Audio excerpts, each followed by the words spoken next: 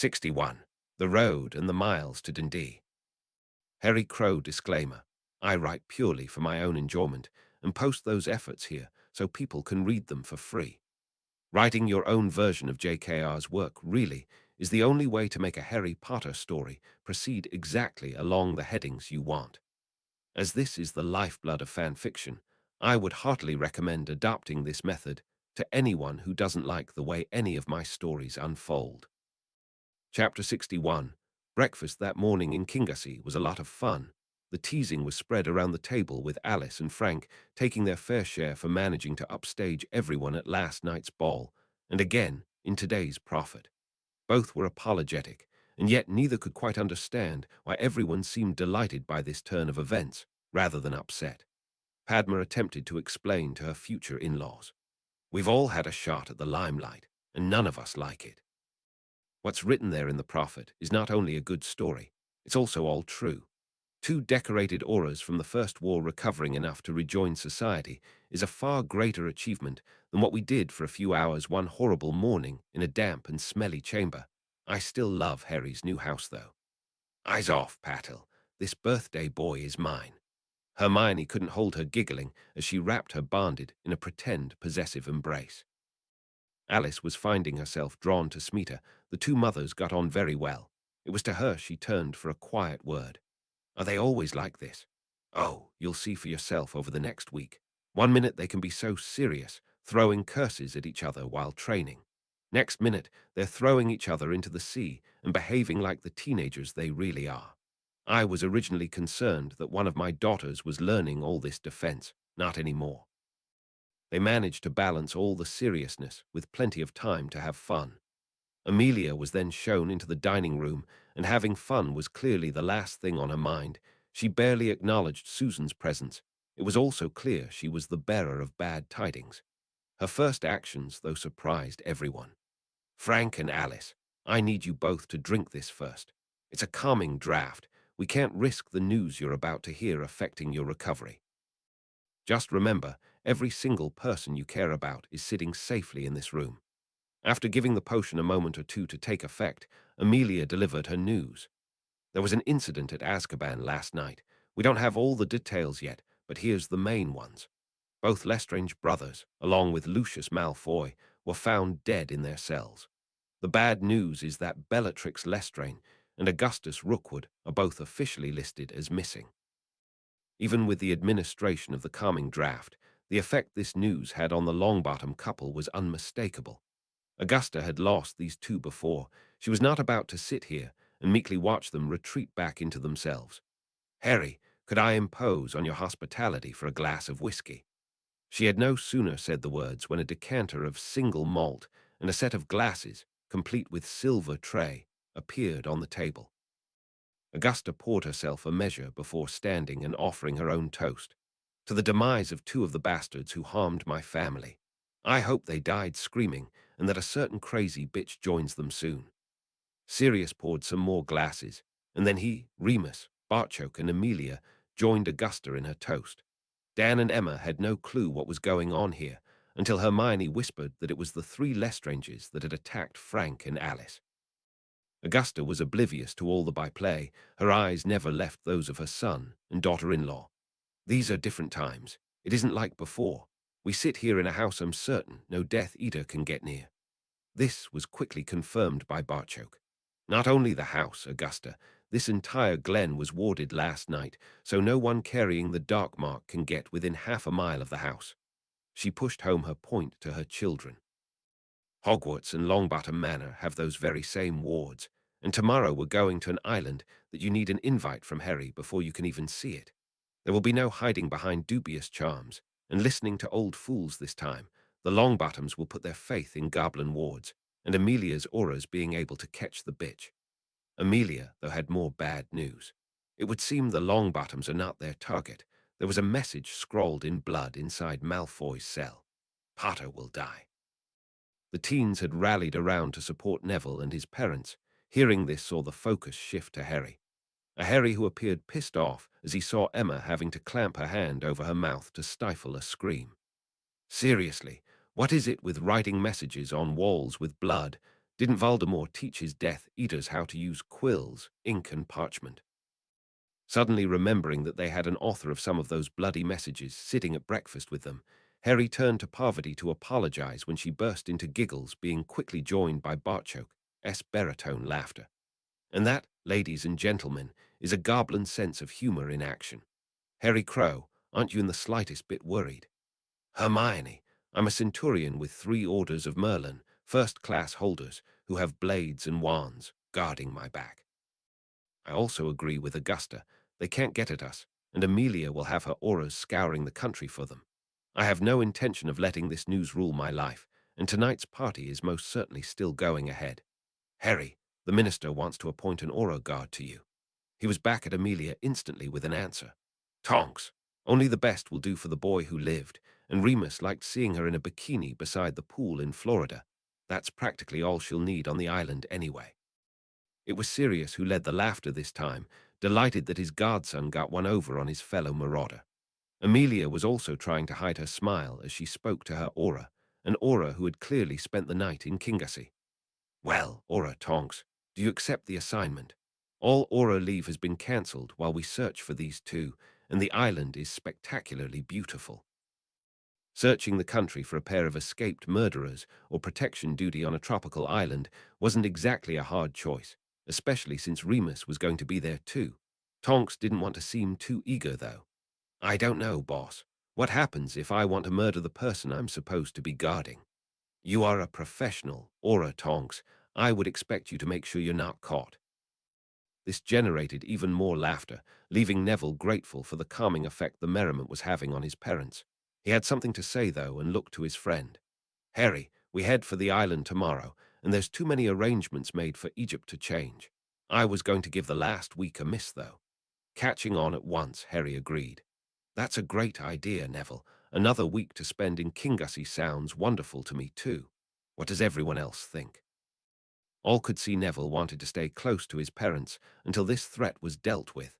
The lure of returning to Japan was strong, but one of their own needed support. There was no decision to be made, and a consensus was quickly reached.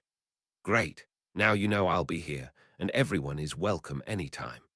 Harry, should we contact McGonagall and bring forward the meeting with the new Potter Scholarship students?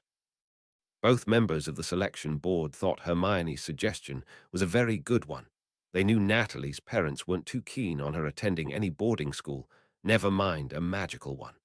Barchoke, meanwhile, had some words of advice for Amelia. How this is publicly dealt with could be just as important as your search for these escapees. Pictures of a certain birthday party, and Harry publicly repeating his opinion on the matter, could go a long way to preventing the mass hysteria this news could generate. Harry had more to add. Father, not everyone has wards they can live safely behind. I don't want anyone else to be targeted because of their association with me. There's an entire Hogwarts year group walking around wearing their silver crows on everything but their pajamas. I wear mine on my pajamas. Luna's words again generated some laughter, until Hermione put her arm around the girl as both she and Padma confirmed that to be true, and that Luna was not alone in this. Harry had noticed Colin and Ginny wearing theirs in Florida. He'd never actually see Luna without hers. Can we get these turned into emergency portkeys? Set the destination to a safe room in Gringotts, just in case someone else gets their hands on one of those badges. Hermione has all Crow's marauders coming to the party tonight. It's a fair bet most of them will have their badges on them. Harry was actually blushing as he said that, knowing that every single Crow's marauder would have their badge pinned to whatever they wore. His father not only agreed, he had a further suggestion. What about getting the Lily Potter Foundation involved? I was thinking along the lines of a Muggle-Born Protection Act. Every Muggle-born student at Hogwarts gets their property warded to deny these animals access. If we could get all the parents together for a meeting, Dan and Emma could easily explain the benefits of these wards. We would need to work quickly, though, before Hogwarts restarts, as the wards need to be tied to a witch or wizard. It was the Muggle-borns they went after the last time. This received a very enthusiastic response from his son. Fantastic idea, Father. If we could set that meeting up for us returning from Egypt, they could all have their houses warded before September the 1st. Hannah was the first to agree with that opinion. Justin's a muggle-born. Luna offered her support. So is Colin and Natalie, who we've yet to meet. Dean Thomas is the same, offered Parvati. As is Terry. This is a great thing to do, Harry. Padma was very impressed at this proposed action. She was even more impressed at the kiss Hermione gave him as a reward. They were receiving no censorship from two proud muggles who had spent a week in Florida with some of the people the teens had just mentioned. It became a lot more personal when you could put faces and personalities to statistics, that Harry wanted to protect them, and their families left Emma wanting to kiss Harry too. Lucas and Moa just sat back and observed the family at work, rallying around to support those members who needed it. Both were staying until Hogwarts started up again. Whether that meant Japan, Kingussie, or London didn't matter to them. It was the company that counted. That Henrika would have most of this company, and her husband, around her, when she returned to the castle, pleased them more than they could say. Alice had been told over and over again that things were different now. She was seeing the proof of that play out right in front of her. They, while in the Order of the Phoenix, had all just done whatever Albus Dumbledore suggested. Here, though, was a generation that thought and acted for itself. Opinions were offered and listened to with decisions then made. This was no dictatorship. She knew the calming potion was helping at the moment, but listening here was doing more to calm the terror that had raced through her body at that awful news. The big difference between drawing comfort from what was being said and the potion was these discussions weren't artificial and wouldn't wear off in a few hours. She glanced once more at her husband and saw only steely determination reflected back from his eyes. Alice knew what his next step would be. His tremors were subsiding and his speech slowly improving. His magic, though, was fractured and would probably never return, certainly not to the levels they once possessed. He'd been very impressed with Dan Granger and Dan's ability to shoot. Here was a method Frank could still use to protect their family. Magical prejudices against guns be damned. With her own magic way out of kilter, she intended not only to support her husband in this matter, but join him in learning to shoot. Bringing that bitch Lestrain down with a bullet would be every bit as satisfying as ending her with a curse. Ooh, Bella awoke to the sun on her face and the sound of seagulls' cries filling the air. It was strange how a person could miss the simplest of things. Not even seagulls would come anywhere near Azkaban. She also woke in the arms of a wizard she was only now getting her first real look at in the daylight. Where others might see pockmarked features and a ravaged mouth, Bella saw a man so dedicated to their master that he would pull his own teeth out and work for months to manufacture their escape.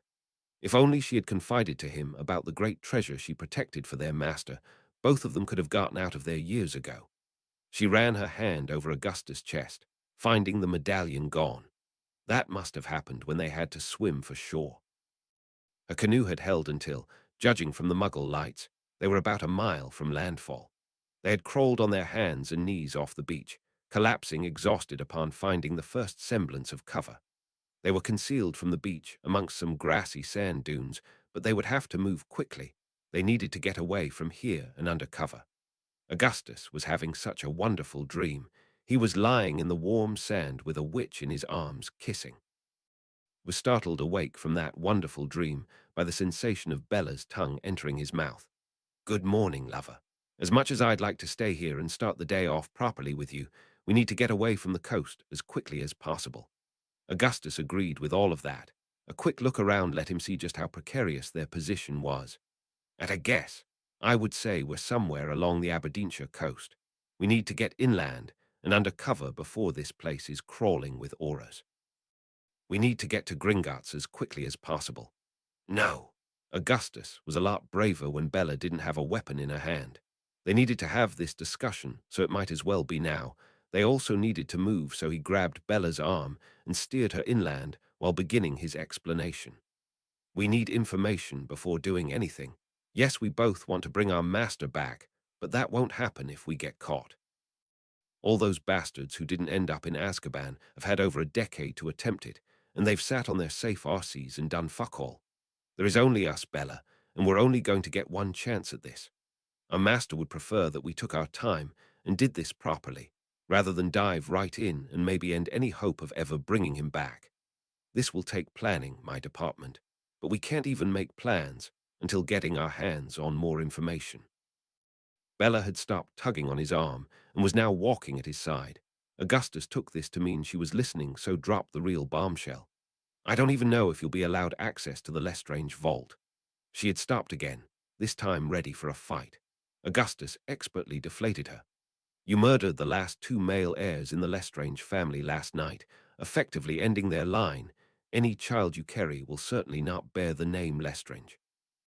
The goblins will know this, and those greedy little bastards will take great pleasure in closing down the vault. Can you see the ministry objecting? Bella began walking again, and using her little girl voice. Why didn't my big, strong wizard stop little Bella making that mistake? He didn't answer. They both knew the reason: self-preservation. We all heard our master say he'd taken more steps toward immortality than any other wizard. We also both believe that. We desperately need information before making our next move. If you can't gain access to the Lestrange vault, we may just have to go searching for our master and get his guidance on how best to help. Bella now slipped her hand in his. You are certainly the planner, lover, and a good one at that. How are we going to find this information? I was our Lord's inside man at the ministry. I know every one of his followers who work there as well as the others we both know. They will help us, or I will let my mate loose on them. Oh, little Bella gets to play. Now that is a plan I like. The plan means we can't get caught, though. We need food and clothes, but we can't go killing anyone to get them. Dead muggles along the coast will just alert the ministry to our location. At the moment, they'll be having to cover at least 100 miles of coastline. We don't want those forces to be able to focus that manpower in a single area. They came upon a little cottage built to overlook the dunes and sea. It was probably some muggle's holiday home. It was lucky for the muggle owners that they weren't there that morning.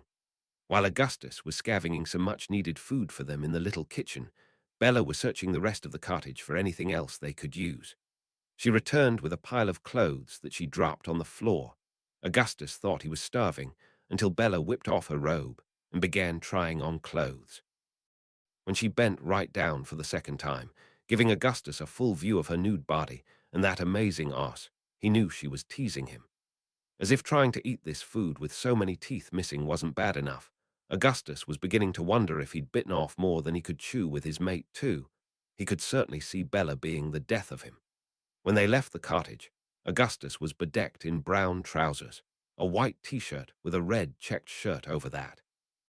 He had a large bag on his back, with their prison robes tucked in there to be disposed of later. Bella had jeans and a white hoodie emblazed with some sort of emblem inside a shield. With the hiking boots completing their outfits, they had unknowingly stumbled on the disguise of a couple of backpackers, something that no one would cast a second look at. They left the cottage ransacked, with stuff thrown about everywhere, and leaving the local police to put it down to nothing more than kids breaking in and wrecking the joint. Bella felt a lot better, washed, fed, and in clean clothes. She also had a large knife tucked into the small of her back under the hoodie, and a smaller but just as sharp blade concealed up her sleeve. They not only knew where they were, just outside Stonehaven, but now had a destination to head for. The Carrows lived around Dundee, leaving them a journey of around 50 miles. She had found a small tent and quilted bags that said they were for sleeping in stashed away in a cupboard. With the food her big, strong wizard also had on his back, this journey should be like a picnic compared to sitting in a cell in Azkaban. Not being around Dementors was certainly having a positive effect on both of them. Uwo Amelia was against the minister signing the order that allowed Dementors to search for their two escaped prisoners, though it wasn't the kiss-on-sight part she objected to. Cornelius, at the moment all we've got is two prisoners missing from their cells. We don't even know that they made it to shore. If you're telling me there are enough auras to cover this entire coast, then I will gladly rescind this order. Otherwise, I have no choice. We have prison doors being spelled open, and a pair wizards murdered by cutting curses. That leaves us with the two very worst Death Eaters that were incarcerated in Azkaban now on the loose, and armed with wands. She had to concede the point. Amelia couldn't in all good conscience use trainees to search for the last two people she wanted to see escape Azkaban. She also had to have her auras working in teams, further reducing the ground they could cover. The Dementors would make up for that lack of manpower, but she liked the situation about as much as she liked the dark creatures themselves. Barchok indicated that you should have a few words with Director Ragnar at the birthday party tonight. It seems as if Gringotts may be able to help us with this. You think I should still go to this party? Can't you see the Prophet would slaughter us for this? Killers on the loose, so the top officials in the ministry party the night away. This drew a smile from Amelia, a smile at just how devious the goblins were. She was certainly glad they were on their side. The Prophet was persuaded not to rush out a special edition on the breakout, a special edition that would have caused widespread panic. Their price for that accommodation is an invitation to tonight's party, an interview with the Minister of Magic, and an interview with Harry. I spoke to them this morning. Harry's attitude is that he's not going to let this affect his life. He also proclaimed he was confident we would deal with the situation. Here was a boon Cornelius could never have imagined, and also an approach he hadn't even considered. I'm assuming this is the approach you wish the ministry to adopt too. To a point, yes. All aura leave has been cancelled, with some trainees stepping up to fill positions at the ministry to release every available wand for the search. We also warn the public that these two are very dangerous and not to be approached. We assure them that their ministry is on the case and doing everything we can to end the situation as quickly as possible. And Harry's protection detail. He requested Aura Tonks as she was sitting having breakfast with them. I agreed. Cornelius could see the dangers in adopting this approach. It could blow up in their faces if the two missing Death Eaters started slaughtering people. This approach, though, offered the benefit of avoiding mass panic, and perhaps more. Cornelius would much rather see his picture standing wishing Harry a happy birthday on the front cover of tomorrow's Prophet than have two escaped and desperate prisoners occupying that spot. He decided to go with Amelia's suggestion and hope they caught these two soon. He could also hope that Gringotts might have some good news for him. Any goblin assistance in this matter would certainly be welcome. The invitations that were also portkeys dropped the invited guests into a reception room in Harry's home, where they were welcomed by 6 armed goblin guards. Remus and Tonks were also there, mainly to assure the guards that the people who arrived were actually invited. None of the Hogwarts contingent were fazed in the slightest by this goblin greeting. All fondly remembered them guarding the castle. The Weasley family's arrival caused a bit of a stir until Tonks confirmed they were all invited. Molly rapidly led her brood out into the garden and the magnificent marquee, and well away from the danger. Are you sure about that, Tonks? I can't imagine Hermione inviting Ronald Weasley. I know, she certainly didn't want to. Hermione did want to invite Penny, though, which meant Percy, which meant Ron would be home alone. Hermione's just hoping that his mother never lets him out of her sight. With all the food out there, Molly certainly won't have to look hard to find him. Alice sat with Smeeta, watching as their 2 children were greeted warmly by a continual host of friends. I suppose I should be getting used to shocks, but seeing this is just wonderful. Our children really do have lots of friends. The younger ones all look up to them, while the others clearly respect them, and it's not just because of who Harry is either. I've had longer than you to get used to this, Alice, but those 4 are very tight. We were worried that it was causing problems between our girls, but Parvati is now firmly accepted in their group too. It's something a mother would never tire of watching. Another mother was watching closely too, only watching another couple. Emma was looking at Harry and Hermione greeting the Diggories, and finding that she would have struggled to tell the difference in the ages of the 3 students standing there. Cedric was slightly taller than Harry, though all his training had her son wider at the shoulders. He stood there as a tall, broad, and confident teenager with his arm around his mate's waist. Hermione may only be approaching 14, but she also stood there confidently, looking more like 16 and bearing practically no resemblance to their little girl that left for Scotland by train 2 years ago. Henrika had taught Hermione how to tame her hair, and that attack in the toilet resulted in her teeth all being perfectly aligned. Her body, while lithe, was certainly female. There was no straight up and down, as her latest dress highlighted all too well. She may barely be past Harry's shoulder in terms of height, but that already made her as tall as Emma herself, with Hermione still having some growing to do. The mother found herself thanking every deity she could think of that, while both were certainly physically developed for their respective ages, their mental maturity, if anything, surpassed this. Emma was sure she could rely on them to both act responsibly for a while yet. Sirius was also scanning through the now filling marquee. That was until the marauder spotted the person he was looking for. "Mr. Malfoy, could I have a word in private? You may, of course, bring Miss Parkinson." Draco agreed, understanding at once he was speaking with Lord Black here. The couple re-entered the house, with Sirius leading them into a cozy sitting room before asking them to sit. The door was closed, and a silencing charm then erected before Sirius spoke. "Can I assume you are aware of what happened last night in Azkaban?" "Yes, we had a visit from the Auras this morning telling us father was dead. They also warned us about the escapes and the message. That makes you effectively the head of the Malfoy family, and this is going to force you to declare a side. I'm asking you this question, but you have the word of Lord Black your answer will go no further than the people in this room. Does your mother carry the dark mark?" Pansy let out a gasp. This was a question that should never be asked. Draco answered anyway. "No, she's not marked." Both could see the relief Sirius felt at that. They then discovered why he asked. "You still won't be able to inherit until you're 17, but I have a proposition for you. I am prepared to loan House Malfoy the gold to have goblin wards erected that will stop Death Eaters entering your property. We both know Bella will turn up there sooner or later. Once she does, your choice will be gone. Now is the time to decide what side you want to be on." For the life of him, Sirius couldn't understand what was making Draco smile at that ultimatum. He was sure he'd explained the situation clearly enough. "Mother and I had already discussed the situation, though we never imagined having access to those wards. I have a parchment here, offering you the position of being regent over House Malfoy until I become of age."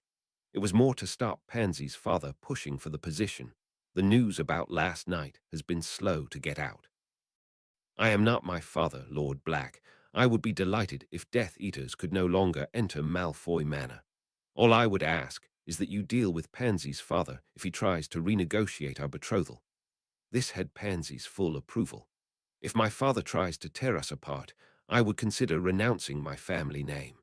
That would also end our betrothal, and I need to know whether you would then set Draco up with someone else." The marauder was left shaking his head at how far these two were prepared to go to remain together. "My first act as Harry's godfather was to reject all his betrothals. I didn't know at the time he'd already met his mate. You both seem to know what you want, and I have no intention of meddling with that. All I would say is that renouncing your family name is a very big step. Please don't take it without talking to me first." He looked over the document Draco provided and found it to be exactly as stated. "Are you sure you want me to do this?" Draco was determined this should go ahead.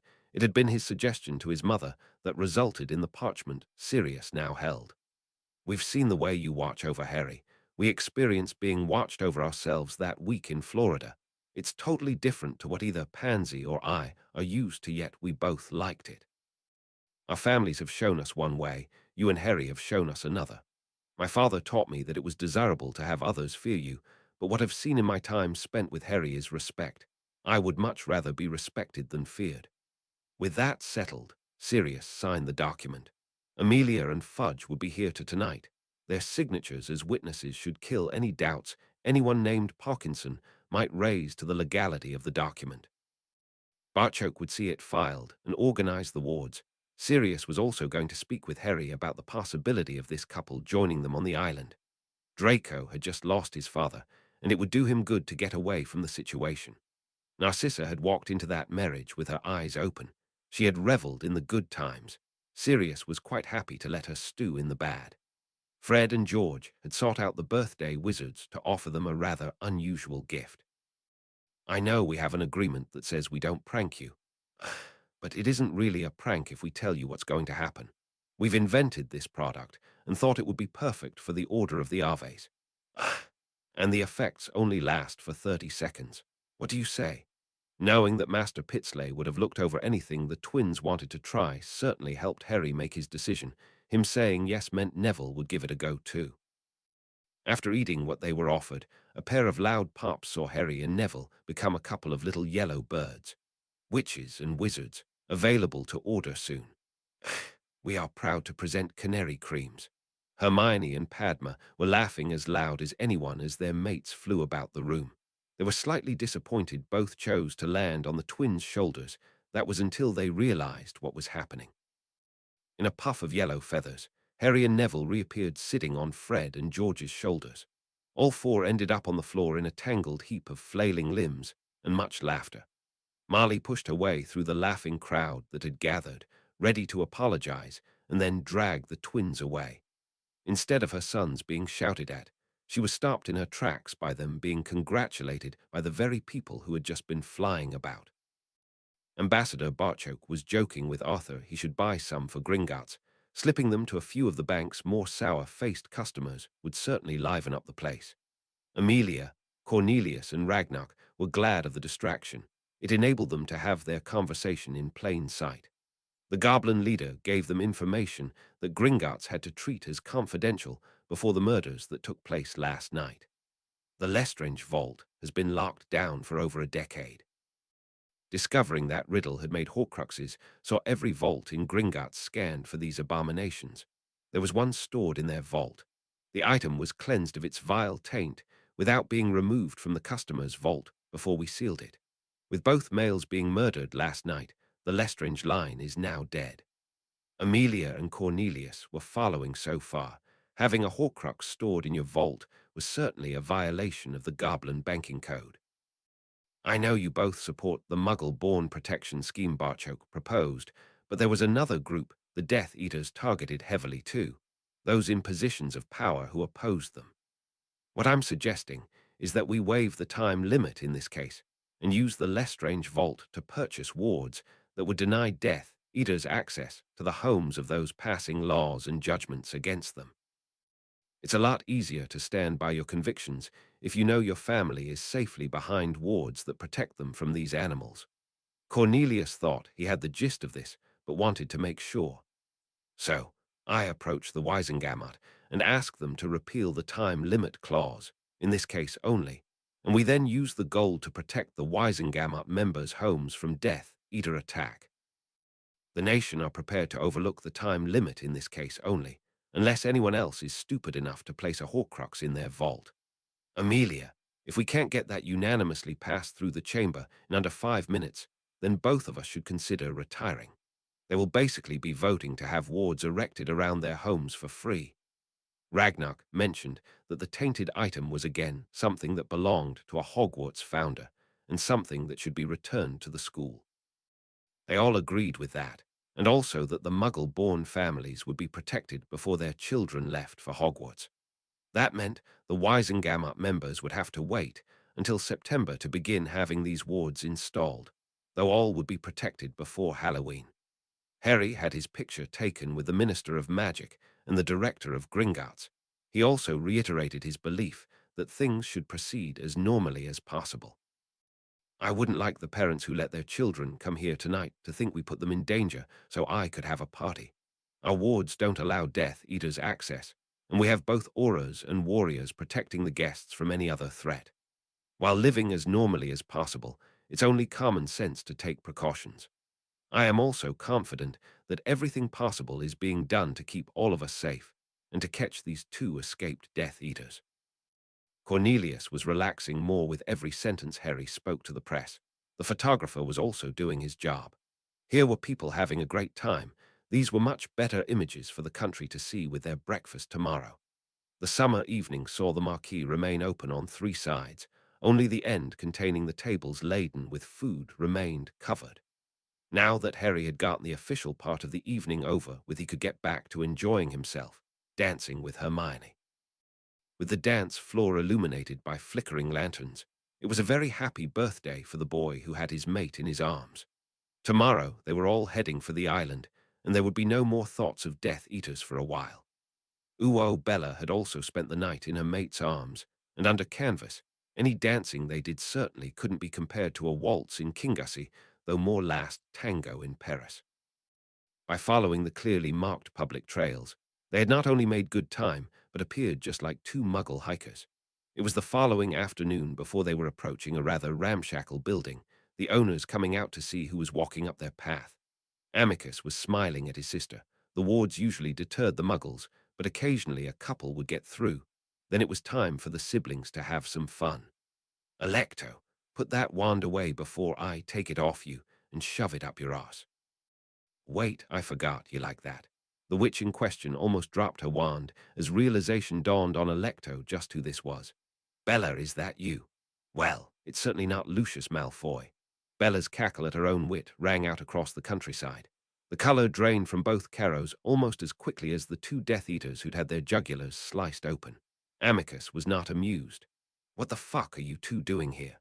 The Auras will soon be visiting all suspected former Death Eaters. That was the wrong thing to say. He suddenly had a face full of a very angry Bellatrix. There is no such thing as a former Death Eater unless you want to be like Lucius. You both took our master's mark. That mark is forever. Alecto tried to calm things down. The prophet said they were both armed with wands. Things are different now, Bella. We no longer have our master, and our blood status offers no protection. Augustus spoke for the first time. That's why we're here, Alecto. We need to know just what those changes are, and why no one bothered to search for our master. Bella knew this was Augustus' show, but she could certainly unsettle these two while they collected that information. Her control vanished, though, as they entered the house into the kitchen and saw the prophet lying there. Bella snatched it off the table and was soon cursing up a storm. A footnote. We're nothing but a fucking footnote to some baron's birthday party. We need to show these bastards that we're bad news. A few bodies left lying for them to find should do nicely for a start. Not until we return our master, dear. Nothing can get in the way of that. Who is this baron anyway? Both Carrows were astonished at how calmly Bella accepted that rebuke, and even let Augustus remove the newspaper from her hands. That's Harry Potter, though he calls himself Crow now. All calmness was now gone, as Alecto's words hit home. The paper was snatched back, only for Augustus to lead Bella to the table and spread the paper out so they could both read it. That the Potter brat was on the front page of the Prophet with the Minister of Magic, and a goblin was certainly a shock. That the goblin still had his head attached was another. They certainly had a lot of questions for the Carrows. After a few hours' worth of answers, Augustus was beginning to change his opinion. They've forgotten what fear is. I think it's time we reminded them. We need to strike swiftly and then melt back into the night. They know how we operated before, so that needs to change.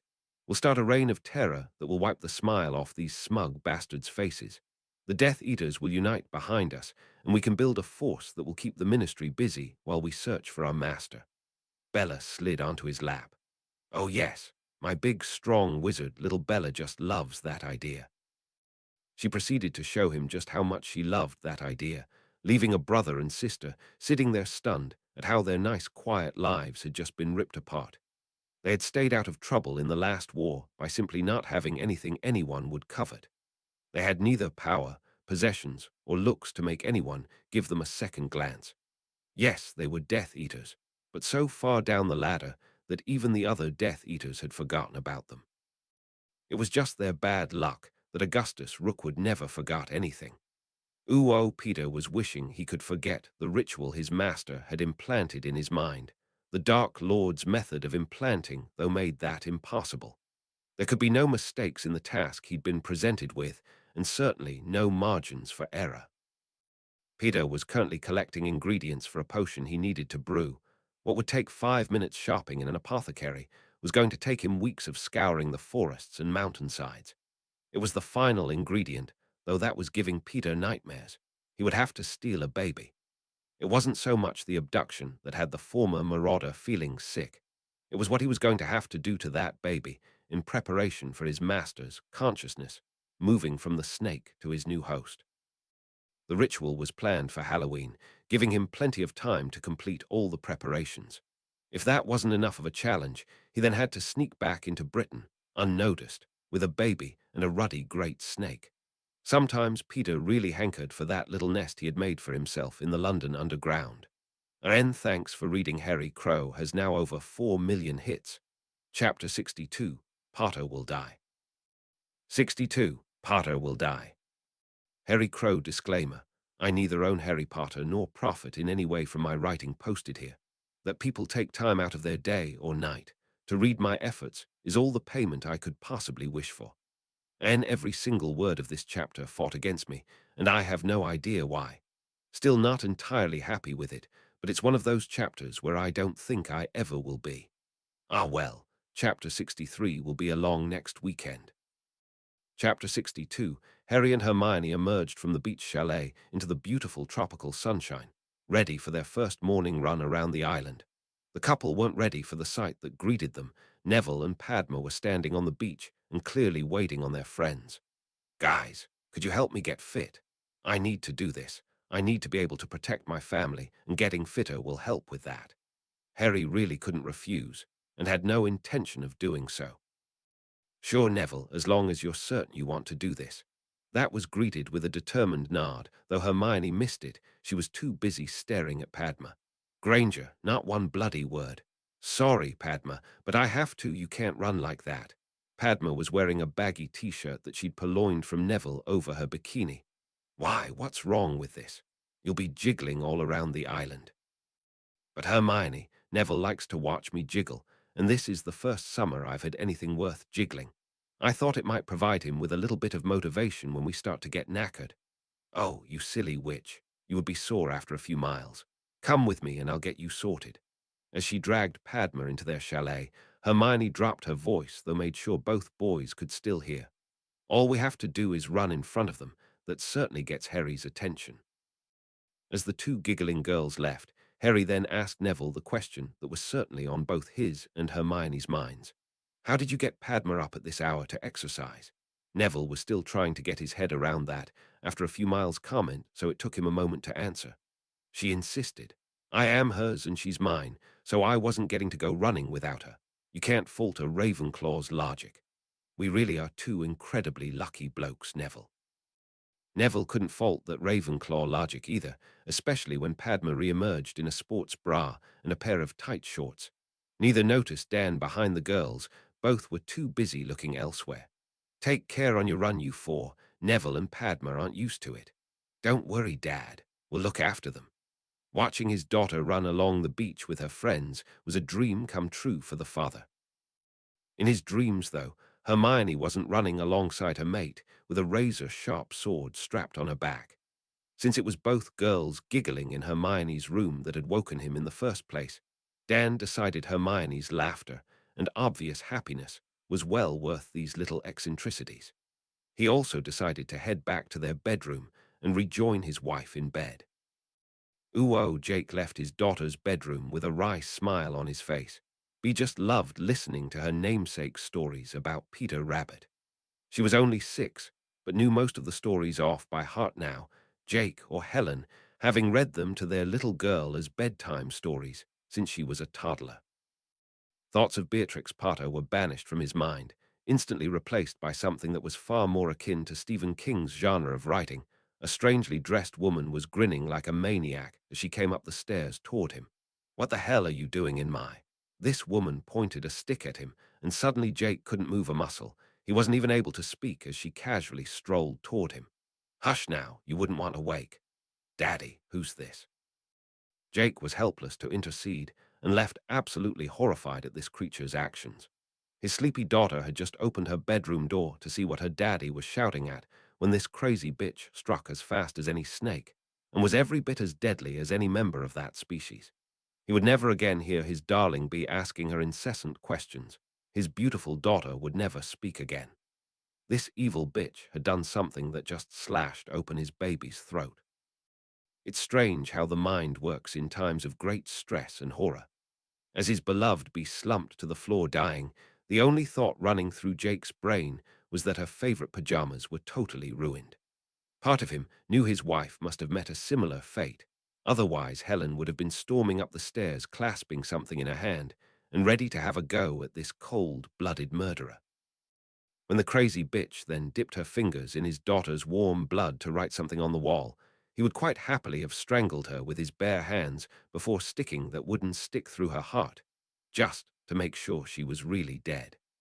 Jake was a quiet man who'd never courted trouble in his life. He never thought it would be possible for him to want to maim and murder someone as much as he did this creature. She then had the audacity to chat to him as if they'd just bumped their shopping trolleys in Tesco. You're actually quite lucky, you know. Normally we like to take our time, and I'm sure your daughter's screams would have been quite delicious. Of course we would have made you watch it all, what we would have done to both your daughter and your wife. A gruff male voice Jake had never heard before called up the stairs. Bella, you finished yet? Just coming, lover. He so worries about me. It's actually quite cute to see. Yes, you're really lucky that this will be quick. Jake actually thought she was right. He did feel lucky. Lucky to be joining Helen and Bea. He certainly didn't want to live in a world without them. A flick of her stick and Jake got his wish.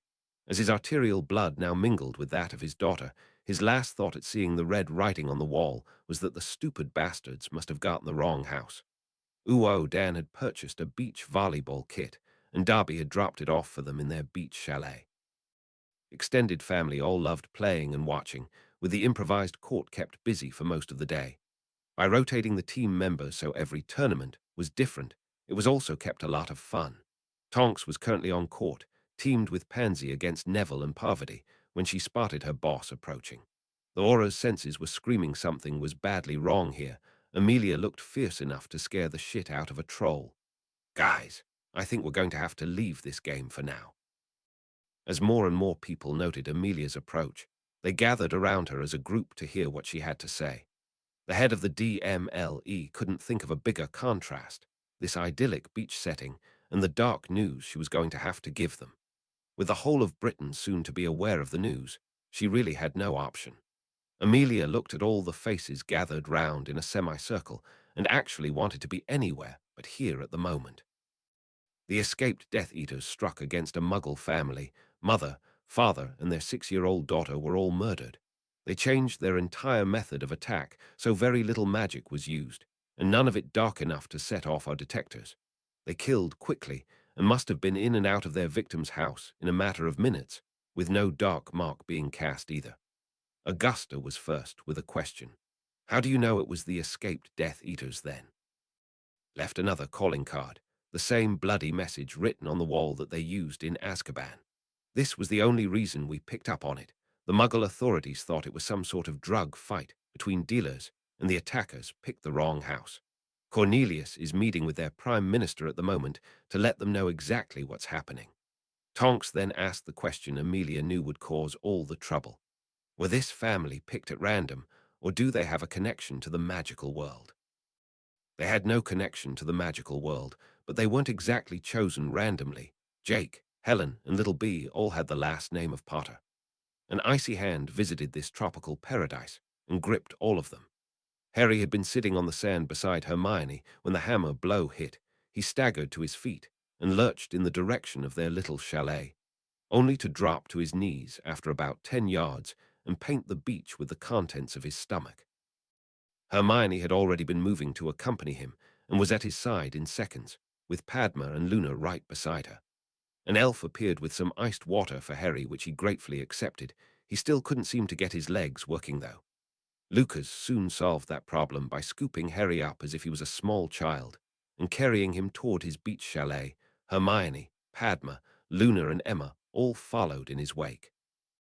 The beach chairs were soon all grouped together so they could effectively hold a family meeting. One of their own again needed help, and they intended to supply every bit they could. His father's voice had become almost a growl, displaying just how angry Barchoke was. This was what Harry feared most, that they would target people associated with him. That's why he had all the Marauders' pins changed to portkeys at the party. How can we possibly guard against this happening again? Dan, do you have any idea how many Muggle families in Britain have the last name Potter? It would be a wild guess, but I think it would certainly be in the thousands. The last census should have that exact information, including addresses. Amelia felt her gut tighten at that figure. That's far too many to effectively guard, and you can't ward their properties without a magical member of the family to tie the wards to. The family meeting was a new experience for Zeno, but he had watched as his daughter was accorded universal acceptance into this group. He certainly intended to help any way he could and offered his opinion. I assume the Muggle newspapers will be all over this. Should they strike again at another family named Potter, then you could see panic start in the Muggle world. This bears all the hallmarks of Augustus Rookwood. That man is exceptionally clever and wasn't even suspected of being a Death Eater. The Ministry never thought to check the Department of Mysteries personnel. He was only caught because another Death Eater, Igor Karkaroff, gave the Ministry every name he knew at his trial to escape going to Azkaban. Sirius was sitting with his face in his hands.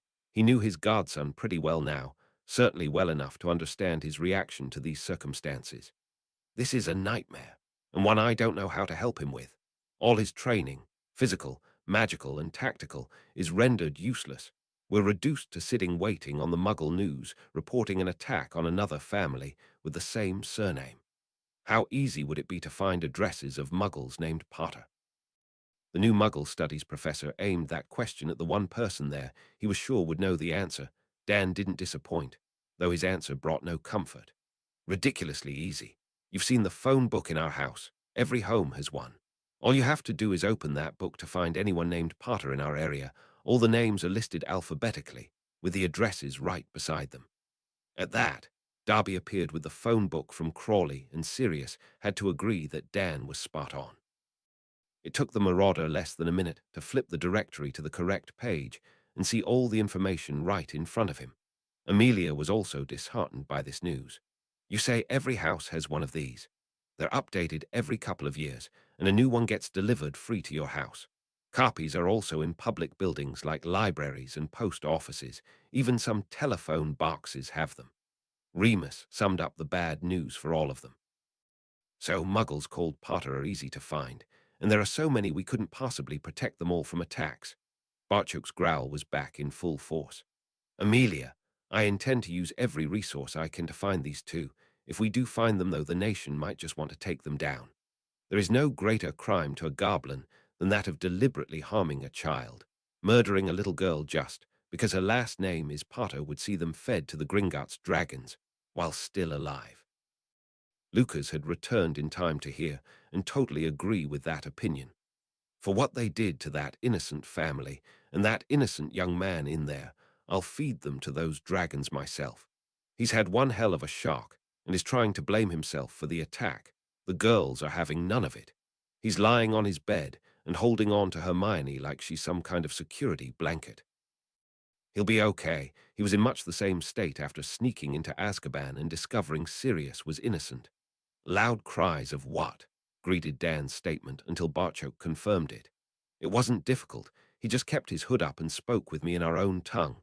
That was nearly 2 years ago, though, and Harry was a good bit smaller then. I don't think we could pull it off now. Hermione managed to put him back together on that occasion. She'll do so again. Harry will shortly be here and looking for answers we don't currently have to give. Draco had listened as intently as everyone there and thought something was being missed. He now felt confident enough in this company to offer his opinion too. It would certainly be a different perspective. I think there's something that needs to be mentioned, the effect this news will have on the other Death Eaters. My father would have laughed his head off at 3 dead Muggles and taken even greater delight in knowing this news would hurt Harry too. The thing is, there are a lot more just like how he used to be still out there. With all eyes now focused on him, Draco faltered until encouraged by Sirius. We all know you've made your choice, Draco, but you also have insights that none of us here do. Taking a deep breath, he continued with what had struck him. I was thinking of how this should be turned around in the press, rather like you did with the breakout of Azkaban. I'm not sure how it could be done, but you need to discourage others from joining these two. Barchok thought that was a brilliant idea and certainly supported it. He was now only half listening, though, while trying to think of ways the nation could help his children. His children were currently lying on top of Harry's bed, enveloped in each other's embrace. Emma had eventually led the other 2 girls away, recognizing that the couple would need some time alone to sort this out amongst themselves. Harry's voice was barely above a whisper as he spoke. Hermione, how can anyone murder a little girl? Hermione was gazing into those green eyes she loved so much and felt as if she could actually touch Harry's soul. Behind the drive and determination, the muscles and armor, there was a kind and caring, wonderful young man that she fell in love with. This was Harry with his guard right down, a Harry who didn't have all the answers, a Harry she unfortunately had no answers to give. I don't know, Harry. I can only guess that's why they're considered terrorists. They are prepared to do anything to further their cause. No cause in the world can ever justify murdering a 6-year-old little girl. They are murderers, plain and simple. You were right that day in Hogwarts when you said they shouldn't be duelled, but shot in the back if we could. They have no honor and deserve the same chance they gave their victims. None. Hermione could see the spark return to Harry's eyes and just had to kiss him. Either I need to get up to brush my teeth before taking this further, or we need to get out of here.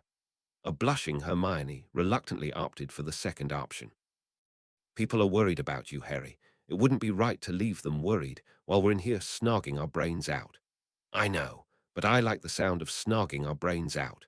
Harry gave her a grateful smile for being there for him again, then he got serious. I can't really lie on a beach while terrorists are murdering people back in Britain. Having the wizarding public believe I was in hiding would be a disaster. What about Egypt next week? Next week is important from a goblin perspective. Cairo is the center of all Gringotts banking for that part of the world, and we will be attending a few functions while there. They will be curious to see an ambassador, whose non-goblin-born son is also a centurion. Then there's the centurion's mate, a friend of the nation and Order of Merlin, first-class holder. Add in Neville, Padma, Henrika, and Tonks to complete a bunch of celebrities that will have the local goblins coming out to gawk. Our group is going to get insights into the nation that will make your head spin. The repayment is we have to attend a function or two to meet and greet. This actually had Hermione giggling. A goblin charm offensive? I didn't think that was even possible. Harry answered by leaning in and kissing his mate. We goblins can be charming when we want to be. Now, I need to visit the bathroom, brush my teeth, and then go see our family. Luna had barely taken her eyes off the door to their beach chalet, so it was hardly surprising that she was first to see the couple emerge. That they were hand in hand was only to be expected. Hermione's smile, though, told Luna that everything was going to be getting back to normal soon. Uo Electo wondered if things would ever be normal again. These two escaped from Azkaban and then just turned up on their doorstep before moving in and practically taking over their home. Supplying clothes, food, unregistered wands, and coughing up gold for books by owl order were just some of the impositions that had been forced upon Electo and her brother. Then these two began attacking Muggles, unleashing who knows what by way of ministerial retribution. Last night, the latest Potter family to be targeted turned out to be nothing more than an elderly couple with one foot already in the grave. That didn't seem to matter, though, to their uninvited guests. Rookwood and Lestrange came home and celebrated as if they'd just won a great victory. They didn't even have the courtesy to use silencing charms. Electo promised herself she would be burning those sheets when they eventually left. If that's how they celebrated after murdering a couple of geriatrics, Electo didn't think the house would remain standing with what they might get up to if they actually achieved something worthwhile. The feeling of impending doom that had settled in the pit of her stomach from the moment she laid eyes on the pair of escaped convicts suddenly grew to the size of a quaffle as Electo read the front page of this morning's Prophet. This was really bad. Fudge had called an emergency meeting of the Wisengamot, and Electo was struggling to believe the measures they had managed to push through. That there was a kiss on site order for the Dementors on these two wasn't surprising. The rest was shocking. The Lestrange fortune had been swallowed up by the Ministry of Magic and would be used to help protect those citizens most at risk of attack from Death Eaters. While this was bad news, it was merely the beginning of the horror contained here. The Ministry had also authorized its auras to use lethal force in the apprehending of Augustus Rookwood and Bellatrix Lestrange, passing what amounted to a death sentence on both of them. The auras wouldn't be using any of the unforgivables, but would now have no worries about facing any accusations of using excessive force. They had just been given carte blanche to hit both escaped prisoners with everything they had. Any auras coming face to face with the escaped Death Eaters would certainly do just that. It was the final part of the article, though, that saw Electo's breakfast threatening to make a reappearance. That same lethal level of force was also authorized against anyone assisting Rookwood or Lestrange. The minister himself spelled it out in language a 4-year-old couldn't misunderstand. The ministry have been moving our country forward, but also taking great care to preserve our past. This is part of our past, though that we have no intention of revisiting. Death Eaters serve the self-proclaimed Dark Lord, Tom Riddle. This is a wizard whose sole purpose is to overthrow the legal government of our country while setting himself up as supreme ruler over all of us.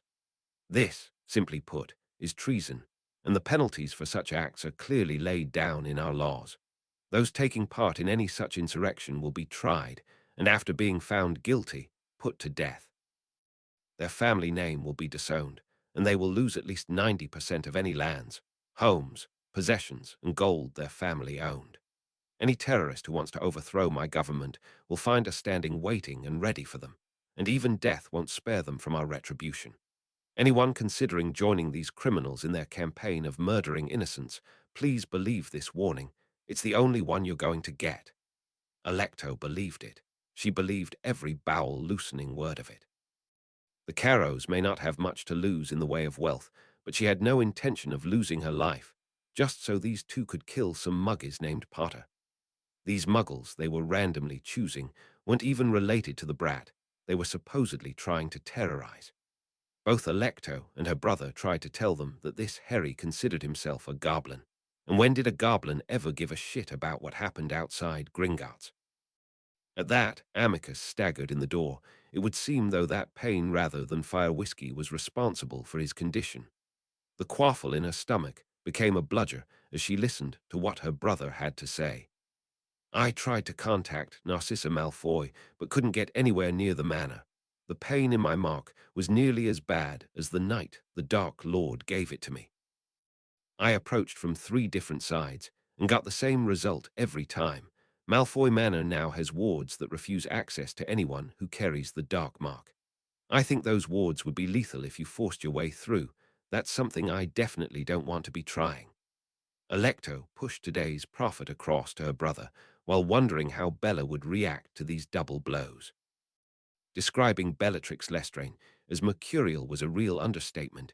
She could transform from laughing to lethal in the blink of an eye. When Bella was in a lethal mood, only the Dark Lord could control and focus her ire on a victim of his choice. With only the 4 of them in the house, that ire would have to go somewhere. Not for the first time, Alecto found herself wondering whatever possessed them to join the ranks of the Death Eaters. They had seen no power, glory, or wealth head in their direction. Instead, they were now saddled with crazy Bella and her bedmate living under their roof. As if that wasn't bad enough, Alecto was beginning to wonder if they would survive Bella hearing this news. Uo Severus had heard his name called out, and a cold shiver of dread ran down his spine. 4 warriors wanted him to accompany them to an as yet undisclosed location. They gave him a moment to inform his supervisor what stage the potion he was working on had reached before escorting him from the lab. His nerves didn't improve any when he was shown into a plush office and recognized the goblin who had summoned him. It would have been difficult not to know the most recognizable goblin in Britain. Ambassador Barchoke, how can I be of help? The goblin kept the Death Eater waiting a moment for an answer, and then asked a question of his own. You have 4 years of your sentence remaining to be completed. Are you still enjoying your time as a guest of Gringotts? After having to deal with the Dark Lord, Severus was a master at not letting his emotions show. That wasn't to say he didn't have those emotions, though, and his current emotions were mostly fear. He was quite proud that his voice held steady as he answered. I am certainly enjoying my time spent as a guest of the nation. You have been such generous hosts that I am hoping some arrangement could be reached after my allocated time is over. I can make that happen. I can even arrange for you to speak goblin like a citizen. Barchoke left those temptations hanging just out of reach before showing Snape the other side of the coin. I can also arrange a transfer to the Dragon Pits, where you will spend the next 4 years, if you survive that long, working at manually mucking out the pens. The choice of Potions Lab or the Dragon Pens is entirely in your own hands. I obviously want something you have. Give it to me, and we will have a deal. Refuse, and you are no longer of any use to me. You will leave this office and begin working in the pens today. There was not one shred of doubt in Severus' mind that this goblin was anything but 100% serious. He just hoped that he actually had what Bartchoke wanted. He had learned that goblins weren't ones to accept excuses. If he didn't have what Bartchoke wanted then, it would be the dragon pens for Severus Snape. Again, how can I help? Lestrange and Rookwood have gone to ground. I want to unearth them. What I want from you is the names of every Death Eater you know, and the locations of any safe houses. Give me this information, and you can go straight back to the potions lab. Bartchoke never reiterated what would happen if Severus refused. He didn't need to. If this information helps us catch these bastards, I can guarantee your stay in the nation for as long as you want. I can also guarantee you would be speaking our language fluently as one of us within a week of their capture. There was parchment, ink, and a quill already sitting at the desk. Severus was soon using all three to regurgitate every name and location he knew of. The goblin hid his smile well. Bartchoke hadn't had a lot to smile about lately. These bastards thought they could terrorize his son by killing muggles and writing on walls. It was time to go on the offensive. He had Rita standing by, waiting on this Death Eater's list. She would then use her unique talents to pay these people and places a flying visit. Rita was well aware of the danger involved, but her emergency portkey would rip through any wards the Death Eaters have should she need to get out fast. She was also being well paid for sticking her nose into this dangerous situation, with the promise of the ministry reward should she locate them, and a front row seat at their capture. Rita would be able to quadruple her earnings from Bartchoke with an exclusive article on the demise of the Death Eaters. He had also been instrumental in arranging another article that would appear in tomorrow's Prophet. One more step in the process of applying pressure to these bastards in the hope they got careless. Bartchoke wanted them brought down in the worst possible way and would happily wield a blade himself if necessary. The goblin would need his caring face for later when the muggle-born parents were meeting in Gringotts. They didn't need much convincing to attend. The Muggle press didn't know anything about Death Eaters, but had dubbed Lestrange and Rookwood as the Potter Killers, with Ministry of Magic supplied pictures of the duo plastered all over their front pages. The story the press had been fed was very close to the truth. Here were a pair of terrorists that had killed while escaping from a classified maximum security prison. They had been sentenced to spend the rest of their lives in this prison after a young couple called Potter were brutally murdered. The Potters were survived by their baby son, now a teenager, and the main target for these killers. They were basically offering the Muggle-born families free protection from the killers that were plastered all over their news media. Since everyone involved basically wanted the same thing, to keep them all safe, Bartchoke thought it would be a very cordial and somewhat short meeting. Uo Cornelius was currently briefing Amelia and Amos on a very cordial meeting he and Arthur had with representatives of the Muggle government. They seemed impressed with our suggestions, offering to foot the bill though easily sealed the deal. Arthur will be working closely with their team, but everybody in Britain with the surname Potter will be relocated by next week. The sheer amount of organizing this would take left Amos questioning that timescale, but Cornelius was confident it would be achieved. They are being moved to holiday locations all around the country, in some cases moving abroad or staying with relatives. With families who want to move permanently to another home, their current properties will be purchased immediately, giving them funds to purchase another. Their government is sorting out any employment issues the adults might have while the children are all on holiday from school. With a massive amount of publicity surrounding these murders, everyone desperately wants to be seen to be helping. Amelia had a fierce grin as a thought just struck her. I'd pay a month's salary to see that bitch Lestrange's face when she discovers her former vault is helping to pay for all this. Bartchoke assures me the Lily Potter Foundation will pick up any shortfall. He's as keen as we are that no more Potters should die. I was the one who had to give Harry the news of the first murders. His father will do anything to prevent a repeat of that scene. Can I assume we have no problems if the goblins get to them first? The minister was quick to reassure Amelia that certainly wouldn't be a problem. I don't care if these two are shot full of centaur arrows when we get them, I just want them taken care of. Amos then had a question that he thought Amelia would be able to answer. Cedric says their holiday to Egypt is still going ahead. Do you know if that's right? Yes, they came home early from the island and are giving Japan a miss, but Cairo sounds wonderful. I'm really sorry to miss it. I can't really cancel all Aura leave and then bugger off on holiday myself, though. Both Cornelius and Amos knew there were department heads in the ministry who wouldn't dream of imposing the same standards on themselves as those of their subordinates, just as they knew Amelia wouldn't even consider doing otherwise. Amelia then had to leave. She was standing in for the exceedingly busy Arthur Weasley as the ministry's representative at the Muggle-born meeting soon to be held in Gringotts. Gringotts had really went out of their way to impress the Muggle-born's parents by allowing their meeting to take place in the Grand Chamber. Harry led his family over to the tableaus he'd championed at his Centurion inauguration. He and his father respectfully stood in silence with their head bowed for a few minutes. Emma was captivated by the tableaus, the highly crafted blend of sculpture and painting bringing the scene to life in a way that was almost religious. She had no trouble comparing this to some of the great religious paintings from history. This certainly should be considered as a work of art.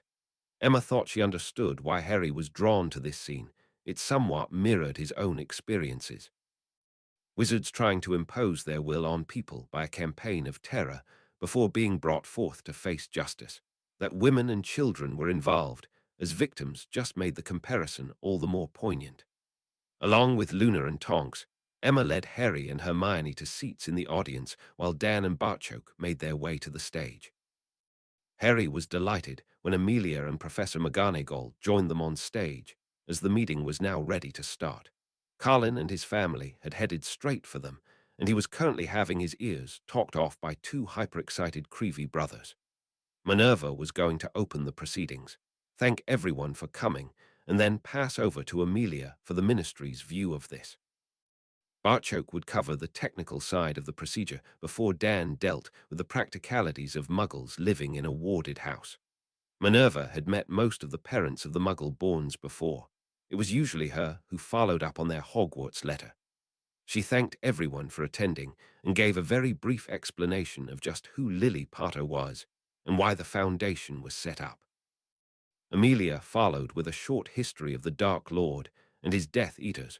One part of her presentation, though, really struck home with the parents. These terrorists targeted the Muggle-born families last time with devastating effectiveness, probably because they had infiltrators inside the ministry supplying them with those names and addresses. The ministry is now protected by the very same wards that we are today offering to erect around your homes. No Death Eater will ever set foot there again. We want you to accept the same level of protection for your family. A goblin addressing Muggle parents of witches and wizards inside the Gringotts Grand Chamber ticked so many first boxes that Barchoke didn't even bother counting. He apologized beforehand if anyone had any experience of wards, but was going to treat this as if this was their first introduction of the term. Wards are basically like an invisible shield that we place around your home, a shield that can then be adjusted to meet your own requirements. Although barring anyone with a dark mark is a compulsory function of these wards, you still get to decide which witches or wizards are allowed in your home.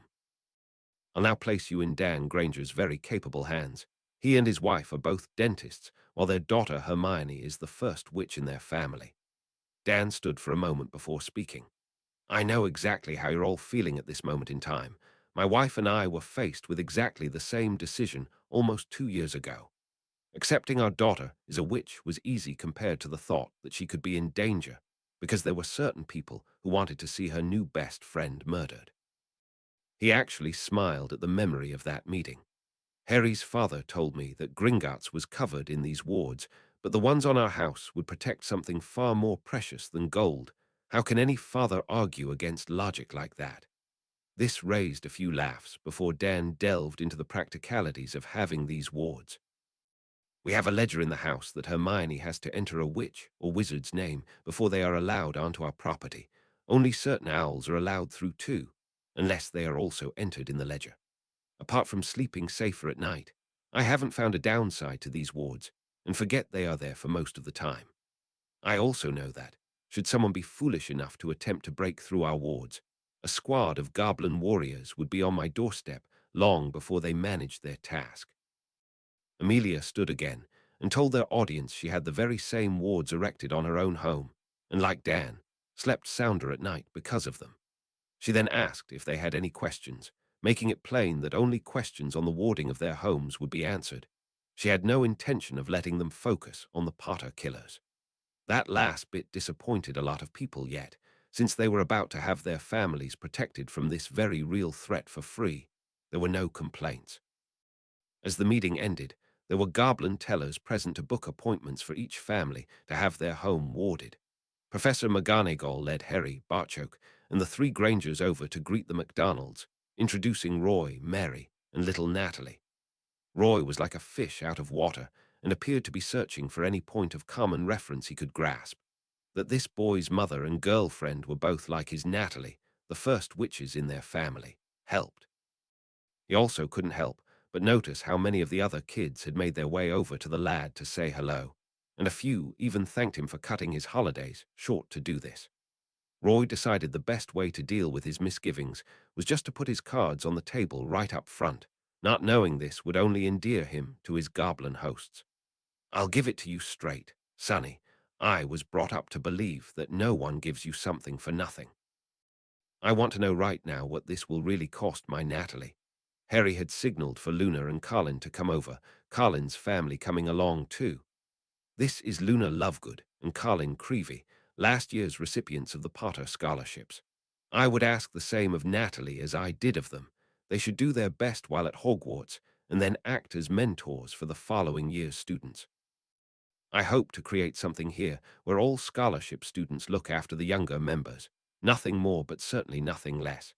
Seeing the sparkle in his daughter's eyes at that helped Roy and Mary, as did meeting the Creevies and Grangers. This meeting was certainly settling some of their fears. The professor then put most of the remaining worries to bed. I was aware of Centurion Crow's ambitions for this project right from the start, and thought his goals were admirable. I then spent the year watching closely as they then overachieved in every single one of those goals. The entire first year fell under their spell, and now act like members of a family. They all look out for each other, and last year saw them set the best disciplinary record for a year group at Hogwarts in the castle's long history. This scholarship program is helping reshape Hogwarts, and I'm positive Natalie will fit right in and really enjoy her time with us.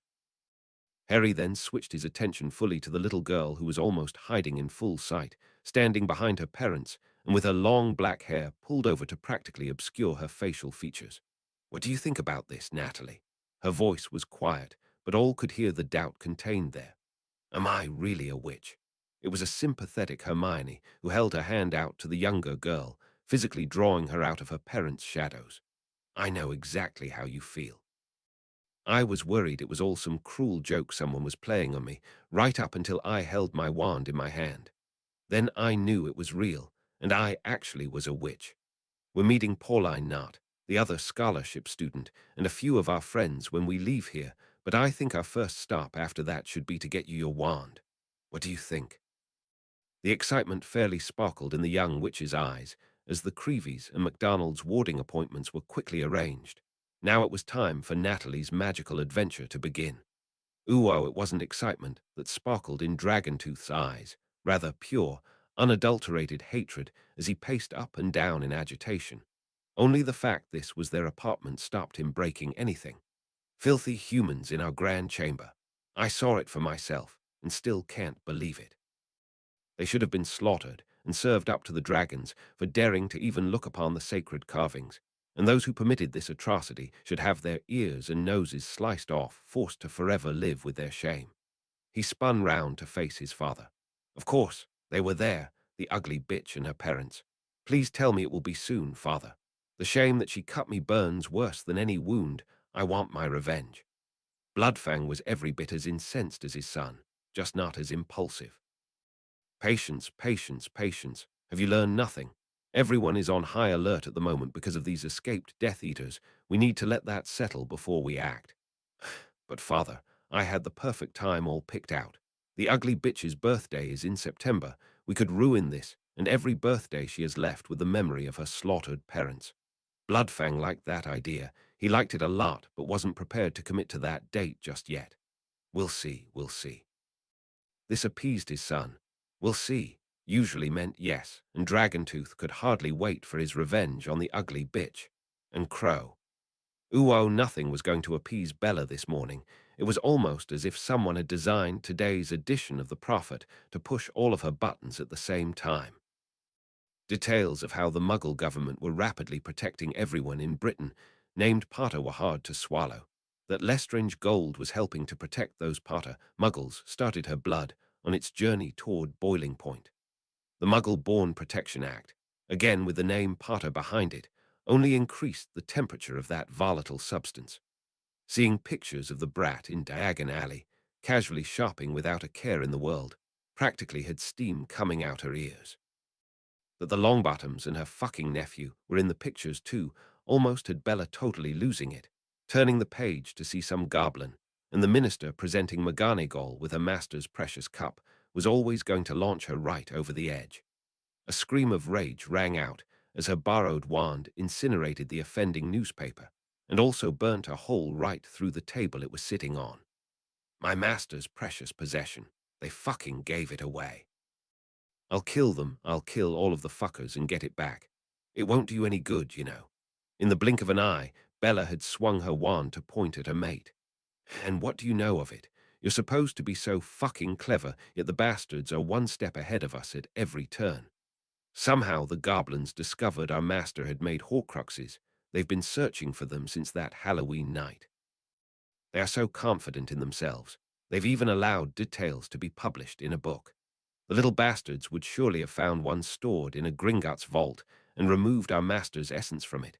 That was nothing more than a piece of gold they handed over to Hogwarts. Rookwood was also certain that specific picture was included in the newspaper purely to garner this very reaction from Bella. Her racing off on a berserker killing spree could see all of them doomed.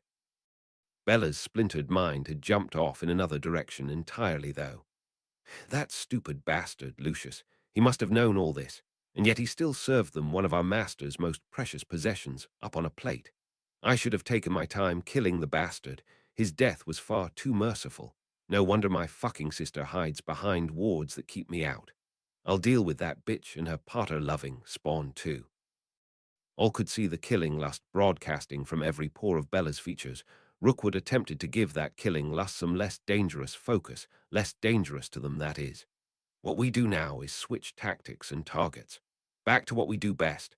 The four of us turn up unannounced and kill every fucker in the targeted place. Augustus could see he had reached Bella with that. She would contain her rage until their attack tonight. Then they would need to begin searching for their master. Even in her clearly emotionally distressed state, Bella had still hit on the truth of the matter. This was not the ministry they were used to dealing with. The ministry's cooperation with the goblins was bad news for their cause too. Without their master's immense powerful backing, Rookwood knew it would only be a matter of time before they were tracked down. Tracking was also at the forefront of his thoughts. If they could now ward against the Dark Mark, the next logical step would be to discover a way to track it.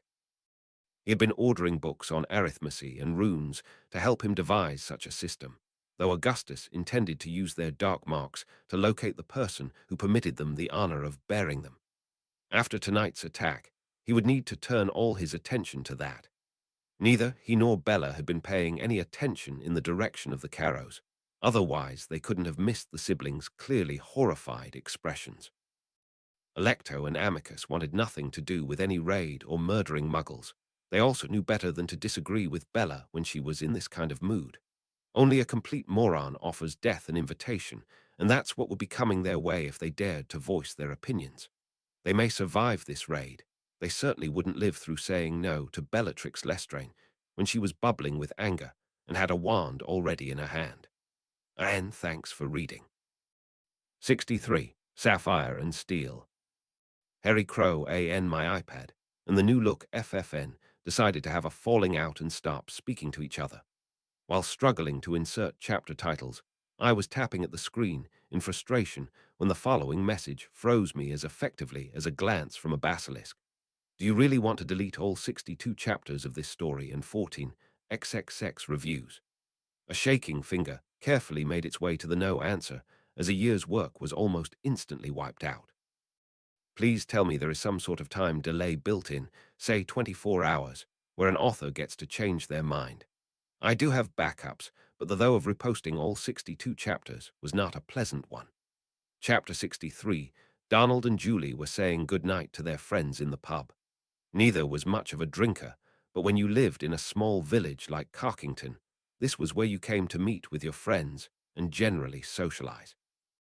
After many years of working and living in the hustle and bustle of London, being able to retire to a sleepy little village in Devon had been a dream come true for the couple.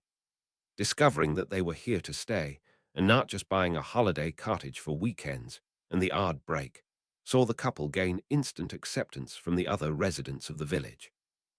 That last year saw Donald retiring after 30 years plus service in the Metropolitan Police was really all the credentials the couple needed to be trusted by the locals. Donald was about to open the pub door for his wife, only to discover it wouldn't budge an inch. "Hey, Sam, you having a lock-in tonight?" "It's just as well he retired, Julie. A copper should know you only have a lock-in after last orders. It's just gone 10 o'clock. "I can tell the time. I can't budge the door, though." Since Donald was 6'2" and had played rugby for his division, the former policeman was receiving a fair bit of gentle ribbing from their friends about his physical prowess, or apparent lack of. Except for the group in the back playing pool, this was now providing entertainment to the couple of dozen other patrons of the pub. Helpful suggestions were being shouted out as the younger and wiry-built Sam made his way from behind the bar to sort the problem, only to discover that both of them pushing together couldn't budge the thing. The small, distorted glass panes in the door might have added a bit of character to the old-world design of the pub. They certainly weren't there to give patrons a good view through them. Even so, both Donald and Sam clearly saw the flashes of light that shot out from the darkness and must have struck the pub somewhere above where they were situated. While the jammed door now took on a far more sinister connotation for Donald, Sam was far more worried about what those beams could mean. "I don't know what those lights were, but they certainly hit the thatched roof." His worst fears seemed to be borne out, though, as flickering orange/yellow light began to be reflected in the distorted glass panes, and then the first whiff of smoke reached their nostrils. Both then hit the door hard with their shoulders, but they might as well have tried to burst their way through the foot-thick pub walls for all the effect they had. "Where are the emergency exits?" Sam pointed Donald in the direction of the toilets while he shot off to check the one at the back of the pool lounge. Julie had been married to her police officer for over 30 years, seeing Donald with his game face, and was not something she expected after their retirement move to be near the coast. She wasn't about to panic, though. They were, after all, just down the village pub and spending the evening having a quiet drink with friends. Seeing her husband, as he emerged from his frantic search for another exit, told Julie the situation might be far more serious than she first thought. Then she too got a whiff of the acrid smoke. Sam had obviously met with the same negative result, but Donald wasn't beaten yet, not by a long way. As the smoke started to become more obvious to everyone, he quickly press-ganged the 5 biggest guys in the pub as they grabbed one of the oak tables and had it hoisted up onto their shoulders. On the count of 3, they desperately charged toward the nearest Georgian window, hitting it dead center only to bounce off, and all hit the floor on their backs. Donald lay there. As the panicked screaming began to surface all around him, the table should have easily crashed right through that delicate wooden framework holding the distorted glass panes, and now be lying in the beer garden outside, leaving them with a viable exit from the pub. Getting to his feet and reaching for his wife, Donald couldn't help but notice that the air was already much fresher at ground level than head height. That's when his idea struck. Grabbing hold of the barman, Donald had to shake Sam a couple of times to get him to concentrate. "Sam, how does the pub get its barrels delivered?" "They bring them every Tuesday and drop them off in the cellar." At that, Sam understood what Donald was implying and raced off behind the bar. Whether that exit was available or not, they stood a far better chance of surviving until the fire brigade got here by making their way down into the cellar and seeking shelter from the smoke and heat. Donald began pushing folk in that direction. Most didn't want to go as it was deeper into the pub, but battering chairs off windows was having even less effect than the table had. The conditions inside the pub were deteriorating rapidly. It was getting very hot, and visibility was down to under 2 feet. Donald was coughing rather than breathing now, as he physically pushed three struggling people behind the bar. He found his wife at the entrance to the cellar with a bar towel wrapped around her face as she directed people down the steps and into their proposed sanctuary. Whoever had done such a good job on the doors and windows had then missed the metal hatch on the ground that opened to allow for the delivery of beer barrels to the pub. Black metal doors on a tarred road surface at the back of the pub would have been easy to miss at night, though not now. The blazing roof was throwing off more than enough light to illuminate Sam standing at the hatch and pulling those customers through who were struggling to make it on their own. The sight of that exit was more than enough to get folk moving that just a moment ago Donald was having to shove really hard. Just before passing Julie up to Sam, Donald removed her makeshift mask and gave her a quick kiss. "You come back to me, Donald Roberts, you hear me?" "Of course, love." As his wife left the cellar, she was replaced at the hatch by a bold-colored man in uniform. It may not have been one Donald recognized, but it was still a uniform nonetheless. "What are you doing, sir? There are people still in that pub. The heat is bad and the smoke deadly, but I still have a chance of getting them out." "I can't let you do that." He wasn't about to accept that and angrily shouted up at the stranger. "Get your arse down here and help me then." Donald wrapped the bar towel around his face and thought his wife was a friggin' genius. It was like he was breathing fresh air. A shiver ran down his back, and suddenly the heat wasn't bothering him either, and Donald also had company. The colored officer had taken his advice and followed him back into the pub. The smoke was thick enough to cut with a knife, yet Donald could easily breathe through the towel, but it was visibility that was the biggest problem. Using the pub's bar as his guide, they both set off for the pool room. Finding the people still in there turned out to be surprisingly easy. He fell over them as they had all passed out on the floor. Donald had an arm each from the first two people they found huddled against the fire exit and was dragging them along the floor as burning parts of the ceiling started falling all around him. Though the situation must be giving him strength, as Donald felt superhuman, and the two unconscious bodies were shooting along the ground as if on casters. His accomplice, though, appeared to be going one better and pushing the remaining three casualties rapidly toward the safety of the cellar. Sam and Julie were both waiting at the hatch, and they had those two fellows out of there in seconds. His wife had clearly been speeding down the road to Asteria and wouldn't let Donald go the second he exited the hatch. Just as well his accomplice didn't seem to need any help, as the three people he'd rescued appeared to float through the life-saving opening.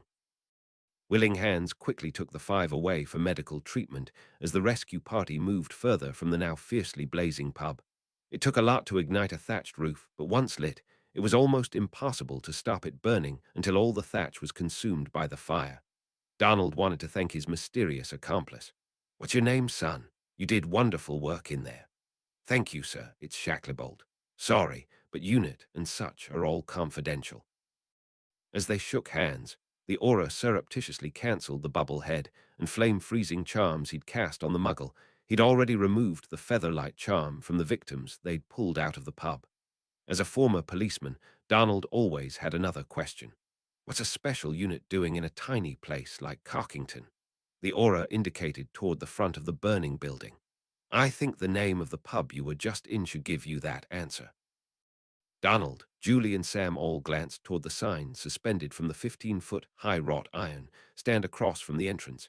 It was clearly visible now, illuminated by the flames of the burning pub. It boldly advertised, "The Potter's Arms." When the trio turned back to ask Shacklebolt some more questions, he had vanished into the night.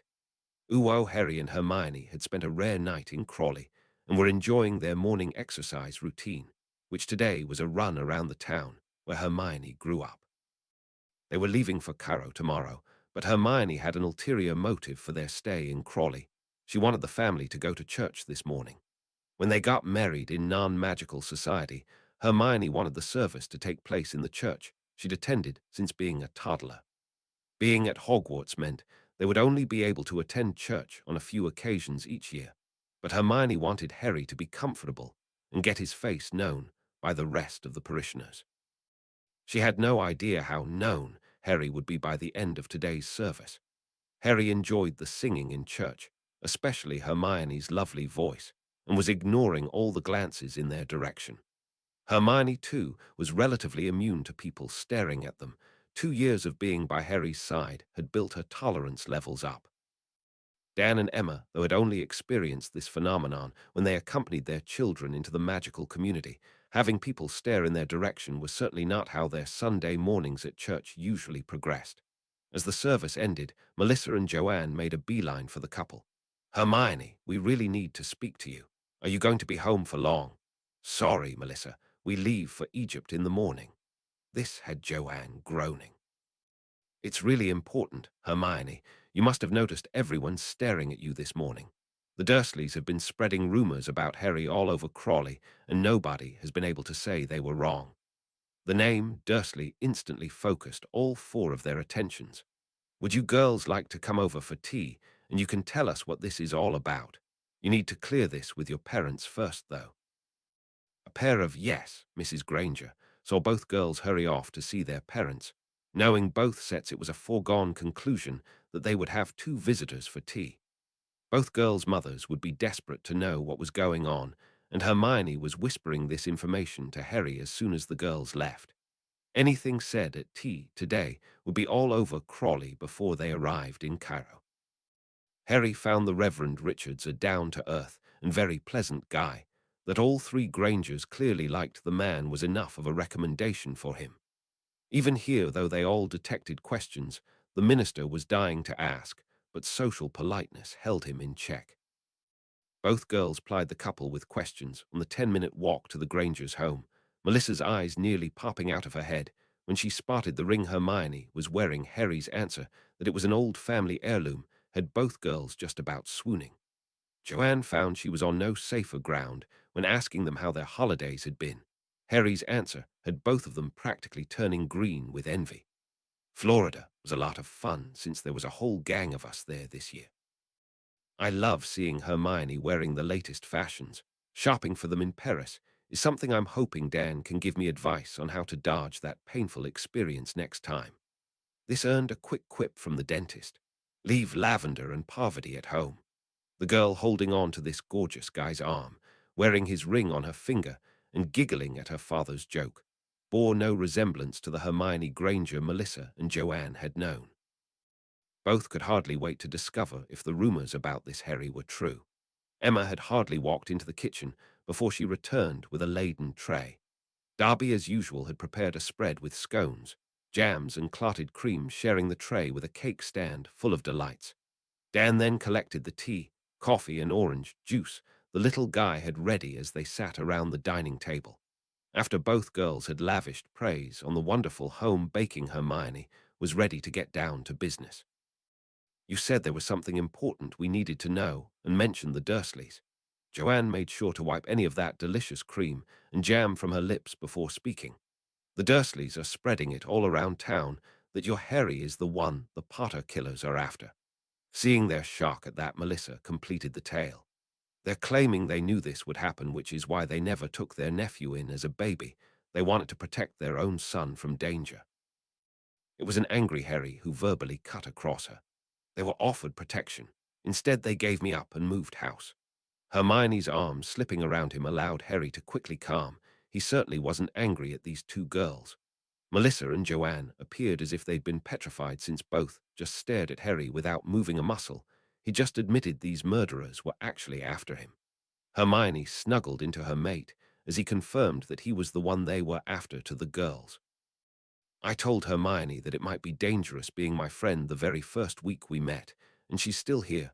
My father contacted Dan and Emma shortly after that, and they still allowed me to date their wonderful daughter. That's how a real family behaves, not by rejecting a member whose only crime is to survive their parents being murdered. I have no love for the Dursleys, but I don't hate them either. They really don't mean anything to me. My only concern here is that when this news gets out, it will paint a target over Crawley. This house has the best protective systems that money can buy, but no one else in town does." Knowing full well how quickly this news would spread, Emma thought they should again make sure it was their version of the truth that was being believed. "A few days ago, we were all lying on a beach belonging to Harry. Actually, the entire island does." The point being that he raced back to Britain to ensure all his friends were protected. He and his father also arranged all the funding that allowed everyone named Potter in the whole of Britain to move somewhere safe. The Harry that we know is an entirely honorable young man who we would be delighted to welcome to the family someday. I certainly couldn't say the same about Dudley Dursley. Neither girl could argue with that opinion, and both were certain their mothers would be overjoyed if either of them had brought Harry home as a boyfriend. Potter killers be damned. Harry was handsome, clearly very wealthy, titled and honorable. Both girls would settle for finding a boy with even one of those attributes. Just by having tea at the Grangers would see their status elevated amongst their peers. They'd met Harry and had news that would turn the town on its head. Crawley could become the center of the biggest news story in the country. Joanne tried for more information and asked if they had any plans after Caro. Probably just spending time at our house in the Scottish Highlands, though I would like to attend church again before we return to school. I enjoyed that today. Melissa was thinking that news would certainly see a few more people attending the Reverend Robert's Sunday sermons, while Joanne had focused on Harry saying, "Our house." It would seem their relationship was even more serious than they thought. Ooh, Shaq thought he was in serious trouble as Madam Bones asked for an explanation of his actions. Or different incendios being cast at the same location set off the detectors. Our squad was on the scene less than 2 minutes after getting the alarm, but the Death Eaters had already gone, and the roof was beyond saving. Circling around to the back of the building, I noticed people escaping from a hatch in the ground, so went over to investigate. One person was determined to go back inside to rescue more people, and my choices were to let him go, stun him, or follow and help. I chose the latter. Did this muggle see you using magic? Absolutely not. The smoke was so thick inside the building that you could hardly see your hand in front of your face. I know we have a non-interference policy, Madam Bones, but those 5 people, and probably the man who went back in to rescue them, would all have died if I hadn't taken that action. You are not in trouble, Aura Shacklebolt, quite the opposite. I intend to see a commendation placed on your record for your actions last night, as well as using those actions to have alterations made to our policy. If we have auras on the scene who can save lives without breaking the statute of secrecy, then I want that to be our response. Even if it means we have to alter some memories later, I think that is a better option than standing there and letting people die when we could save them. This drew a wide smile from the aura. Thank you, Madam Bones, for the commendation and the policy change. I became an aura to help people, and last night that's what I did. That older gentleman was going back into that burning building, knowing there was a very good chance he wouldn't be coming back out. I just had to help him. Amelia handed her aura a copy of a Muggle newspaper where the fire was front page news. That gentleman was a retired policeman. He may have retired, but that will to serve and protect never leaves the good officers. You are a good officer, Aura Shacklebolt. Now take a couple of days off and enjoy yourself. He passed through the door of the director's office, a relieved man. Electo sighed with relief as she passed through the door, just glad to be out of the house for a moment. It may be their house, but Bella and Augustus had made themselves right at home. When they both had headed up the stairs, Electo knew it was time to get out of there. She strolled down to the burn and sat dangling her feet off the bank, letting the sound of the running water soothe her jangled nerves. Amicus knew just where to find his sister. She'd been coming to this spot to be alone since she was a little girl. Electo, you need to be more careful. We can't let our guests see how we really feel. Lestraine was a crazy witch before she was sent to Azkaban, but now she would kill you as soon as look at you. We're already dead, Amicus. It's just a matter of who actually does the deed. This shocked her brother back on his heels, that and seeing how worried his sister was about this. What do you mean dead? Bella killed her husband and both brothers-in-law when they escaped from Azkaban, and we've both heard her saying what she wants to do to her sister when she gets a hold of her. The crazy bitch will end the Caro line in a heartbeat and not give a shit about it afterwards. Those two have taken everything they want from us and will close anything that might lead the ministry to them before they leave. The same ministry will now group the Caros along with those two, so there will only be death for us there too. Amicus desperately wanted to argue that his sister was wrong. He wasn't able to, but suggested a third option. What if we run away? Run away where? And to what? We've no gold, family, or friends. You'll notice no other Death Eaters have come forward to help with their supposed terror campaign, so we're on our own. Where could we run to? Who would help us with the ministry, and Lestrange wanting us dead? I just wish we'd known they didn't have wands when they first walked up that path. We could have killed them both and made off with the reward money. By the time we found that out, though, Bella was too close, and she's every bit as deadly with a blade.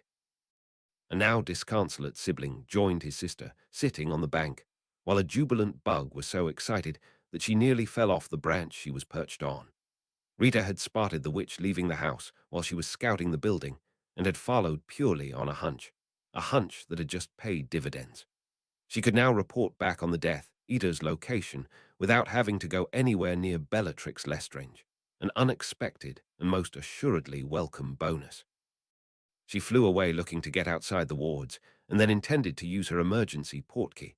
It was her quickest way back to London, and would certainly see her rapidly brought straight to Barchoke. The former unspeakable was all concentration as he meticulously inscribed the last rune into the parchment, using his own blood as ink. A quick spell saw the parchment glow silver and rotate slightly, aligning the top rune with north. Bella was trembling with excitement as she held her arm out, desperate to play her part in the ritual. Rookwood cut Bella's arm across her dark mark and let the resulting blood drip onto the parchment. Their excitement mounted as the blood then pooled together before expanding into a straight line that clearly pointed in a specific direction. Restraining herself while her lover carefully measured the angle of the line was one of the hardest things Bella had done in decades. Only after he'd written down the result could she let her exuberance have free rein. A thoroughly ruffled Augustus then listened to his mate's explanation for jumping him.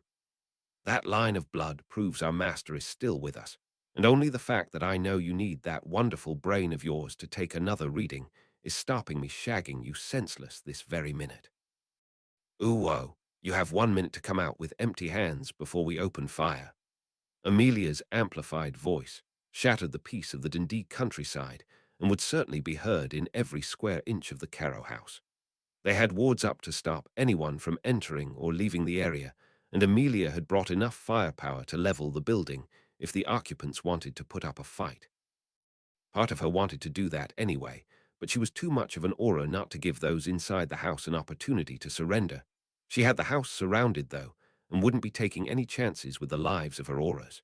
She watched as both Carrows slowly emerged from the door, brother and sister with their empty hands held high in the air. At Amelia's signal, both were dropped by stunners, as Mad-Eye confirmed he couldn't see anyone else in the house. Another signal saw both casualties speedily dragged away, and they wouldn't be revived until being searched and then manacled. As more of her team poured into the house, Alistair asked the question that was in all of their minds.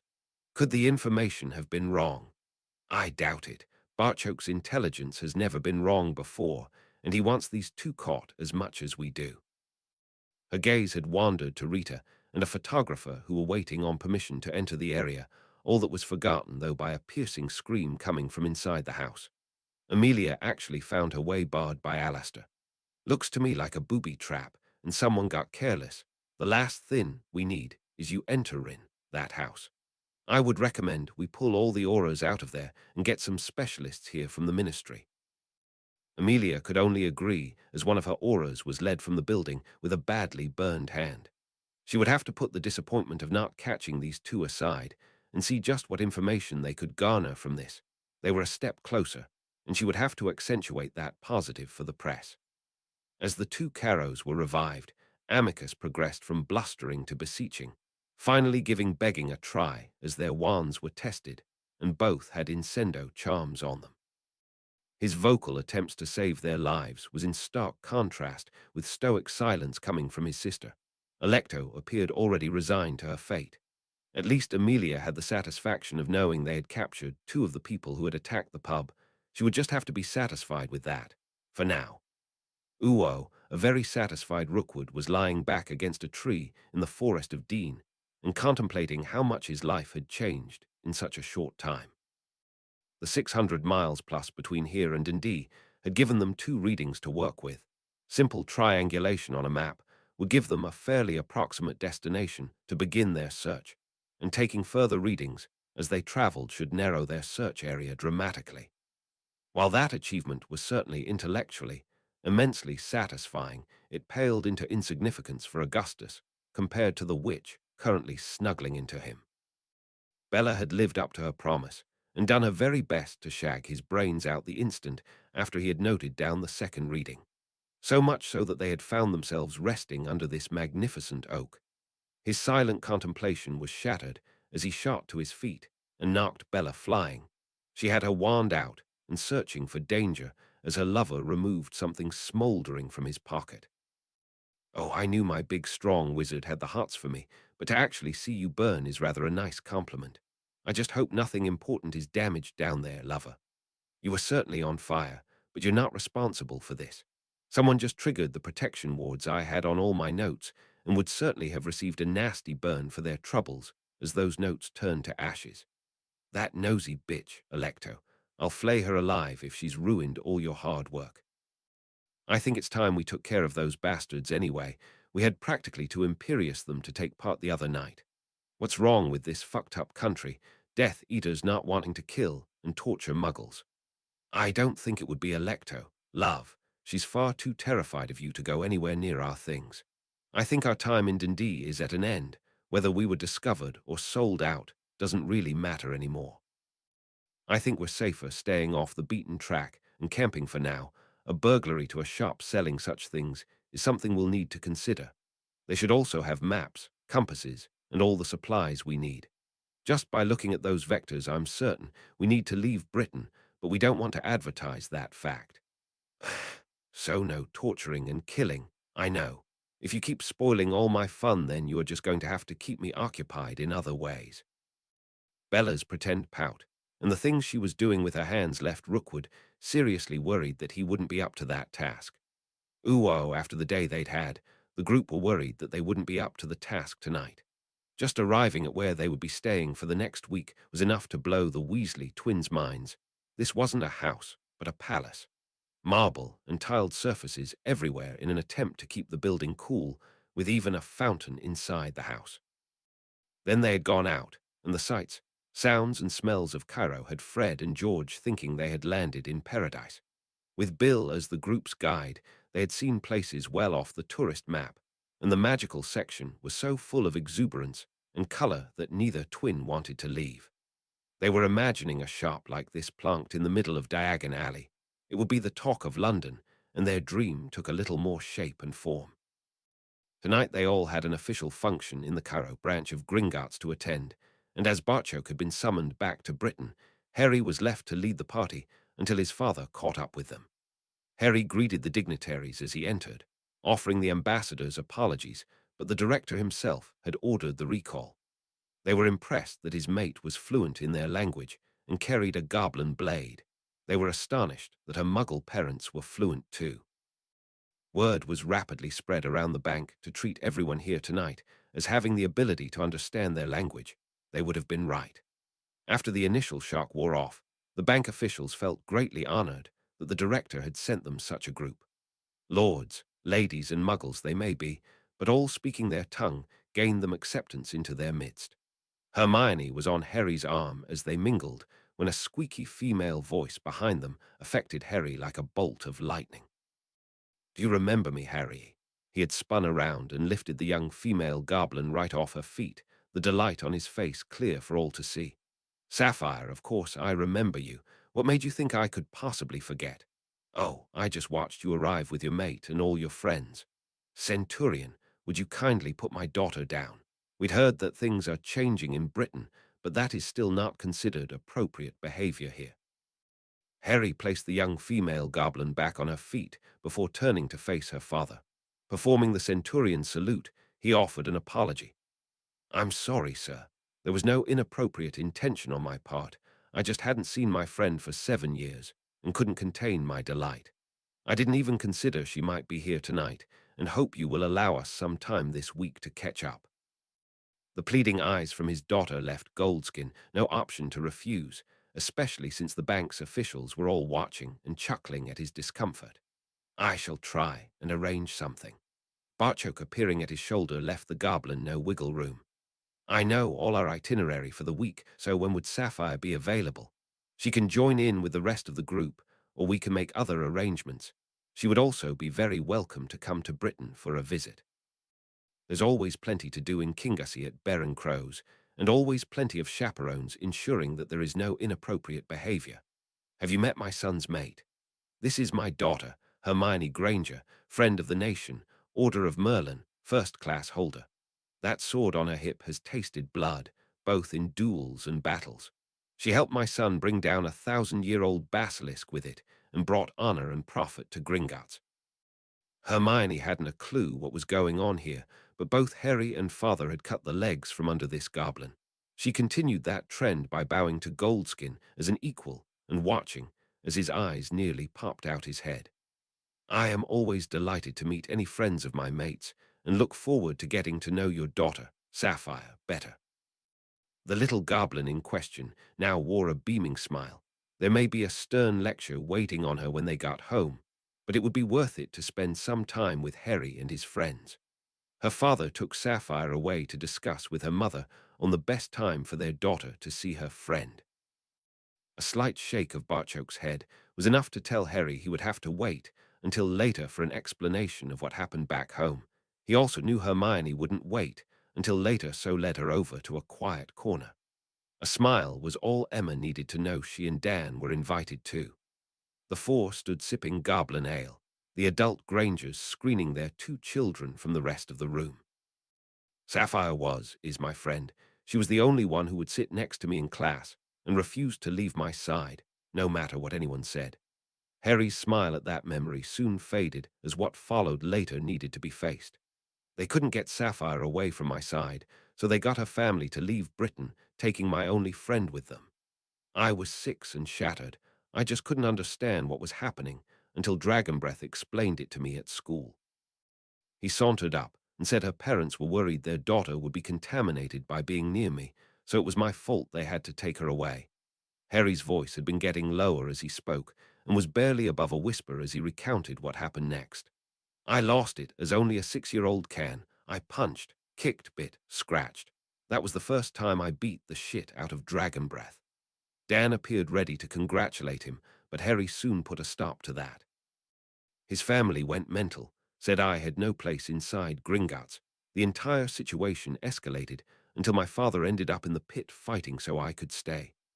I lost the only friend I'd ever had, and Dragonbreath lost an uncle. We've hated each other ever since. Ever since that day, too, I sat alone in class because no other family wanted their son or daughter to get involved, until I went to Hogwarts. Hermione had caught the occasional glimpse of the darker side to goblin society, but her parents appeared shocked. School disagreements, resulting in parents fighting to the death, was not something they wanted to consider. She had another question for her mate, though. I understand your reaction to Sapphire. I would have killed for a friend like that when I was 6. Why the hostility toward her father, though? We know Bloodfang was behind the move. Whether gold, coercion, or both was involved, we don't know, but her father set the whole thing in motion. Goldskin didn't like me then, and it seems his opinion hasn't changed any since. Neither me becoming a centurion or a baron has had any affect. My father must have enjoyed rubbing his nose in how proud he is of our Hermione. I think that was Goldskin's greatest fear, but Sapphire and me were only 6. Dan didn't think this was the time or place to point out he and Hermione were only 11 when they met, and now they were mates for life. He may have liked to change a few things in these last 2 years, but dragging his daughter to another continent to get her away from Harry wouldn't have even made the list of things Dan wished he'd done. Hermione had her arm around her mate, offering support and love. Well, she's here now, and seems keen to renew your friendship. Not that I blame her.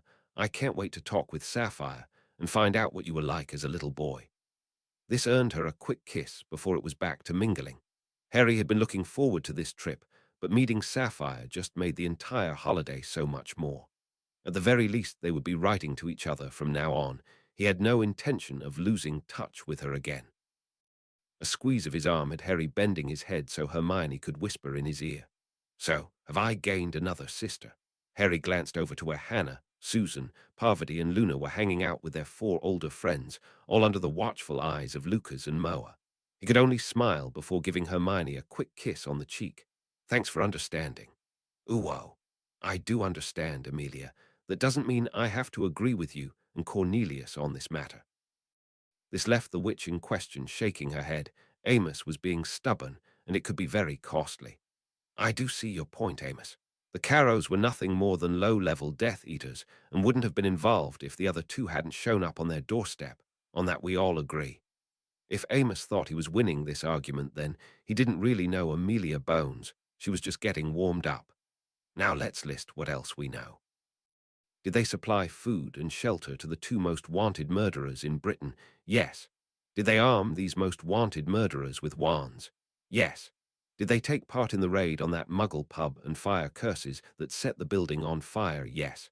Did they know what the punishment would be for such an act before they set out? Again, yes. We have their very own testimony to confirm those facts. They're guilty, Amos. Never doubted their guilt for a second. I just don't know if I can support the death penalty over this.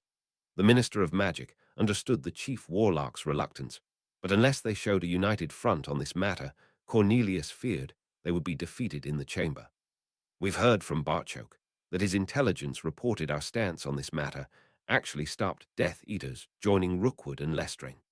A deterrent only works, though, when people actually believe we will carry out our threats. Look at this another way.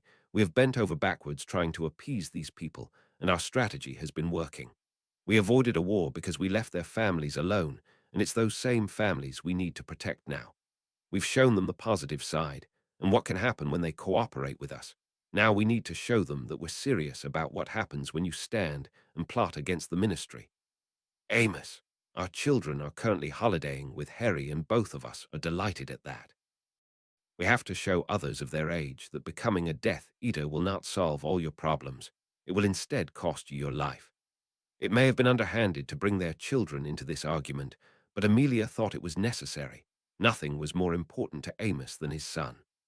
The Malfoy and Nott families appear to be making the right choices. If we want to stop another war that will include our children, then I feel strongly that this is what we have to do. I don't like it any more than you do, but to keep my Susan safe, I'll do what needs to be done.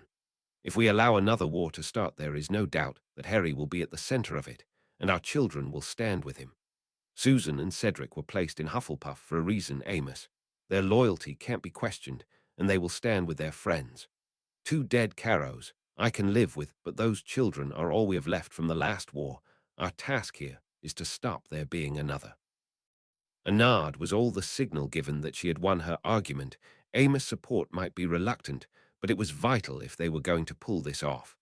N, thanks for reading. 64. The Jewel of the Nile. Harry Crow disclaimer. I neither own Harry Potter nor profit from my writing here. I do this purely as a hobby, and am constantly surprised that readers actually appear to enjoy my efforts. Thank you so much for turning my hobby into a most pleasant experience. Chapter 64. Goldskin thought he'd hit upon a way for his daughter and her peers to see these people for what they really were. Nothing more than a failing director's pathetic attempt to show Britain in a good light. Goldskin made the bargain that he would allow Sapphire to spend some time with them if they in turn would take part in a class question and answer session at the school.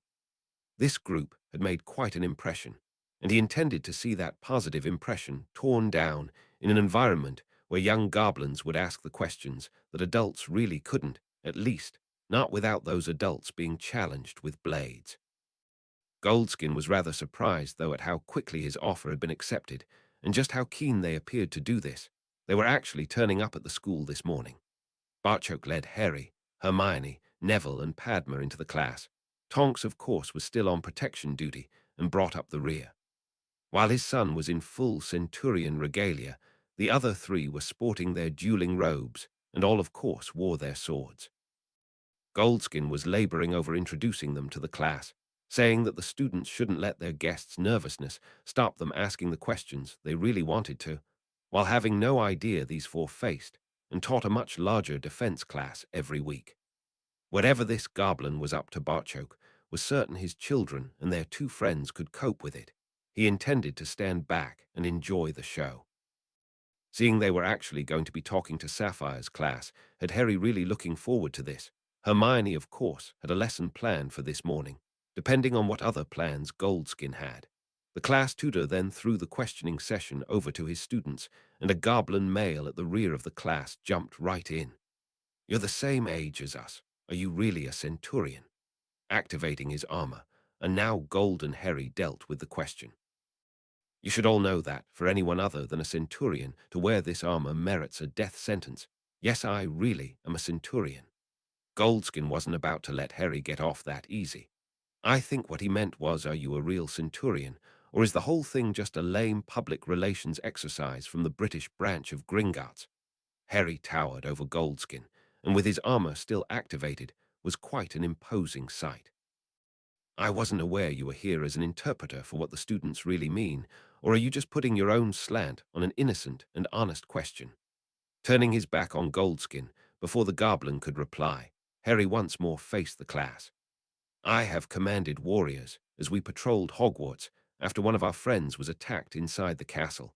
I led 4 of the people you see here today, and Lady Black, as we battled a basilisk. There have been some ridiculous rumors flying around about that beast. Can you give the class some specific details on it?" Goldskin's continuing to interrupt along with his patronizing, speaking to children voice was really beginning to grate on Harry's nerves. "We were too busy trying not to die to stop and measure the thing. But when I delivered the killing blow its death throes, saw it land on my mate. The beast was so big it crushed both her legs, and we needed 30 goblin warriors with levers to move the basilisk enough for our father to slip Hermione out from under it." He then turned to Goldskin, and there was no mistaking the annoyance Harry displayed. "Is that enough specific details for you? How about the fact that the carcass has so far generated a profit that's approaching 2 million galleons?" The amount of gold involved captured everyone's attention, but Harry had returned his to the class and the original question. "I have also fought an honor duel in the pit, only being a centurion allowed me to do so at my age." This final revelation drew a shocked squeal from Sapphire. She didn't even put her hand up and receive permission to ask a question. "You fought in the pit, Harry. What happened?" "Our friend Dragonbreath caused it, and then the coward wouldn't face me. His father, of course, backed his son, and I was left to face their nominated champion." Brave words when the goblins involved are thousands of miles away and unable to defend themselves. Goldskin never got to finish, as Harry had clearly reached his limit on how much he was going to let Sapphire's father needle him. He was a centurion and would be treated with the respect his position demanded. The watchers around the pit all saw Master Sharpshot's memory of how Hermione beat Dragontooth in a fight to first blood, only for the coward to strike at her with his blade after the match was over. I publicly called him a coward and threatened to cut his ears off if he came near my mate again in front of the director, Dragontooth, his father, and at least 100 goblins gathered around the pit. He still chose to nominate a champion rather than face me. So you can save yourself the trouble of telling tales to Bloodfang. He is well aware of my opinion of him and his family." Harry was now standing right in front of a furious Goldskin and decided to apply some needling of his own. "We had planned on crossing blades with a few volunteers from the class later, but I get the feeling you would have something to say about that too. Why don't we just skip all this posturing, and you and I get right to it with a fight to first blood? You haven't believed a word I've said, so here's your chance to show everyone what a fraud I am. That is what you're trying to do here, isn't it?" "I accept." Thinking on his feet, Harry spotted an opportunity and went for it. "If you're so sure of yourself, then surely a little wager shouldn't scare you." He was positive Goldskin wouldn't be able to resist, especially when the stakes became known. Wagering was almost a national sport to goblins, though Goldskin obviously wanted to know the terms of this bet. "I have more gold than my mate, and I could ever spend, so let's make it something interesting. If I win, you will allow Sapphire to spend a week holidaying with us in Britain. And when I win, you will never have contact with my daughter ever again." "I agree." The goblin spat on his hand and held it out. Harry reciprocated, and they slapped hands to seal the terms of the wager. Padma nudged Hermione and nodded her head in the direction of Sapphire. The little goblin looked about ready to burst into tears. Neville sauntered over to join Harry as the tutor got the class ready to move to the training room. Both witches were soon beside Sapphire like a couple of bookends. "This is my best friend, Padma. Don't worry, Sapphire. Harry won't hurt your father." "Hermione, my father is very good with a blade." "I can't believe Harry would gamble our friendship like that. My father will make sure we never see or hear from each other again." This drew a short, sarcastic laugh from Padma. "I watched Harry take Master Sharpshard apart after he made the mistake of harming Hermione. Unless your father's better with a sword than Master Sharpshard, then you better start packing a bag, because you're coming back to Scotland with us. You're clearly important to Harry, so he won't be messing about with this fight." Sapphire turned to Hermione for confirmation. "Yes, she is my best friend, though Padma can take some getting used to. She's telling the truth, though. Harry is very, very good and has abilities that mean he could draw first blood before your father got a chance to lift his blade. He won't lose. You're coming to Scotland with us for a holiday." With that information, a now far more assertive Sapphire moved forward to where the bets were being whispered amongst her fellow students, quickly offering the most favorable odds and covering every wager she could lay her hands on. There were some shocked faces that she would bet against her own father, but this was strictly business. Sapphire was now going on holiday and wanted some spending money. Seeing both girls obviously comforting Sapphire made Harry smile. Tonks, though, was not amused in the slightest. "Only you, Harry, could turn a school visit into a bloody fight. No messing around here. Finish this quickly, Madam Bones will have my badge and arse if I stand back and watch you getting injured." "Why, thanks, Tonks, and here was me thinking it was my health you were worried about. Just do this guy without getting injured. You wouldn't want me getting upset with you now, would you? Tonks, you're on my list, but certainly way behind Henrika, Moa, Smeeta, and especially Emma. I'll be careful." By the time the pair got ready to fight, they had attracted quite the audience as word had spread. Goldskin was delighted with this, as he wanted everyone to see what a complete fraud this boy being made a centurion was. His opinion changed the instant the class tutor called fight. He'd never faced an opponent so powerful or so unbelievably quick, and there were barrels full of skill contained inside that iconic armor to back the other two up. While it was taking every ounce of concentration and experience, Goldskin had to keep those two flashing blades off him. The brat then had the nerve and time to chat. "I could shave the hairs off your ears and still not draw blood. I won't publicly take you apart because Sapphire is my friend and you are her father, and that would also be behavior that was unbecoming of a centurion." In a move that Goldskin barely registered, the golden blur was inside his guard, and his cheek was cut just below his eye. This drew gasps from those watching. That move was banned unless you were passed by a master to perform it. Too many goblins had lost eyes when their opponents weren't just as good as they thought they were. Harry gave the centurion salute, then bowed deeper than he needed to, giving credit to his opponent. "While you are very good, I am a centurion who has trained under Master Sharpshard for over 6 years. He did me the great honor of presenting me with my badges of rank during my oath ceremony." Harry then spoke to the class tutor, hiding his relief after spotting a beaming Sapphire. "Sir, sorry, but we were never properly introduced. Since we are already here, could we four give a demonstration of the fighting technique that we train in?" Like the vast majority of those watching, the tutor was astonished at how easily Goldskin had been defeated. He also, again like the vast majority of those watching, wanted to see what these four were actually capable of. Of course he said yes. While setting up a warded area with their portable stones, Harry gave a brief explanation of what they were about to witness. "We are developing a style of fighting that is both magical and goblin, using wands and goblin shields, unless close enough for our blades to be more effective. Neville and Padma have only been friends of the nation for a matter of months, but are working hard to learn the noble art of using the blades our director personally presented them with." As their demonstration began, there were gasps of amazement from the watchers. It was a 3-on-1 duel, but Harry's speed and mobility meant he was holding his own. There were curses being dodged, reflected off goblin shields, and occasionally magical shields were being used too, as the quartet impressed all the spectators with their obvious fighting skills. Goldskin felt sick, as everyone now realized the boy was holding back in their fight. That knife of his could have cast a spell and ended the contest before it had truly begun. That sickly feeling only intensified when he sensed Barchoke was now behind him, not something he was comfortable with. Isn't my daughter magnificent? Is it any wonder our nation are taking her to their heart as she fights at my son's side?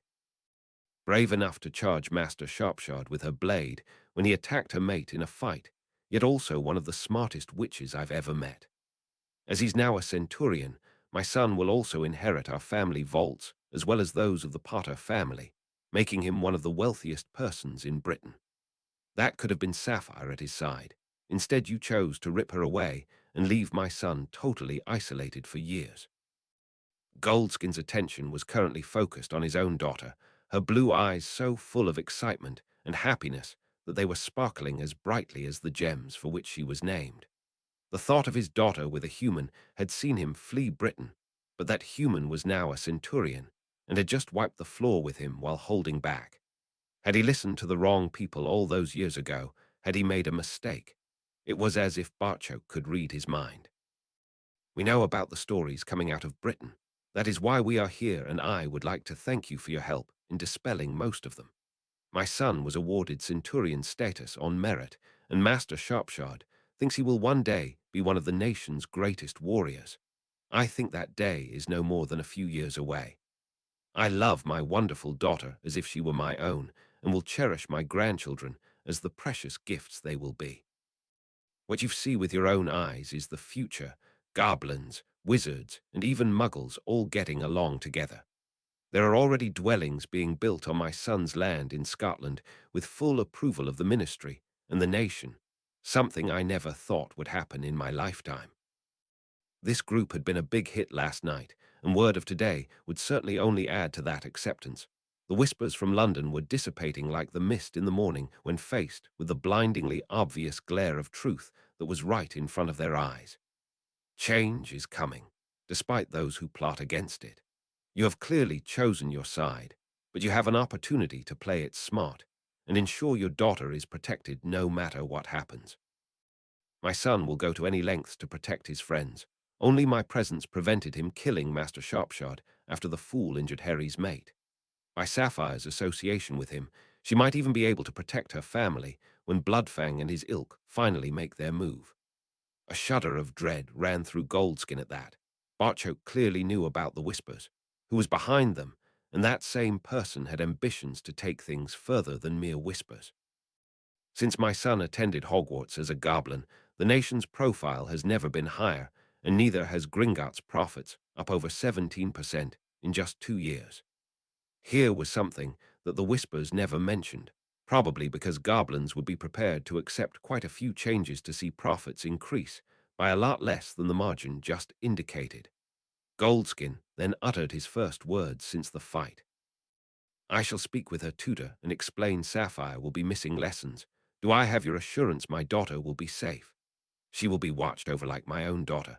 No harm will come to her while I still draw breath. With that formal oath, Goldskin graciously accepted just as the demonstration ended to much cheering from the swelling audience. With limited space and bare terrain, they had put a 5-minute time limit on the duel, and all four were still standing at the end. The next half an hour was then spent having a much more friendlier question and answer session, with all four offering their views. An overjoyed Sapphire left to spend the rest of the day with them, her departure closely watched by a thoughtful father. Goldskin now understood why Bloodfang was so worried about this matter. While he had been somewhat easily defeated in his fight, today the group were also outright winners in the battle for hearts and minds. One look at the jealous stares directed in his daughter's direction as she left with her friend was enough to confirm that, leaving Goldskin to wonder what would have happened if he hadn't reacted to taunts and stares of a different kind 7 years ago. That was water over the dam, though as the Centurion had clearly made his choice. It was now all about making the best of the situation they found themselves in. Ooh, in her wildest dreams, Emma had never envisaged herself in this situation. She was in the arms of her prince, cruising along the Nile bathed in moonlight while sitting on a flying carpet. Those last 2 words reverberated around her brain as if they had been shouted into the mouth of a cave. That seemed very apt, as her brain had gone missing the instant this magical rug had lifted off the ground. She had felt as if they had stepped onto the set of an Indiana Jones movie this morning, as Bill had led them around an active dig. Holding something in her hand that no other human had touched for thousands of years had given Emma such a thrill, only to be eclipsed by this. This really was magical. Magical was the only word Sapphire had to describe this experience too. Goblins tended to spend their lives underground, certainly not up in the air, and held there by only a rug. It was also magical to be with her friend again. She had cried for days when her father had moved them out of Britain. Harry had certainly changed. He was now a centurion and had chosen his mate. But there was enough of that little boy she once knew still there for their friendship to reignite almost instantly. His family and friends had been wonderful too. Just the term, Harry's friend, saw her receive immediate acceptance, her being a goblin not mattering a jot. It could have been awkward meeting his mate, but Hermione had accepted her at once, and Sapphire was very grateful for that. Luna too quickly became a friend, and she was thoroughly enjoying her day, and couldn't wait for her trip to Scotland. Tonks was sitting behind the Grangers and had to pull out her badge to ensure she was on the same carpet as Harry. The dealer was trying to impose his six to a carpet rule, but the aura convinced him this was a special case. With Harry, Hermione, Luna and Sapphire sitting in front of Dan and Emma, they were all having a wonderful time. Her attention, though, kept wandering to the full moon illuminating the beautiful country below, and what this meant for a certain wizard back in Britain. Remus would be going through his transformation alone, and Tonks couldn't believe how much that thought hurt her. In less than a year she had progressed to the point where the handsome Bill Weasley's attentions meant nothing to her. She was truly smitten by the werewolf. They would have to talk when she got back to Britain. As the caravan of flying carpets silently glided along above the Nile, Padma was sitting beside Neville and enjoying her favorite form of magical transport, until they could complete their animagus transformations, that is.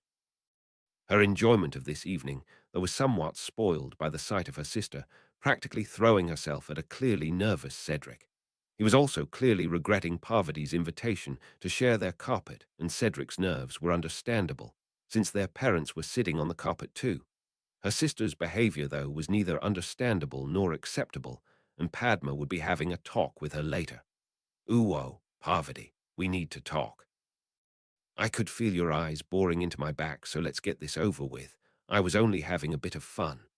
That line might work on Mum and Dad, but not me. You've already got a boyfriend, so what the hell was that all about tonight? You were practically in Cedric's lap, and he appeared about ready to jump off the carpet before our father threw him off. They were having to keep their voices down as they got ready for bed. Parvati didn't want to say the next bit too loud anyway. Blaze and I decided just to be friends. We'll be each other's dates for anything that comes up until one of us finds someone else. I thought you two were getting on well. What happened? This drew a sigh from Parvati. Nothing, and that's the problem. I watch Harry kiss Hermione and reduce that girl to goo. You and Neville are so close too. Kissing Blaze is nice, but without the spark you four clearly have, that's all it is. I just want more than nice. Is that wrong?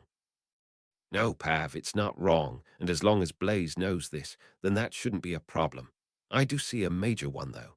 She couldn't keep her twin waiting and told her what she needed to do.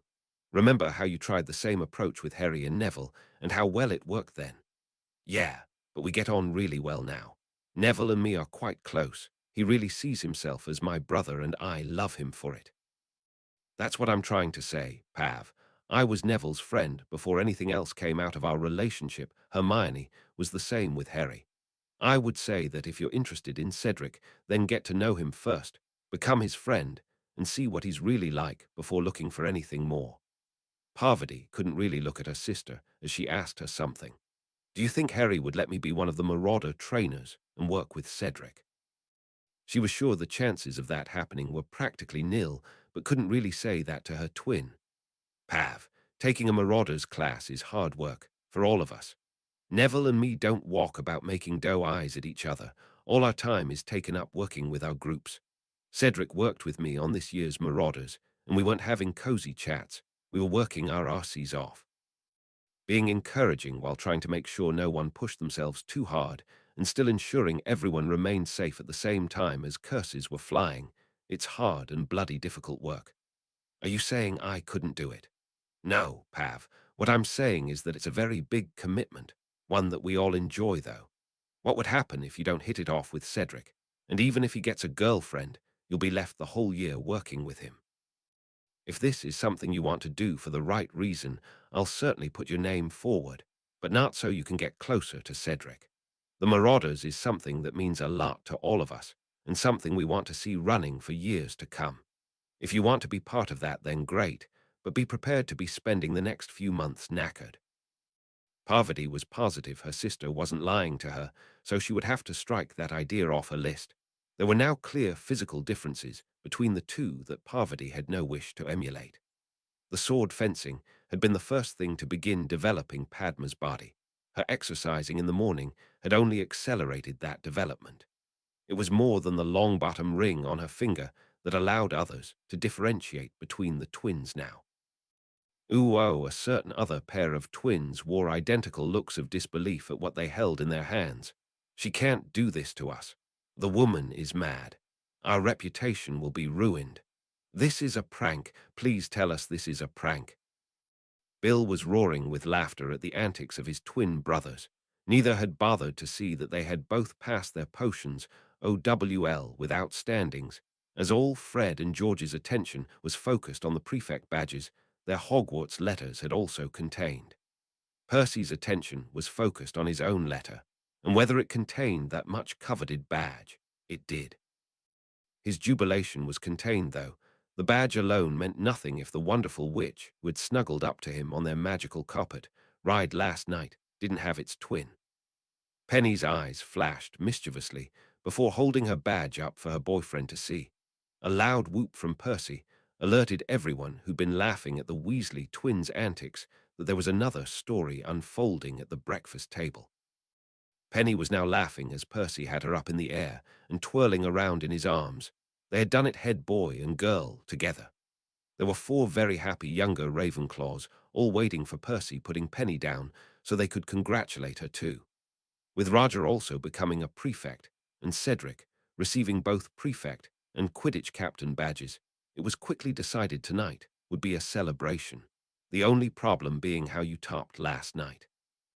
Sirius was worried he was becoming a trifle predictable, but his wife kissed those worries away.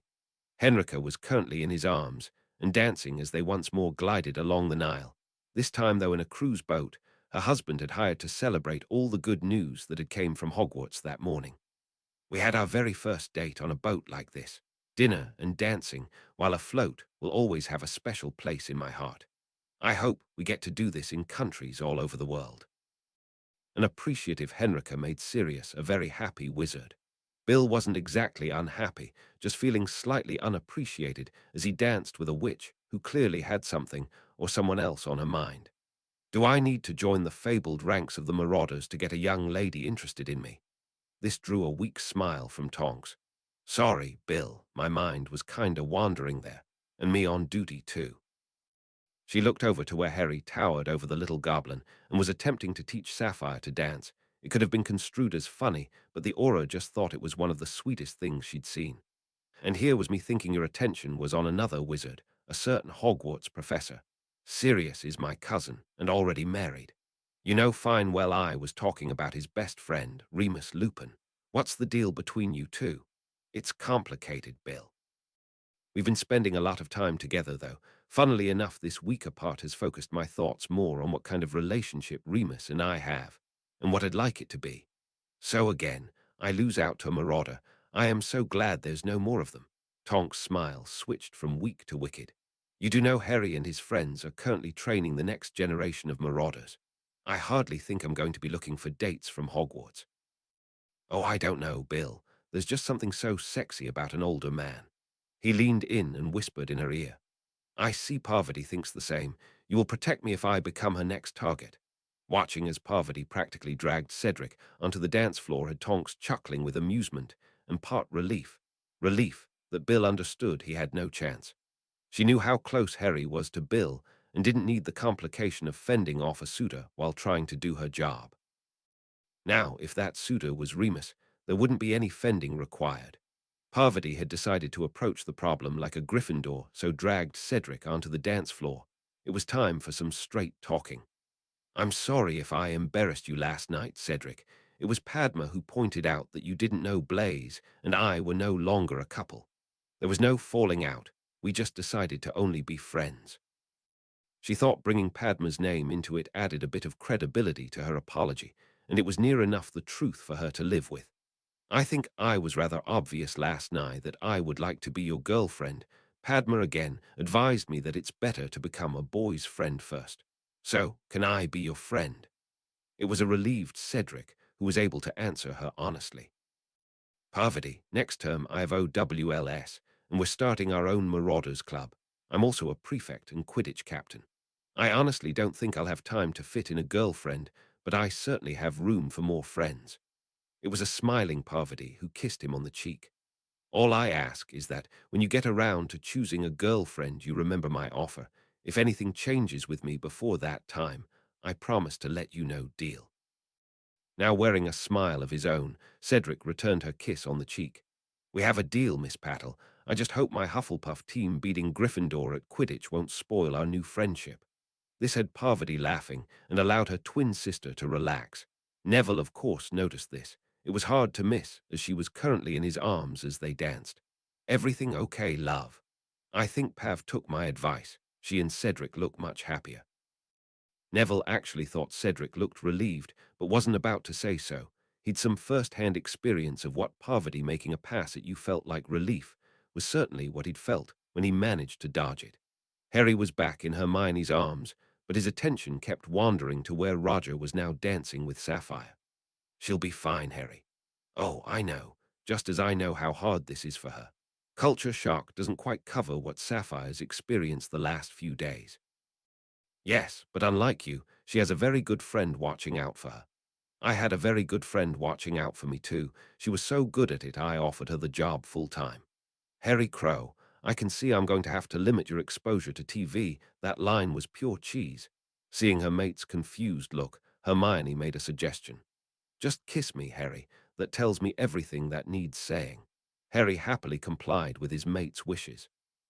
Fred and George had charmed their prefect badges to flash different colors.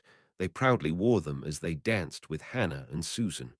Percy and Penny had of course left their new badges back in the house. They were for later. His thoughts now were of Penny and also what they had learned on this holiday. Bill had asked them to keep an open mind, and the couple just had their eyes well and truly opened too. There was a whole wide world out there away from Hogwarts and the Ministry of Magic, and there was nothing to stop them exploring and experiencing all of it. Ooh, the experience of being Harry's friend was both old and new for Sapphire. When they were relaxing in his home in Kingassy, it felt as if the years just melted away. Watching him with Hermione filled her heart with joy to see her friend so happy. Walking down Diagon Alley with them was certainly new, as was sitting in Florian Fortescue's ice cream parlor and the proprietor himself shooting over to serve them. A picture of that event actually ended up on the front page of the Daily Prophet with a headline proclaiming, "Hogwarts heroes relax with friends." The entire emphasis of the story was aimed at proving that, despite there being two escaped Death Eaters on the loose, Diagon Alley was still completely safe. No mention was made that one of those friends was a goblin, just as they were made very welcome wherever they went. This was Sapphire's first real experience of the power her friend wielded. If Harry thought it was safe to shop in Diagon Alley with his friends, then this would set the standard for the rest of magical Britain. And all the shopkeepers obviously knew this. If Diagon Alley was an experience, then stepping into Gringotts was a revelation. Harry receiving a centurion salute from everyone they saw might have been expected, but those same goblins then bowing to Hermione was just mind-blowing. That she was by their side seemed to please those they met even more. That took some thought, until Hermione whispered that they were obviously pleased to see Harry wasn't forgetting his goblin roots. Meeting the director as he visited Harry's father had Sapphire shaking with excitement. He even spoke to her. "Nice to see you back in London, young Sapphire," would be forever imprinted on her mind. The director knew her name and who she was, all because she was friends with Harry. Her week seemed to fly past, and she was fighting back the tears as it was time to say goodbye. A few did leak out, though, when Hermione presented her with a sapphire pendant necklace to remind her of their friendship, and told Sapphire she would always be welcome in their home. She was returning to Cairo with loads of memories and a copy of the Prophet that had her picture in it. No one would believe her otherwise. She promised to write and thanked everyone for a wonderful holiday before disappearing as her portkey activated. Ooh, with it being the holiday period, their busiest time of the year, the disappearance of a tent and full range of camping equipment, and even some clothes, wasn't picked up in the camping emporium warehouse until they did their end-of-the-month stocktake.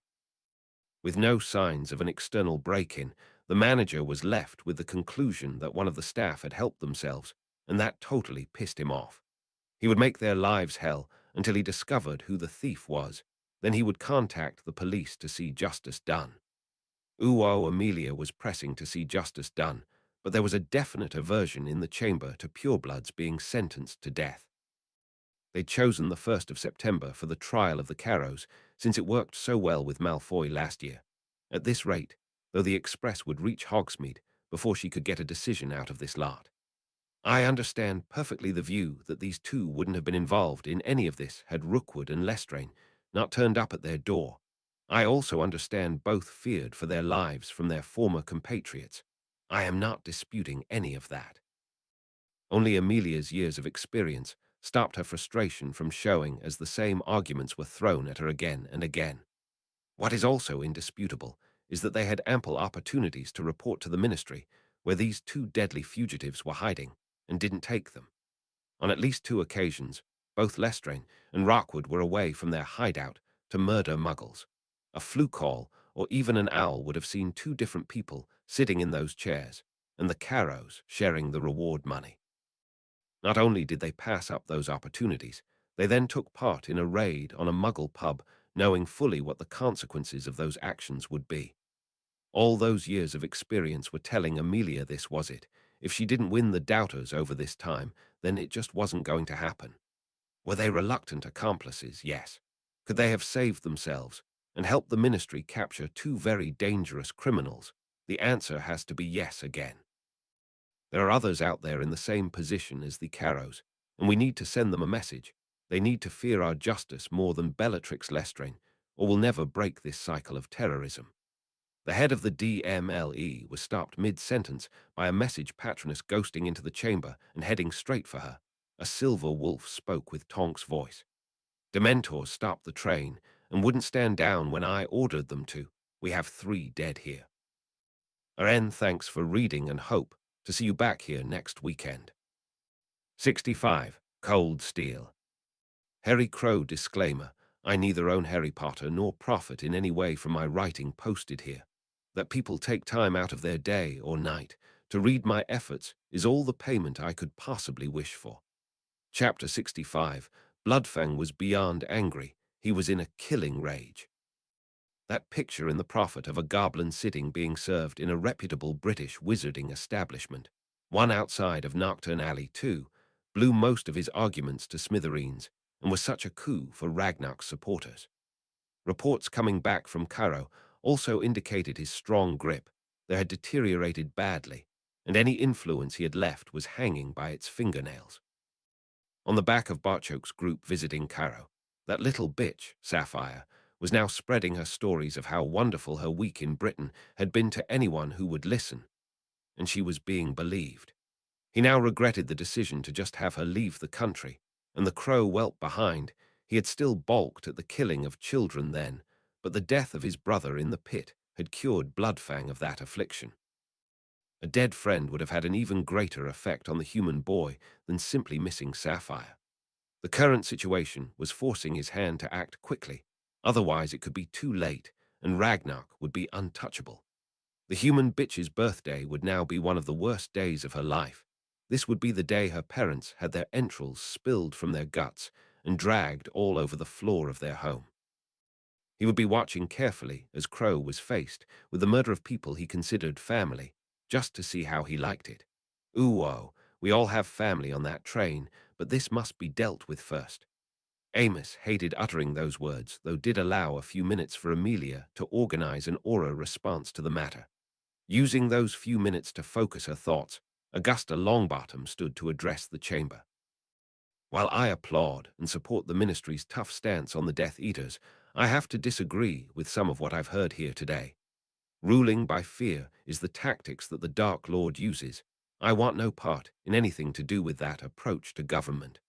While you can count on my unconditional support to see Lestrain and Rookwood put to death, I can't in all good conscience give that support to those same measures for this case. What I believe we should be aiming for here is fostering a culture of trust in our government, not creating martyrs to a flawed cause. The Carrows were rightfully fearful of their two guests, but they didn't trust the ministry enough to help and protect them, and that should be our aim, to instill that trust in every wizard and witch in the country. The nodding heads of people Amelia was counting on for support told her they had lost the argument. The news from the Express, though, was putting any potential loss here into perspective. Augusta had more for the chamber to consider. I can speak from personal experience and say there are worse things than a quick death. Personally, I think life in Azkaban is a fitting punishment here. As the Hogwarts High Inquisitor and a grandmother to students on the Express, can I move we end the debate and vote on their punishment? I really need to be somewhere else. After that, it only took mere minutes for the Carrows to be sentenced to life in Azkaban. It was now time to discover just what had happened on the Express. Ooh, the little girl had wedged herself into the corner of the compartment and barely moved a muscle since they left London on this life-changing adventure into the great unknown. Natalie wasn't someone who hung about with the cool kids, so this company was somewhat overwhelming, though in a good way. Sensing that she was happier sitting quietly and observing all that was happening around her, the group didn't try and force her into the company, but rather left Natalie to emerge from her cocoon in her own time. She had accepted some sweets from the trolley that the lady wheeled around, but mostly just sat and watched as a great proportion of the students on the train seemed to pop by at one point or another on this journey, even the head boy and girl. Natalie was starting to think she was really going to enjoy Hogwarts when the train rapidly slowed down before coming to a juddering halt. The pink-haired policewoman was suddenly very alert and had her wand already in her hand. "Tonks, do you know if there were any stops scheduled?" Harry was sure of the answer before he asked. Tonks just shook her head as she held her wand ready. "This might be nothing, but the ministry don't pay me to take chances. Let's just be ready. We're all bunched up in this carriage. It would make more sense to have some mobility. There's only one way in or out of here, Harry, and they will need to go through me first. We don't know what we're dealing with yet. Give it a minute until—" They all felt the cold at the same time. It was hard not to, as the windows began to ice over and their exhaled breath was now visible. These signs told Tonks exactly what they were dealing with, and she withdrew her aura shield as a skeletal hand began to open the compartment door. "Ministry aura. The escaped prisoners aren't on the train. Stand down and leave at once." She'd projected as much authority into her voice as it was possible to do with a Dementor mere feet away from you. Unfortunately, it wasn't enough. The Dementors had been enraged that two beings had escaped from them. They were desperate to capture both and administer the swift justice that awaited. A month of searching, though, brought no results other than to increase not only their rage, but also their hunger. Then a veritable feast of magical users came rushing right into their midst. They had entered the train to search for the escapees, but the delicious waves of fear radiating from the young magical occupants was overpowering all their senses. It was like sitting a starving man down to a banquet and telling him he couldn't touch any of it. When compared to the delicious and enticing bouquet of a child's fear, a mere badge and a command were considered less than nothing by a famished Dementor. On seeing that the creature was actually edging its way into the compartment, Tonks attempted to cast her Patronus. She never tried the spell so close to a Dementor before, though, and was barely able to get a misty shield up, a shield that wasn't going to hold for very long. The Dementor was incensed that its sustenance was being denied. It pushed harder and harder against the shield until it met with something that was totally unfamiliar to its species, searing pain. Hermione's bracelet had every protection on it the goblins could manufacture, including protecting the wearer from mind attacks. This allowed her to act while the rest of the compartment were dealing with the effects that having a Dementor in their midst brought. Seeing that Tonks was struggling to hold the creature off, Hermione drew her sword and lunged forward, plunging her goblin-forged blade through its cloak, and felt the steel sinking into something solid. She had certainly hurt the Dementor, but her sword instantly became extremely cold. Hermione couldn't even let go as she now found her hand frozen to the hilt of her blade. Natalie was sure this was the Boogeyman come to get her. Hogwarts was obviously nothing more than a hoax to lure unsuspecting children onto a train so the monsters could take them away. She had no idea what the policewoman was doing, but even Natalie could see it wasn't working. Then Hermione drew her sword and stabbed the creature. Natalie heard loud screams, and it would take a moment for her to realize that she was the one doing the screaming. Harry was also hearing screams, but he knew who they belonged to. His mother was screaming for Voldemort to spare her son, and Harry was rooted to the spot. It was only when Natalie's much louder screams banished the vision from his head that Harry was able to act. Hermione's sword was buried in the Dementor's midriff and was clearly hurting the creature. The ice climbing along his mate's blade and the grimace of pain on her face saw a swift reaction from Harry. He too stabbed his blade into the Dementor, the difference being Harry could cast spells with Godric's sword. Knowing that Dementors were all about darkness and cold, with his blade buried in its body, he cast a spell that was the complete opposite Incendio. The tactic that worked so well against the basilisk was again paying dividends, though this time there was no magical backlash to deal with. Casting an Incendio inside the Dementor's body was devastatingly effective and started a chain reaction. From the point that Gryffindor's sword entered the Dementor's body, that same body began to turn to ash as the spell took hold. This effect quickly spread until there wasn't enough body remaining to support the Dementor's cloak in the air. The black cloak sank to the floor before coming to rest on top of a pile of ash. The creature's deathly screams would live long in the memories of everyone who heard them, which would easily include every single passenger on the train. Harry was in full Centurion mode now and took command of the situation. Padma, you're with me. Neville, you partner with Tonks. Hermione, stay and guard the compartment, you're wounded. Hermione so wanted to object not being included, but knew this was not the time. She took up a position just inside the door the four were intending to make their way along the carriages and see if there were any more Dementors on the train. They never even made it out of their own carriage, though as two more of the creatures had obviously been attracted by the screams of their fellow Dementor and were bearing down on them from either end of the train. Tonks again tried to get the creatures to stand down, but they were clearly in no mood to listen. Padma stood ready with her blade in case she was needed as Harry used the same tactics again, with the same devastating effects. Quickly turning, they saw Neville had used his sword to keep the remaining Dementor off Tonks, but like Hermione, his hand was becoming frozen to the hilt of his sword. Another thrust and spell from the fabled magical blade of Godric Gryffindor saw the last of the terrible trio literally bite the dust. Penny and Percy had followed behind one Dementor, while Cedric and Roger arrived from the other side. All reported there were no more Dementors on the express. With a jolt, they were once more moving, and Tonks retook command as Harry shot back into the compartment to see how Hermione was. Luna had Natalie wrapped in her arms, comforting the girl as best she could. Hannah and Susan were standing guarding the door with Hermione, though all three couldn't hide their relief at seeing Harry return, and the train was once more on the move. The danger's passed, and everyone's okay. I think Neville might have the same injury as Hermione, though since he stabbed one of them too. Let me look at that hand for you. Hermione struggled to open her fingers as layers of skin were literally stuck to the hilt of her sword.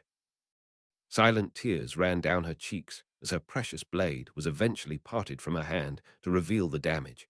Harry was using his knife with the skill of a surgeon to remove the dead and flapping skin before taking out a small bottle of Dittany oil and lovingly applying it to her damaged hand.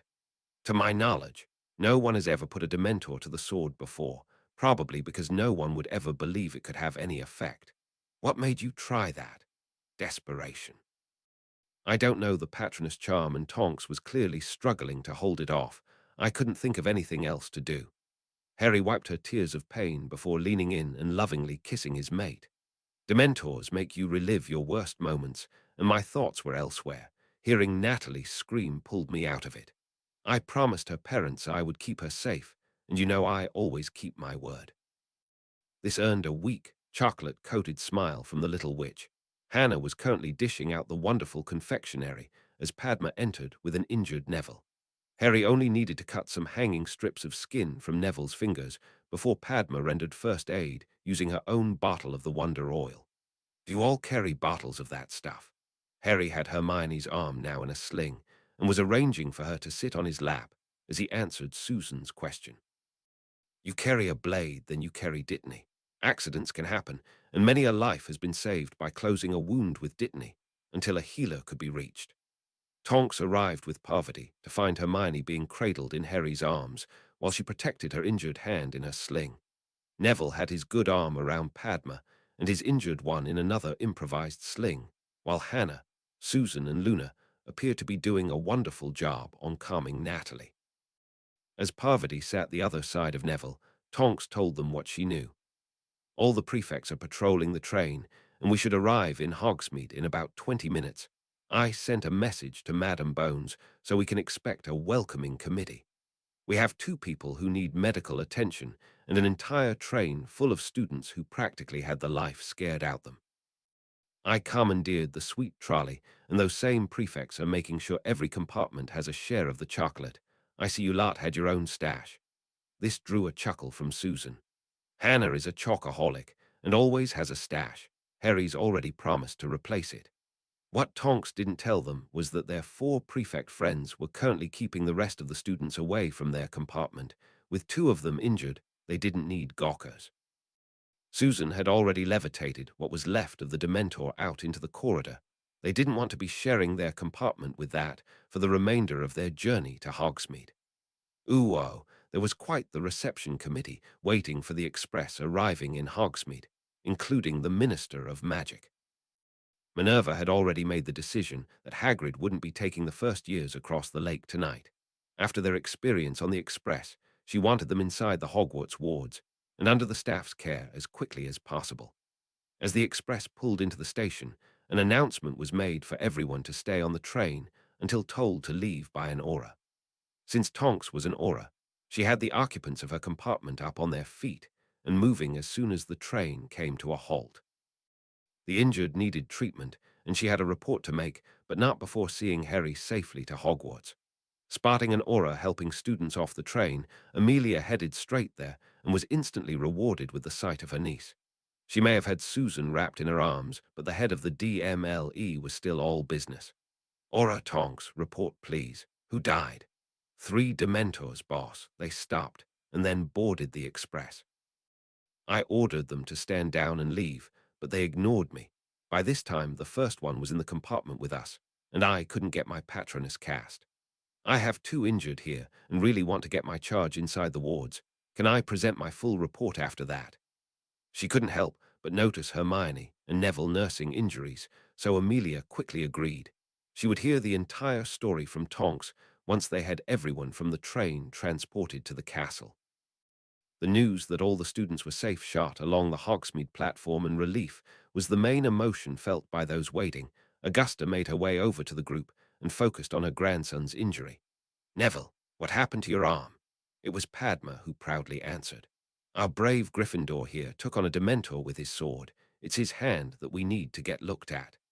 The brave Gryffindor in question was glad it was late evening to hide his blushing. It took a Ravenclaw, though, to show me how it was done. It was Hermione who figured it out. I didn't figure anything out. I just didn't have any other option at the time. The carriages soon had them at Hogwarts proper, and Harry knelt to have a quick word with Natalie. I need to go to the infirmary with Hermione, but you'll be safe in the castle. It has wards like your house, and those creatures can't get through them. After the sorting, you'll join your house. Don't worry about which one because we have friends in all 4 of them, and there will be prefects to tell you everything you need to know. It may be breakfast tomorrow before we see you again, but we'll have it together, no matter what house you and Pauline are in. The little witch surprised everybody by throwing her arms around Harry and saying thanks. They had no sooner left for the infirmary when more first-years arrived. Theo wasn't letting Pauline out of his sight, so found himself being dragged toward Natalie by his little sister. We all heard those things scream. It must have been awful. What happened? Natalie now found herself the center of attention, something she usually avoided like the plague. With Luna, Hannah and Susan there supporting her, though she was able to tell her new friend Pauline what happened, and ignore the fact that everyone else was now listening too. That thing came into our compartment and wouldn't leave. The policewoman put up this silver shield thing, but it wasn't enough. Hermione then stabbed it with her sword before Harry finished it off. They were awesome. Professor Flitwick had arrived and was organizing all the first years into a classroom before they would be called and sorted. Hogwarts thoughtfully arranged for mugs of hot chocolate to appear on the desks as the new students began bonding, all linked by the shared experience of being scared witless on the train. Ooh, the doors of the infirmary crashed open as Sirius shot through them. He was closely followed by his wife and Remus, with all three rushing over to where there were two teens they knew well occupying beds, while their bonded sat beside them. Sticking your sword into a Dementor is either the stupidest or bravest thing I've ever heard of. Hardly the reactions of a Ravenclaw, Hermione. Gee, thanks, Sirius, I love you too. Poppy had covered Hermione's hand with a salve and was now in the process of bandaging it up. Her hand I can cure, Professor Black. There is nothing anyone can do for their victims after a Dementor has administered a kiss. It was Padma who then chipped in. There's not much you could do for the Dementors after these three had finished with them either. The three professors had to leave and attend the welcoming feast, and Harry advised Madame Pomfrey to go as well, knowing Hogwarts would look after them. They weren't disappointed as a table and 4 chairs appeared, allowing the friends to spend a much-needed quiet evening together. Madame Pomfrey would be examining Hermione and Neville again after the feast to see if they needed to spend the night, though both were confident they would be sleeping in their own dorms this evening. Tonks was meeting with another 4 people in what used to be the headmaster's office. Cornelius, Amelia, Amos, and Augusta were listening as her story unfolded. Have you any idea why the Dementor wouldn't stand down? Sorry, Minister, no idea. I clearly identified myself as an aura and displayed my shield. It just pushed further into the compartment. I didn't know how I was going to contain it until Hermione struck with her sword. Then Harry finished it off. The other 2 paid even less attention to the order to stand down. They just came right at us. We would have been in serious trouble if it wasn't for those goblin blades. Cornelius, we need to withdraw the Dementors back to Azkaban before someone gets hurt. This suggestion had the full backing of the chief warlock. I agree with Amelia. If they were prepared to ignore an aura to attack students, then there simply isn't another option. It was a proud grandmother who added her 2 nuts worth. I don't know about anyone else, but the fact that we have discovered a method of killing those nightmares is a great relief. I just wish those 2 hadn't gotten injured discovering it. I'll issue the order for them to be withdrawn back to Azkaban as soon as we return to the Ministry. Augusta also makes a very good point. The Dementors will soon know we have a method to hurt and even kill them. Should Voldemort return, that knowledge could see the Dementors stay out of the fight. This has potentially denied the Dark Lord one of the most potent weapons in his arsenal.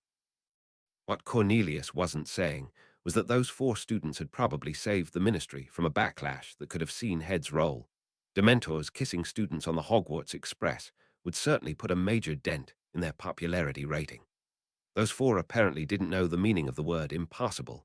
Trolls, basilisk, and Dementors had now all fallen to goblin steel, wielded by wizards and witches. Once more, the heroes of Hogwarts had risen to the occasion and saved the day. Since we caught the Carrows, there hasn't been a sighting of Lestrange or Rookwood anywhere. It doesn't make sense to have Dementors combing the country for a couple of escaped prisoners who have possibly fled abroad. All could see how unhappy Amelia was at having to voice that last conclusion. She really wanted those 2 caught. Harry's had a guard all summer, and I think it would be prudent to keep a small aura presence in the castle while he's here. Amelia never got to finish, as she was interrupted by an excited aura. Madam Bones, I would respectfully like to apply for that duty. It was you I had in mind for the position, Aura Tonks, But I was going to ask the Hogwarts High Inquisitor for her permission first. Augusta had seen the chemistry building between her defense professor and the vivacious young Aura. She would be delighted to have her presence in the castle and would sort out the specifics of how they would handle the situation later.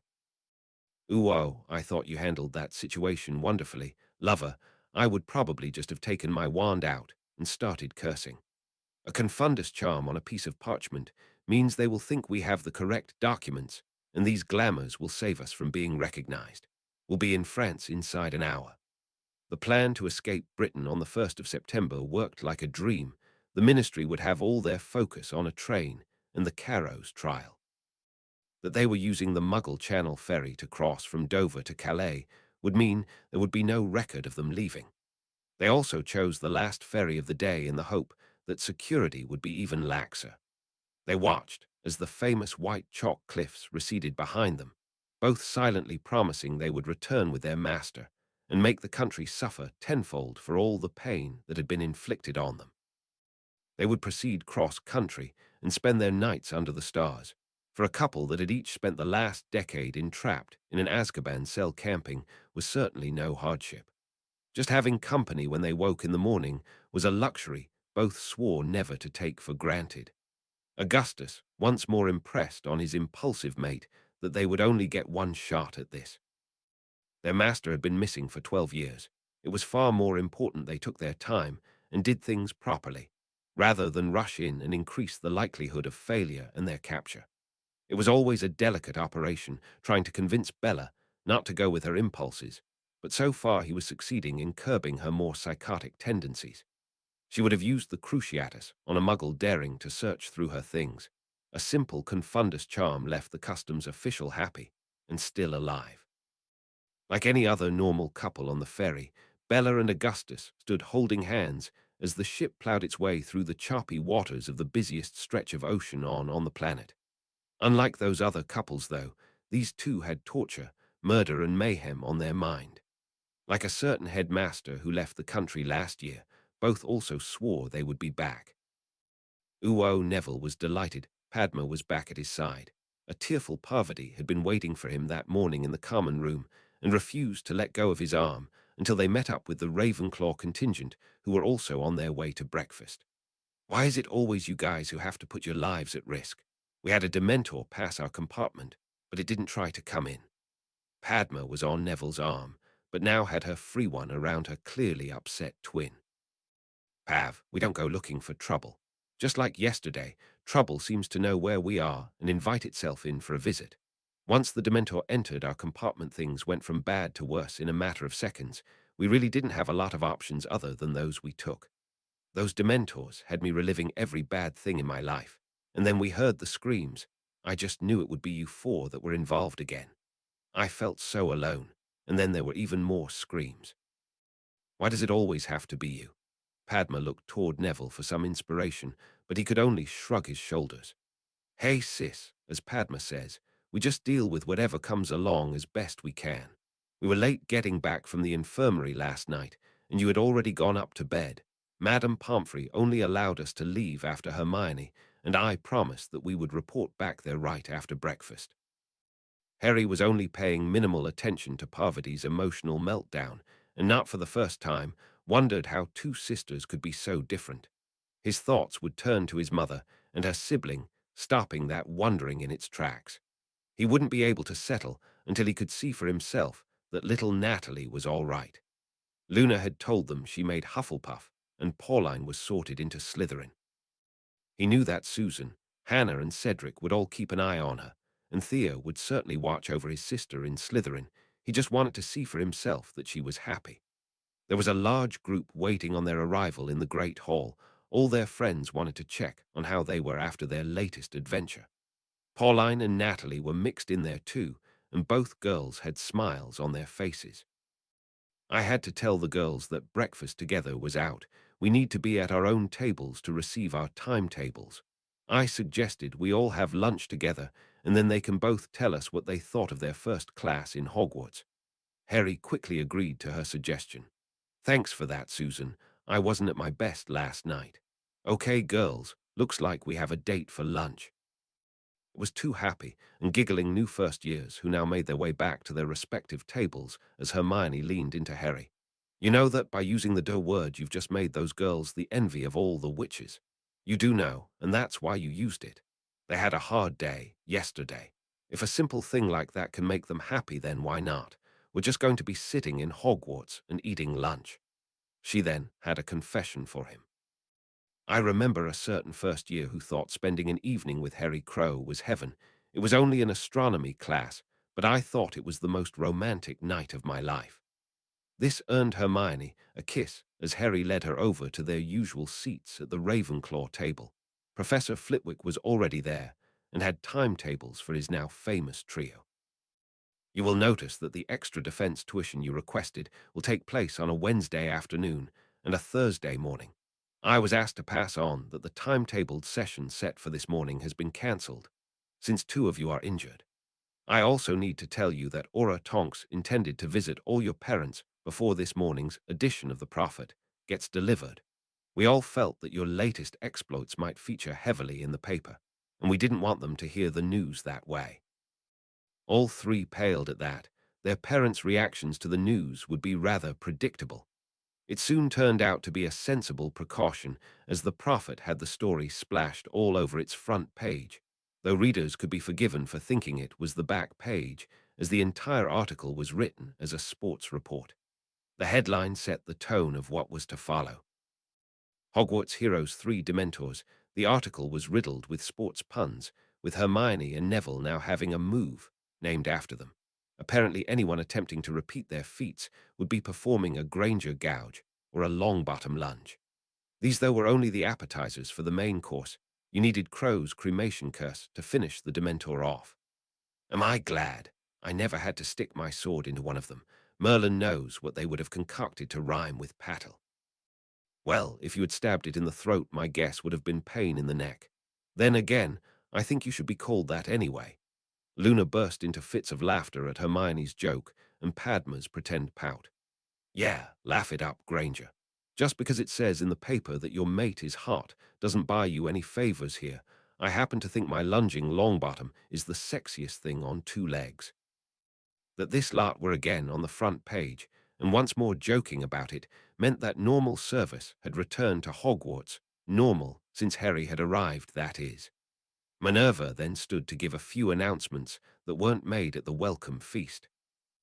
Last year we held a Merlin ball in Hogwarts to celebrate one of our own having received this most prestigious of awards. With now 6 award winners in Hogwarts, it is something we very much want to repeat this year. The event will take place on the last Saturday of this month. This drew much cheering from the assembled students, forcing McGonagall to wait on some quiet to impart the next piece of news. The more astute amongst you will have noticed I said 6 holders, and no, I didn't miscount. Aura Tonks has been assigned to Hogwarts as a security consultant for the foreseeable future. This again drew much cheering, as Tonks was a popular figure inside the castle. Apart from the Florida group who had holidayed with her, she also taught last year's defense classes on those occasions when Remus was indisposed with his furry little problem. It was a bunch of happy students who headed off to their first class of the new academic year, a far cry from how they were feeling after arriving at Hogwarts last night. Parvati accompanied Neville over to the Ravenclaw table, and her mood had changed too. She was livid. I've now got a double period of divination with that prat, Ronald, but I don't need to be a seer to know there's a good slapping in that boy's future. Why, what's he done? Padma appeared ready to chase after him before Neville's good hand rested on her shoulder. Nothing, love. He was just mouthing off as usual. He was calling Neville stupid for dropping classes, yet only ending up with 1 free period a week. I'll show him what mental really is if he says any more. Parvati had to shot away at that to find the divination classroom. Harry's timetable was sitting on the table in front of him, and today would now be a very quiet day. We have the morning off, due to you two being injured, then our one and only free period after lunch. The only class we've got today is a period of defense with Remus. Padma was also studying their identical timetable. We have extra defense on a Wednesday afternoon. I don't fancy having a Marauders class after that. Today would probably not be suitable for the same reason. It's looking like Monday or Tuesday would be best. I had a quick glance at Luna's timetable. They have astronomy on a Tuesday, so that's out. Hermione's news effectively slotted this year's Crows Marauders meetings into Monday nights. All four headed off to the infirmary. They were still discussing their club as they walked. Any more thoughts on the helpers? Padma didn't think her sister would be quoted. In truth, she doubted Parvati's commitment.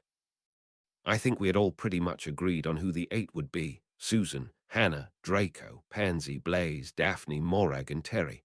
Sorry, Padma, there were people higher on the list than Parvati who didn't make it. It's fine, Harry, that's a good list. How are we going to split them? I was thinking 3 of the girls would work with the first years, help balance that it's 4 wizards leading the class. That's as far as I got. Neville then had a suggestion. Why don't we all sit down tonight at dinner and sort it out then? No one else had anything better, so that's what they decided. Uo Ragnar couldn't believe how well his previous decisions had just played out. Your daughter really attacked a Dementor with her blade. It was understood that the director meant no disrespect with that rhetorical question. It was rather a hard concept to accept, far less believe. That 3 friends of the nation assisted a centurion in destroying a trio of those foul things is a feat that deserves its own tableau in the Hall of Heroes. That they have provided us with a means for defeating Dementors is a blessing that merits its own reward. Barchoke was certainly aware this unbelievable news would further their case for gradual integration, benefiting all parties involved. It would also diminish Bloodfang and his ilk's credibility, as they lobbied hard for the status quo, or even taking steps back toward medieval times. What really worried the ambassador, though, was that all their success lately was backing the opposition into a corner, and that just might make that opposition dangerous. Uo Albus was studying the news coming out of Britain and could see dangerous times ahead. The alliance between the ministry and goblins was paying dividends that no one could have foreseen. It was the unofficial alliance of Longbottom and Potter that really piqued his interest, though. That both boys had also chosen their bridesmaid for a very strongly bonded quartet. He still intended to get close to the boy and help in the battle against Voldemort. The other 3 being so close just made that task a lot more difficult. This was something he was going to have to ponder later as duty called. It felt good to be working again. Uo Sirius was also enjoying working again, especially after just taking his first class. The new Muggle Studies professor was sitting beside his wife having lunch and watching the relief on 3 students' faces as Tonks told Hermione, Harry, and Padma about visiting their parents with the news of what happened on the train. As the Auror made her way to the staff table, a devious plan formed in the marauder's mind.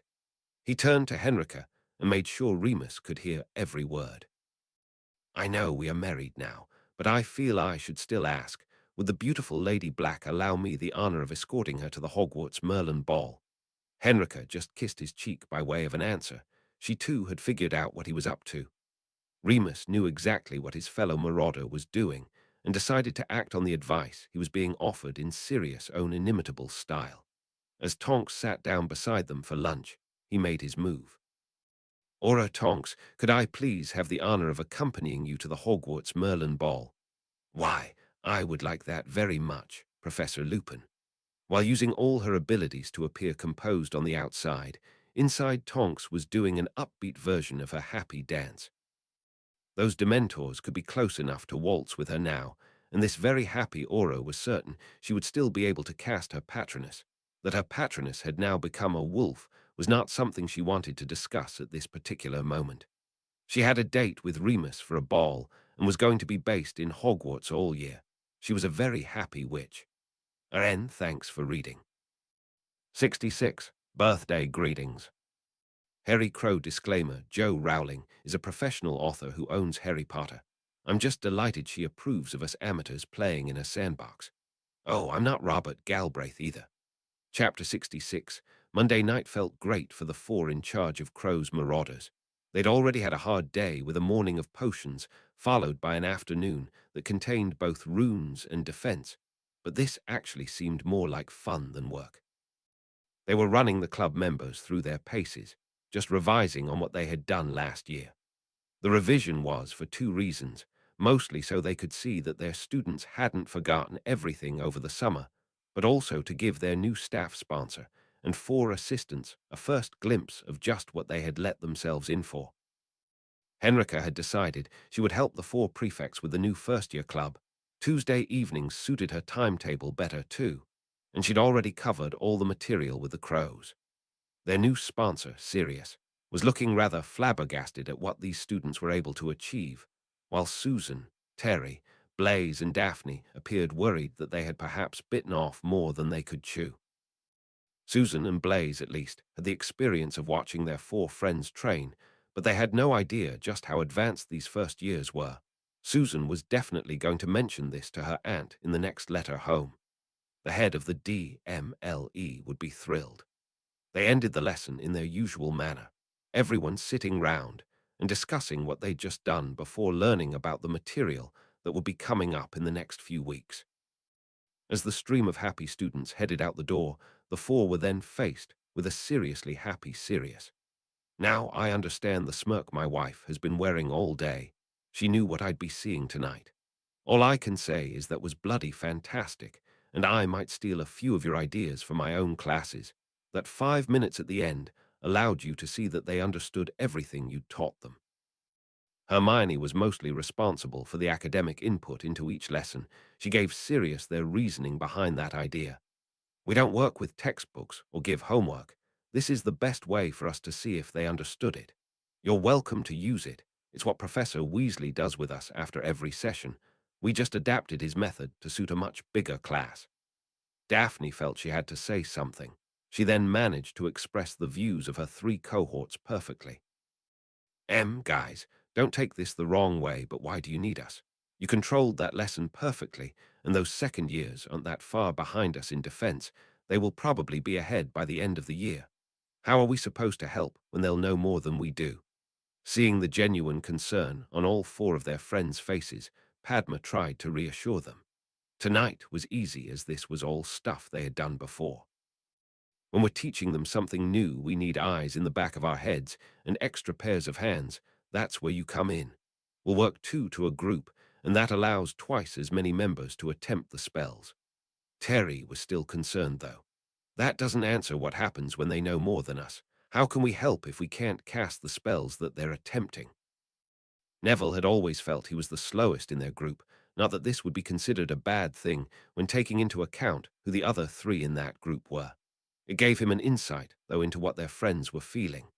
What if we spent some time after every meeting making sure everyone was comfortable casting whatever we were going to be working on the following week? This was greeted as a great idea, though Blaze brought up a potential problem. That could see us in here until past curfew. I want to help, but not if it's costing me house points and detentions. Which is why we have a staff sponsor. Harry indicated towards Sirius before continuing. Professor Black can deal with that. No prefect or professor will take house points if we have a pass signed by him. I can do better than that. I'll take your concerns to McGonagall and get your curfew extended. Only for Mondays, mind you. Hermione then rhymed off the spells they would be teaching the club between now and Halloween, knowing that they had all learned them in their normal defense class. With their concerns now quashed, the enthusiasm to be involved in this venture began to shine through from their friends. Harry assigning them partners just made it more real. Daphne, you'll be working with me, Blaze. You're alongside Hermione. Susan, you and Neville will make a good team, leaving Terry and Padma as our remaining pair. We very deliberately continually shuffle the groups, not wanting to replace house rivalries with my group is better than yours, but find it better to keep the teaching pairs the same.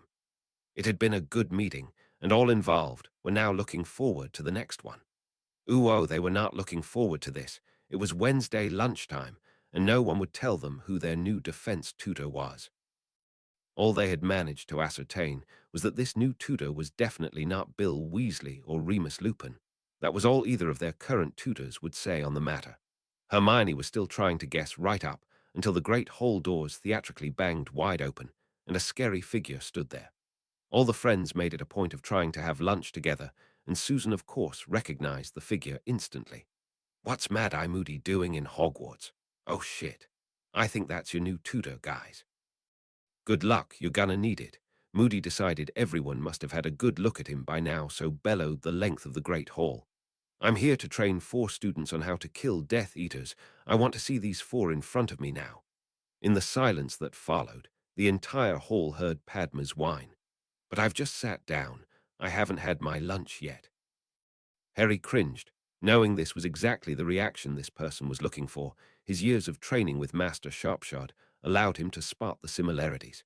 He expected a tirade to follow that remark and wasn't disappointed. Little girl, do you think that line will work on Death Eaters? A little girl's whine coming from this scarred and wizened old aura was really freaky and at the same time frightening too. Oh, please, Mr. Big Bad Death Eater, I haven't had my lunch yet. Could you come back later? I'll be ready to fight then. After that, Moody's own voice seemed gruffer than ever. These murdering scum will kill you in a second if you're lucky. They'll probably choose the time and place, and the cowards always try to stack the odds in their favor. I'm here to help you turn those odds to your advantage, but if you would rather finish your lunch. Neville was on his feet, as this old geezer made his betrothed look a fool. Harry's hand, though, was on his arm. That's exactly what he wants, Neville, to needle you so you end up fighting on his terms and by his rules. We've been taught to be better than that. The 4 were now moving toward their latest tutor, but even that wasn't enough to please him. I thought you 4 wanted to learn. If I don't see some enthusiasm soon then, I might just go back to the ministry. I'll probably do that anyway after I see just how pathetic you lot are. And we'll probably let you. Then hire someone who doesn't leave part of himself behind every time he gets into a fight. Your appearance hardly inspires confidence in your defense abilities. Far less does anything for your capability to pass whatever knowledge you have on to others. Hermione's retort had the hall holding its breath waiting to see what reaction it would generate. Mad-Eye roaring with laughter wasn't in anyone's top 5 of guesses. Oh, you have spirit, missy. I'll enjoy breaking it. Now move and show me this training room I've heard so much about. The quartet broke into a jog, leaving their new tutor behind allowed them a little time to plan. He'll try to antagonize us, hoping for reactions. We need to stay focused and hope he underestimates us. He's also on our patch. Hogwarts can help, and that will certainly be something he won't expect. They all started adding to Harry's outline, forming a plan of attack as they ran. He doesn't look too mobile. We want some rough terrain. Cover would also be good. Let us try and pin him down. That's an artificial foot, and probably leg too. Some sand would certainly slow him down. As Moody pushed open the door, he thought some bastard had tampered with his hip flask. He had to be hallucinating, because this just couldn't be real. His peg leg, sinking into the sand, though told him otherwise. The scene looked like part of a ruined ancient village that the desert was slowly reclaiming, and there was no sign of his new students anywhere. They were definitely here, though. Granger's voice was echoing all around him. Okay, old man, show us what you got, and you just might get the job. That she cast that charm on her voice, so he wouldn't know where it was coming from, had a wide grin forming on Moody's face. He had a feeling he was going to like these kids. Ooh-oh, Amelia, I feckin' love those kids.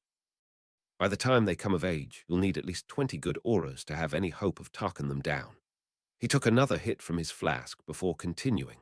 My only problem is I've got them again tomorrow morning, and I ain't as young as I used to be. Bloody wore me out, they did. The head of the DMLE had rarely seen the Master Aura so impressed, though she too had watched them train. They were sitting in her office, and both had known each other far too long to stand on ceremony when there was no need to. She immediately voiced her concerns. I hope you didn't hurt any of them. The wicked smile on that battered face had her worried, though needlessly. Amelia, I had to raise my level of spells 3 times. You know the best bit, they raised theirs right back at me.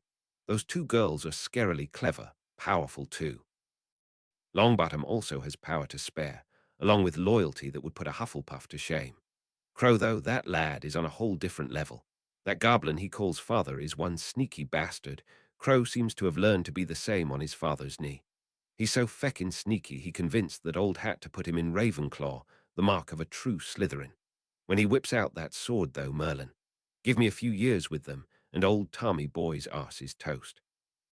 Moody being optimistic was hard to believe, but this was totally unexpected. He seemed so positive, too.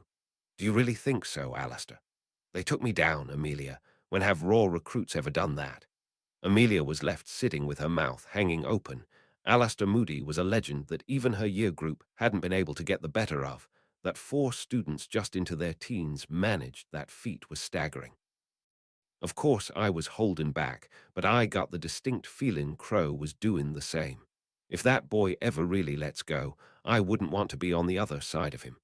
She still couldn't believe what she'd just heard. They took you down. How the hell did they manage that?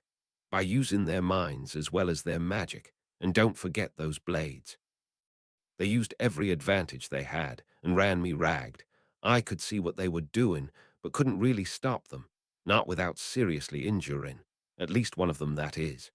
They also seem to know that a training exercise is different from a real fight. I will certainly be buying Arthur's boy a drink. Bill Weasley is a feckin' genius to have them working together like that. If all the students left Hogwarts as well taught as those 4, we wouldn't need an Aura training program, couple of months to learn the law and just throw them out there. They would be ready. His good eye was almost tearing up as he paid the 4 students his highest compliment. I don't even have to install constant vigilance into them.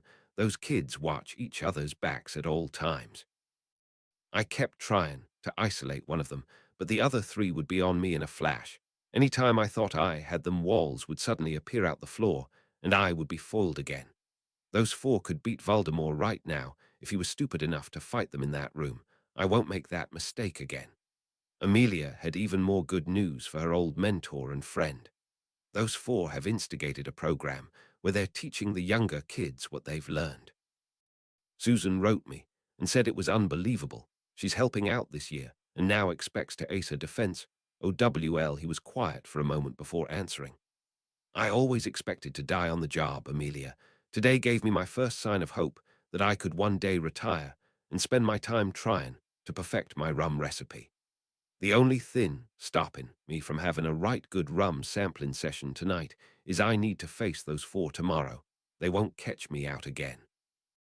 Knowing her old mentor, Amelia could confidently predict there would be payback on the menu for those 4 tomorrow. The 4 friends couldn't have cared less what was on the menu for lunch. They were all shattered. This was such an unusual sight. Roger just had to comment. What the hell happened to you lot? Did I look like that after our first session? Padma's head was resting on the table by now, so Hermione answered. Our tutor decided he would try and work us to death. When he gave us a task and we completed it, he just upped the ante and then had us do more even quicker. And that was before Harry pissed him off. Hermione was quick to defend her mate from Padma's charge. Harry just did what we usually do. How was he to know that Moody had only borrowed those dueling dummies? Neville was staring at his betrothed, thinking she had the right idea, and he was seriously considering joining Padma and getting his head down. Moody had never seen a sword used on a dueling dummy before. His reparo didn't even come close to fixing them. He then had us running while shooting at targets. Of course, he was firing curses at us as we were doing this. Moody really impressed me with the amount of swear words he knew. Master Sharpshard would be hard-pressed to match that quantity and quality. I'm now beginning to think this free period, after our extra defense class on Thursdays, was well planned. There's a couch in the Ravenclaw common room with my name on it. Our name on it, Harry, and that sounds a wonderful idea. Bugger that. A wonderful idea would be bringing that couch down here, not having to drag myself all the way to Ravenclaw Tower. Just the thought of facing all those stairs makes this table feel like a comfortable mattress. That's because Neville cast a cushioning charm on it for you. Now, Hermione, just because I have such a considerate and caring betrothed, there's no need to let your jealousy show. Neville, honey, I'll kiss you for that later. It will need to be later. I think Neville's fallen asleep. Come on, Hermione, let's face those stairs and keep our date with that couch. Could someone please make sure we're awake for defense? Padma managed to mumble something along the same lines before she too succumbed to her exhaustion. Their exhaustion was still evident as Remus started his defense class. The professor's enthusiasm, though, soon captured the students' attention, especially the subject matter. Remus had a boggart in the class, stored in an old wardrobe that once held professors' robes in the staff room. He explained to everyone that they would face their greatest fear and carefully took them through the steps and spell needed to overcome the boggart. They were all lined up to take turns at facing the boggart, but Harry's mind for once was elsewhere. He'd known pretty much what was coming this morning. Moody would have to re-establish his authority, and would do so by pushing them as hard as he dared. The session was as brutal as any Harry had ever taken part in, physically and magically draining. What had humbled Harry, though, was the way the other three just kept going, giving everything they had, and then some. They must have been hurting more than he was, yet Padma still found the energy to joke with Hermione before she fell asleep at the Ravenclaw table. He had practically to carry his mate up those last 2 flights of stairs, but thought spending time sleeping on the sofa with Hermione in his arms was well worth the effort. This was what Harry couldn't get out of his mind. While he pushed his body to its limits in preparation to face his nemesis, those three were doing the same purely to ensure he wouldn't face his destiny alone. As friends, Harry didn't think he could find better ones anywhere on the planet. He was drawn out of his musings by a loud, girlish shriek, only to see Ronald Weasley facing a giant spider. For some reason, clothing, the enormous arachnid in the most hideous shade of orange, seemed to allay his fears. The boggart's attention was now focused on Harry, and he had no idea what to expect. Father suddenly standing there was a complete surprise, though it was the words this representation spoke that froze Harry to the spot. How could I ever love a human child? You were a business deal, nothing more. Barchoke then morphed into Sirius, but the words were every bit as hurtful. Why would I want anything to do with you?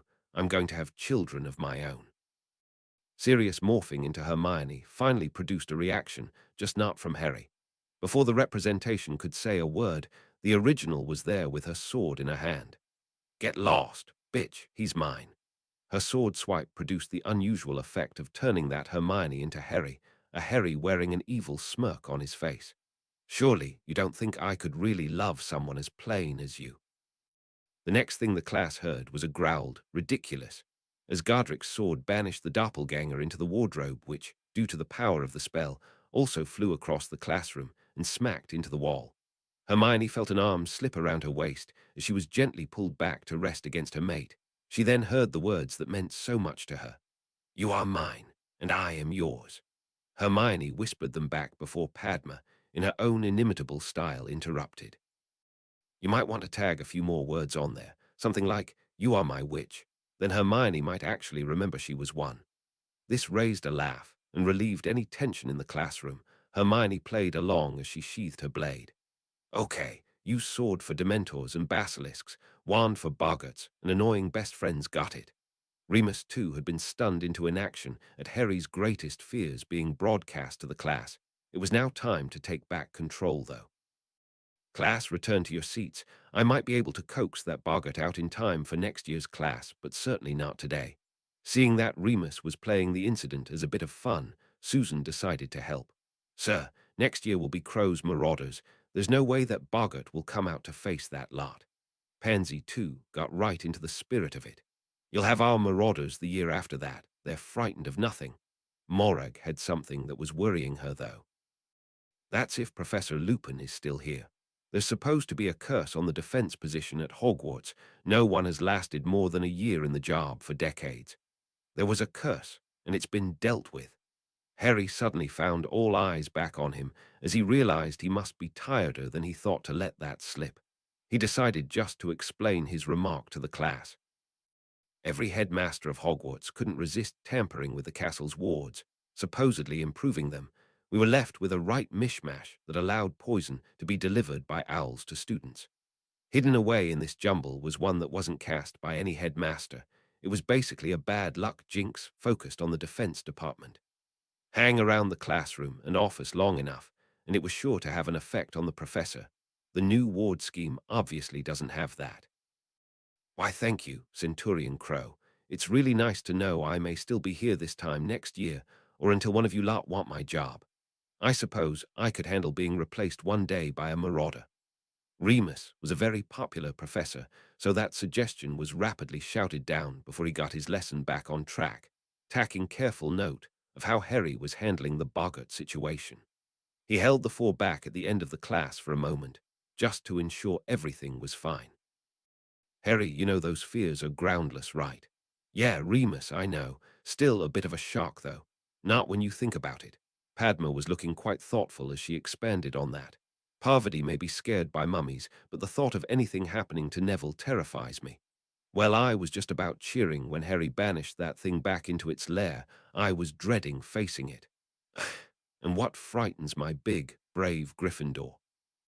Knowing he was now caught, Neville let out what had been the cause of a few nightmares. Your father telling me that, because you're an identical twin, I had bonded to both you and your sister. The Patel twins have never been identical to me, and I do like Parvati, but I could never marry her. Yet I knew seeing that in class today would really hurt her. I must have a bit of goblin in me, because I only ever want to marry one witch, my perfect Padma. She leaned in and kissed her mate gently on the lips. I must have some goblin blood too, because this witch doesn't share, not even with Parvati. I wish I wasn't so knackered, or I could drag you into a broom closet and show you just how much I mean that. You must be tired to forget there's a professor standing here. Now get straight to dinner, and then an early night. You lot look done in. Hermione, though, was shaking her head. We've got a revision meeting for our potions lesson tomorrow. You don't turn up for Master Pitsley's class unprepared. With that, they headed off to dinner as Remus thought he better have a quiet word with Sirius. What happened here would soon spread throughout the castle. At least the Barchoke Droppelganger spoke in Goblin, and no one who understood that language would ever breathe a word of what was supposedly said by Harry's father. Harry wasn't surprised when he received a letter from his father mentioning the incident in defense class. He knew the extended family now in the castle would have passed that news on. It felt good to have so many people looking out for him, and his father also raised something he'd been struggling with. Father says hello and wonders if there is anything in particular you wanted for your birthday. I had been wondering myself what you would want to do to celebrate it. She had obviously been thinking about this. Hermione didn't really like being the center of attention, and her choice reflected that. We're going to have a lot of fuss the following week with the Merlin Ball.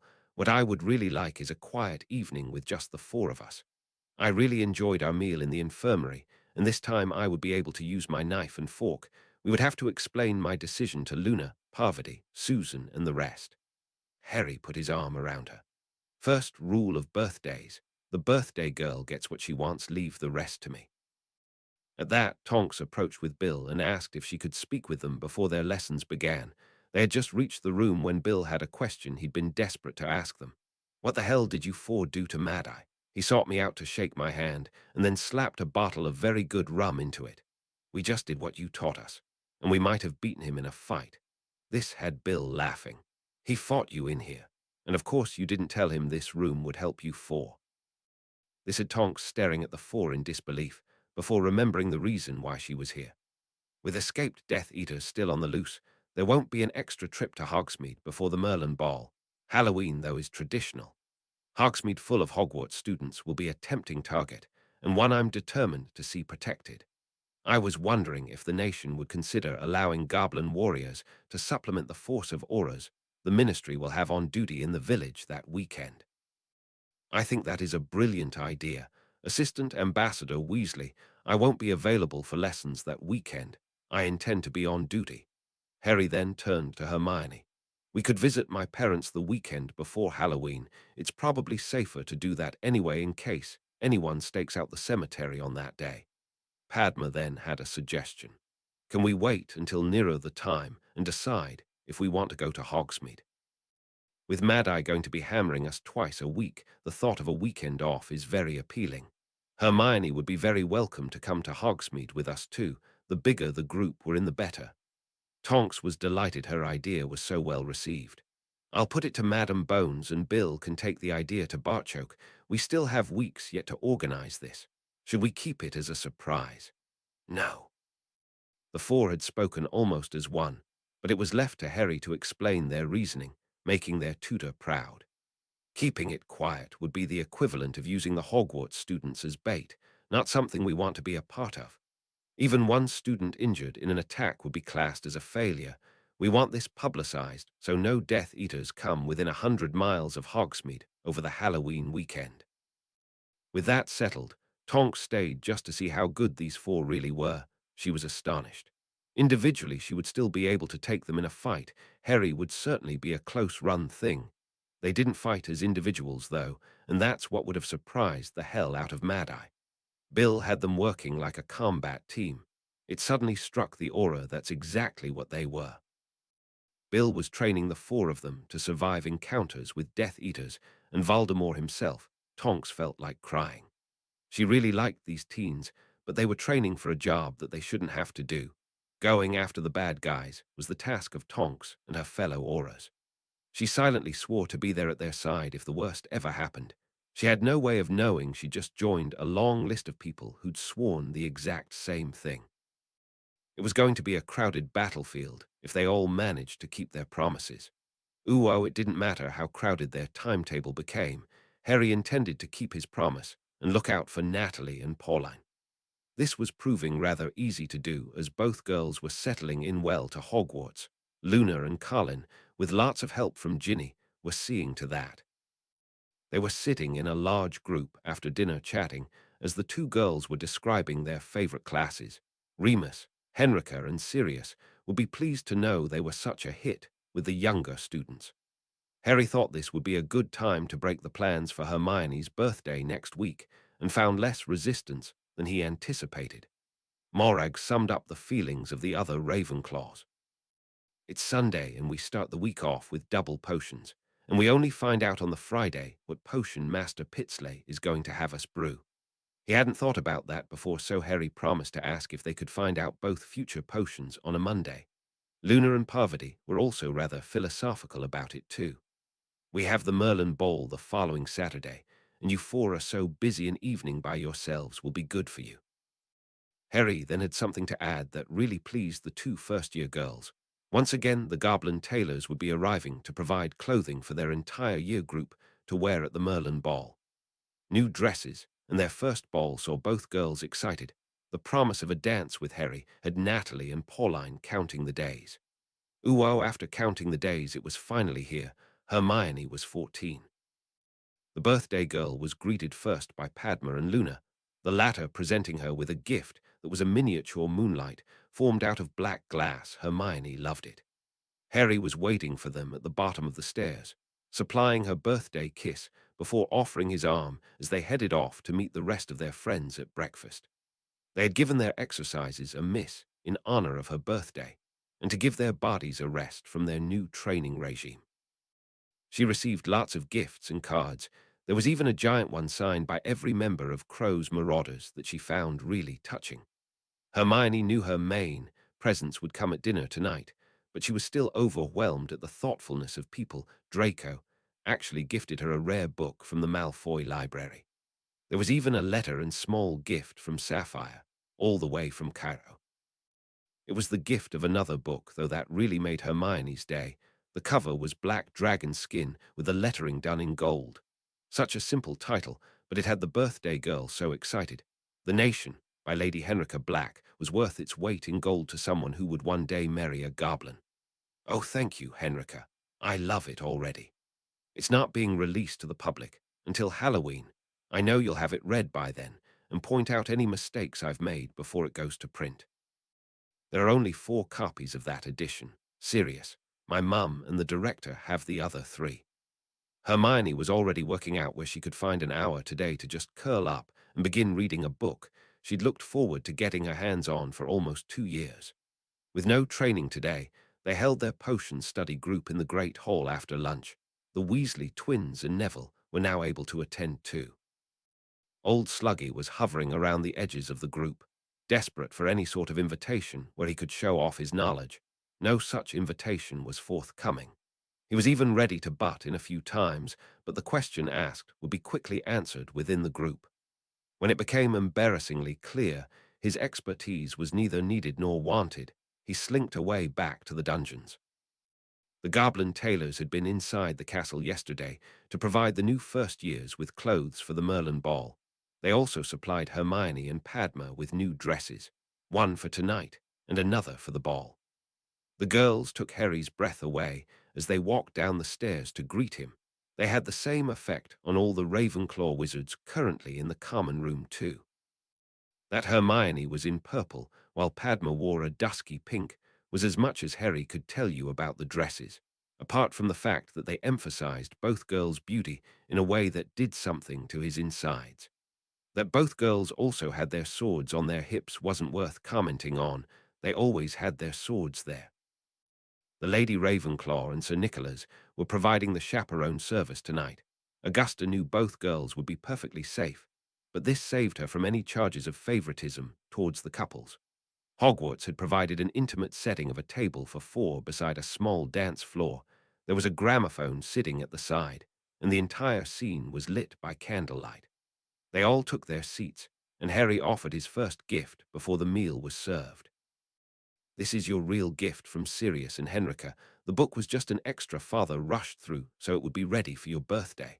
Hermione unwrapped the box, only to find it contained a rather plain hand mirror. She had no idea what to say when Harry asked her a question. Who would you most like to speak to right now? That was easy. My mum and dad. At that, the mirror appeared to tremble before an image of her mother appeared, with her father quickly looking over her shoulder. Oh, Hermione, happy birthday. She couldn't take her eyes off the images. Is this a recording? It was actually her father who answered.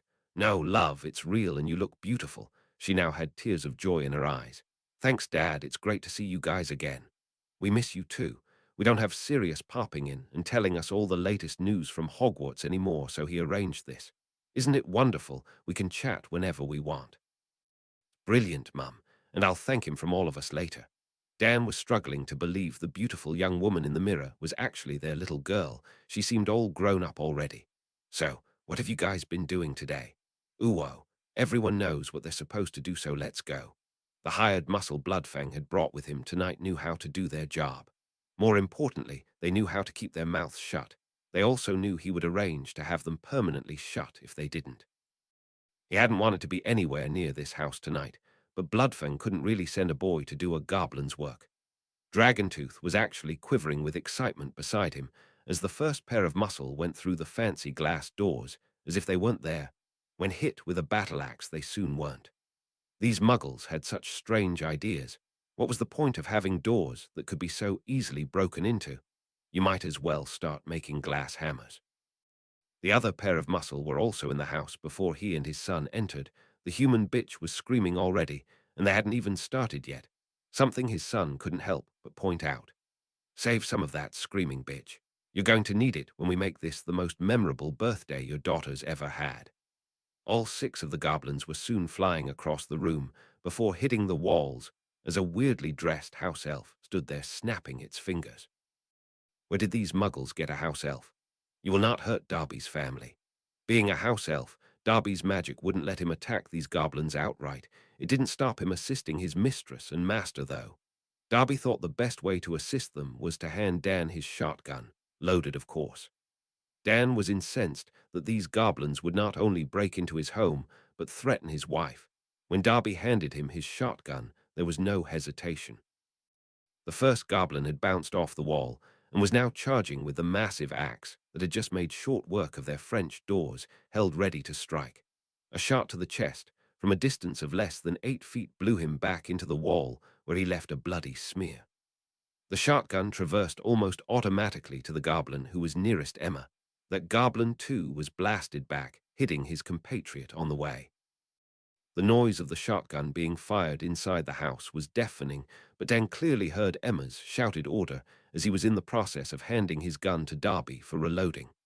Darby, get us out of here. Given a direct order, Darby had no choice but to obey. He grabbed his mistress and pulled her over to where the master was standing with a now empty gun. Dragoontooth could see their entire plan disintegrating before his very eyes. There would be no recovering from the shame of being outwitted and defeated by a couple of muggles with a house elf. He had the family sacrificial dagger in his hand that Dragoontooth was supposed to use for the first time tonight when killing these muggles. Seeing them escaping saw him lose all reason and throw the blade. He let out a victory yell when the three disappeared, and his blade went with them. He must have hit someone. His victory yell was short-lived, though, as he heard his hated nickname being shouted from somewhere. He walked over to the table where a mirror lay. Picking it up, he could clearly see an absolutely enraged crow screaming at him. You fucking cowardly bastard. I warned you what would happen the next time you messed with my family. I will cut your ears off and wear them on my belt. You will live only long enough to see this happen, and your father will die shortly after he has witnessed his son's total disgrace and death. I'm coming for you, Dragon Breath, and this time there will be no one to save you." The mirror slid from the goblin's hand and smashed on the table, ending Crow's tirade, but not the threat. His father was trying to pull him out this muggle house, but Dragontooth knew they were both already dead. And thanks for reading. 67. Blood on the Sand. Harry Crow disclaimer. I make no money from my stories. The only payment received is FFN users taking the time to read my efforts. Since Harry Crow has now pushed through 4.5 million views, this makes me a wealthy man. As always, thanks for reading. Chapter 67. Inside Hogwarts' Room of Requirements, Emma's scream of terror instantly turned what had been a happy occasion into a nightmare. Whatever she was now doing with the mirror made it useless for viewing events in Crawley, but both Harry and Hermione instantly recognized Dragon Breath's voice, and all four understood exactly what he meant by that threat. Darby's intervention left Hermione wanting to kiss the little guy, while the first blast of the shotgun had all four of them ready to punch the air in celebration. Each knew that weapon in Dan's hands just swung the balance of the fight in the Granger's favor. They clearly heard Emma order Darby to get them out of there, and only Dragon Breath's yell of triumph stopped the four doing some triumphant screaming of their own. Harry had snatched the mirror out of Hermione's hand and was now repeatedly screaming, "Dragon Breath," into it, being finally rewarded when the goblin picked up the mirror. "You fucking cowardly bastard.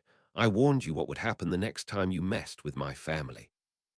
I will cut your ears off and wear them on my belt. You will live only long enough to see this happen, and your father will die shortly after he has witnessed his son's total disgrace and death. I'm coming for you, Dragon Breath, and this time there will be no one to save you." The mirror suddenly went blank, and Harry's focus shifted once more to the room they were in, a room that held his mate, who was currently being comforted by their best friends. Before he could say anything, a high-pitched screech began being emitted from his concealed holster. Harry's knife was out as he instantly signaled his acknowledgement. "That's the emergency recall signal from my father. It means get yourself to Gringotts as quickly as possible. I hope Darby took them to father. Either way, he knows something is wrong. Neville, could you tell?" "No, not happening, Harry. We're coming too. Dan and Emma mean the world to all of us. We will not sit here and wait on news, and you might need us. I didn't want you getting into trouble." Padma shot that excuse down too. "Our orders of Merlin mean that we're considered adults now. We won't get into trouble for this. The Lady Ravenclaw and Sir Nicholas can take messages for us." At that, another door appeared in the room, and Helena quickly explained its function. "There is a passage out of Hogwarts connected to this room. You will feel when you pass from the wards, and then your portkey will be able to activate." A determined Hermione was now at Harry's side.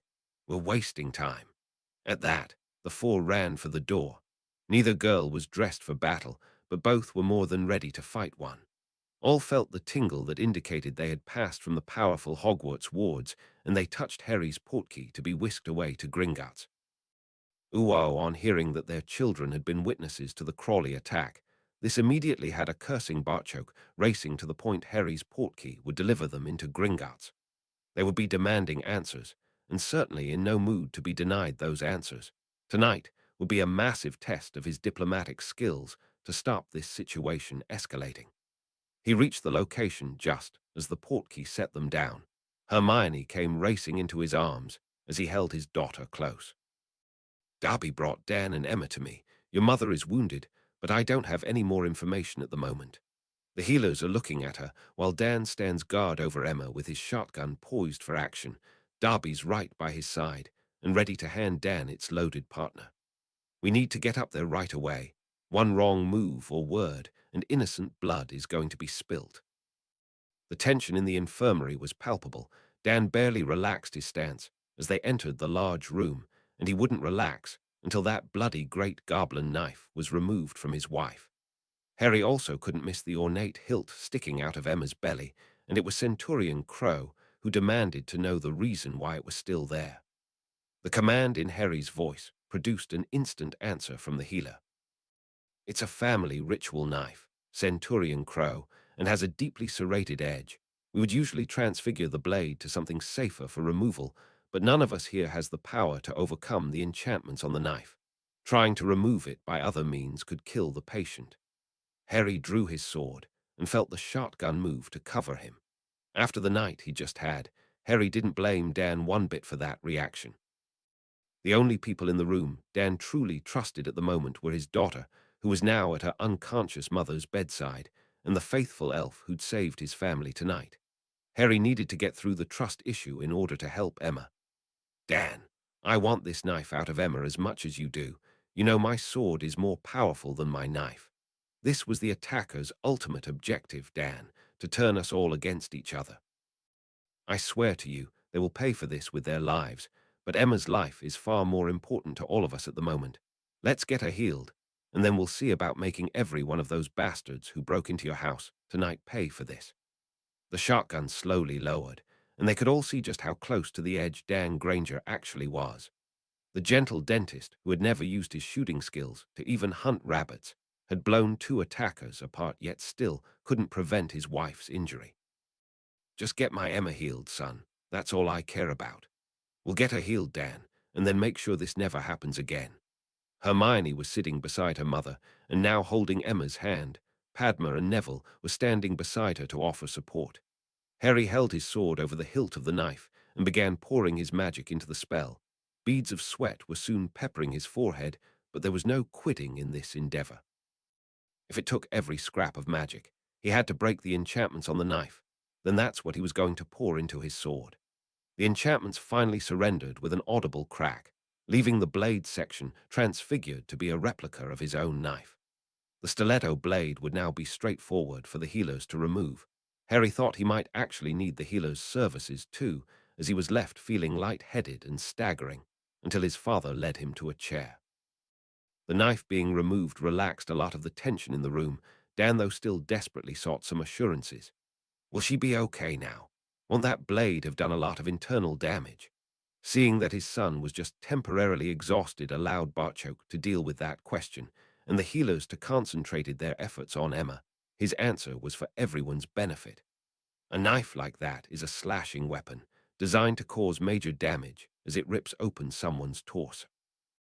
Using it as a stabbing or throwing weapon will certainly reduce its effectiveness, unless you yank the weapon out the wound you just created.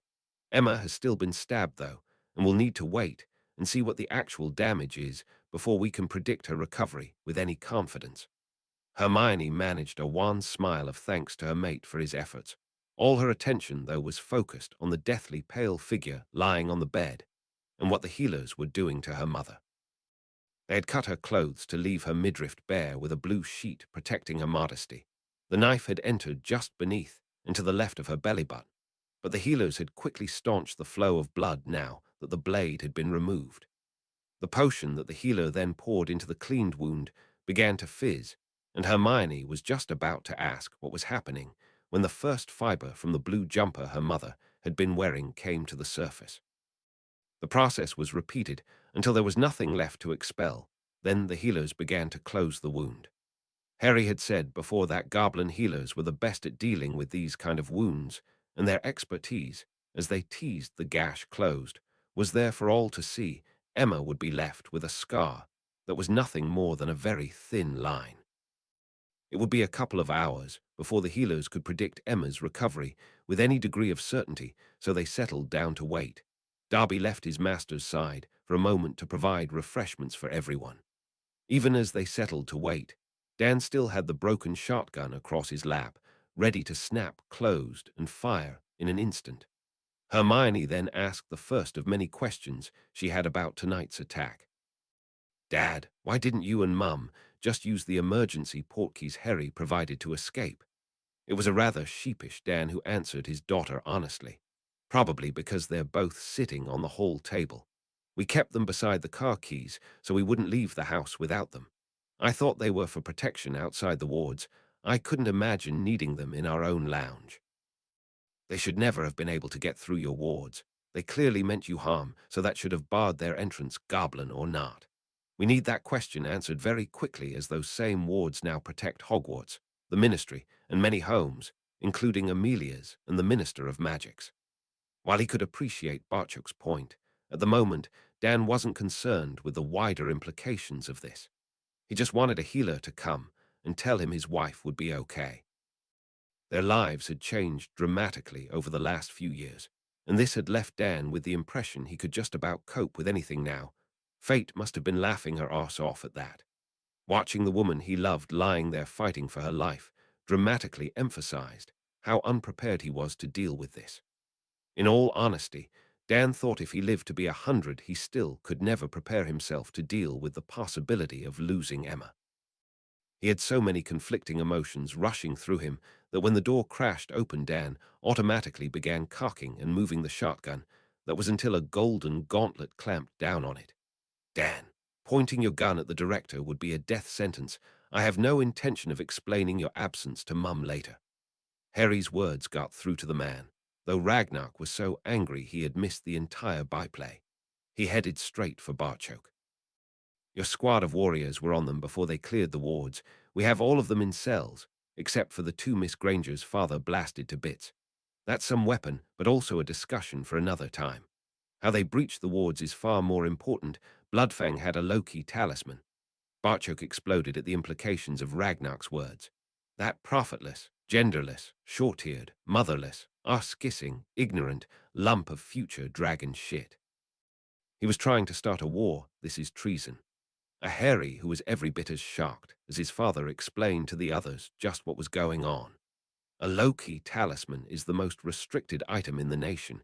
Even possessing the knowledge of how one is made will see you and your family wiped out. It's a very powerful artifact that will literally bend wards around it, and whoever is touching it. Not only is it banned by the nation, it's banned by ministerial treaty too, specifically because it allows goblins to do what Bloodfang did tonight to any warded home. Think of it like a skeleton key, only it works on wards rather than locks. The mystery of how such a mediocre family amassed wealth and power is explained. They stole it. Harry then left Hermione's side and gave a centurion salute to Ragnar before surprising everyone present. Director, I know they are now sentenced to death, but I respectfully submit I have a prior claim. I swore to kill Dragontooth and his father. I don't know what magical consequences I would face if I stood back and let them be executed. And why should I let these traitors enter the pit? They deserve no such honor. Again, with respect, Director, I had no intention of paying them any. They will be slaughtered like the traitors they are, and in so doing my hope is that my family will never again be targeted by a member of our nation. Barchok desperately wanted to talk his son out of this course of action, but could see from the determined set of his jaw it would be an exercise in futility. Only one person had any hope of changing his mind, but Hermione was still holding Emma's hand, as if doing so could keep her mother anchored to this plane of existence and prevent Emma from leaving them. She was paying scant regard to whatever else went on around her. Ragnar, meanwhile, was considering the matter from a political point of view, preventing a war over this matter being his top priority. A citizen of the nation possessing a device that allowed them to pass through wards was more than enough provocation to start a war between wizard and goblins. It had before. That the same device could also pass through goblin wards was what led to there being such severe penalties for having any involvement with one. A low-key talisman was basically a master key for access to the bank too. That there hadn't been an incident involving one for at least half a millennium had led to complacency on their part. Here there was a golden opportunity to show the nation just what Centurion Crow was capable of, and also let the Ministry of Magic see just how serious they were taking this situation. He needed one more piece of information before making his decision and sent for the healer in charge. Ragnar wanted a report on the prognosis of the woman. The next few hours are critical, Director. If she makes it through the night, I would be confident in predicting a full recovery. The patient is strong and healthy, which will certainly help her case. I can't be more specific than that. I'll have a better idea, say, around midnight. I want to hear that report. I have a feeling this will be a long night. Ragnar then turned to Barchok and his son. I am leaning toward granting this request. I do not want to lose a centurion from the nation because he has legitimate concerns his family will not be safe. I also don't want this to become a revenge situation, though. If your mate's mother doesn't make it through the night, then the dragons will feast on those murderers for breakfast. Either way, they will die tomorrow morning. You have some visitors, and I will return later to hear how things are progressing. As Ragnar left, Sirius, Henrika, and Amelia were escorted into the room. Sirius headed directly for Harry, while his wife held Hermione in her arms. Amelia wanted information, and reckoned her best bet for that was Barchoke. She had heard stories about these amulets that could pass through any wards, but assumed they were nothing more than myths. She could instantly see how serious a situation this was from the goblin's demeanor. Amelia, the amulet will have already been destroyed, and those who used it will not see another day of banking. Harry has challenged them to the pit and intends to make a statement that his family is off limits. Harry fighting in the pit, is this wise? Killing someone is a hard thing to live with. Just look at Dan. I would have recommended a calming draft for him, but I know he wouldn't take it, at least until we know about Emma. I can't fault Harry's logic. He fought and killed their champion, yet they still attacked his family. He intends this time to be more of a deterrent.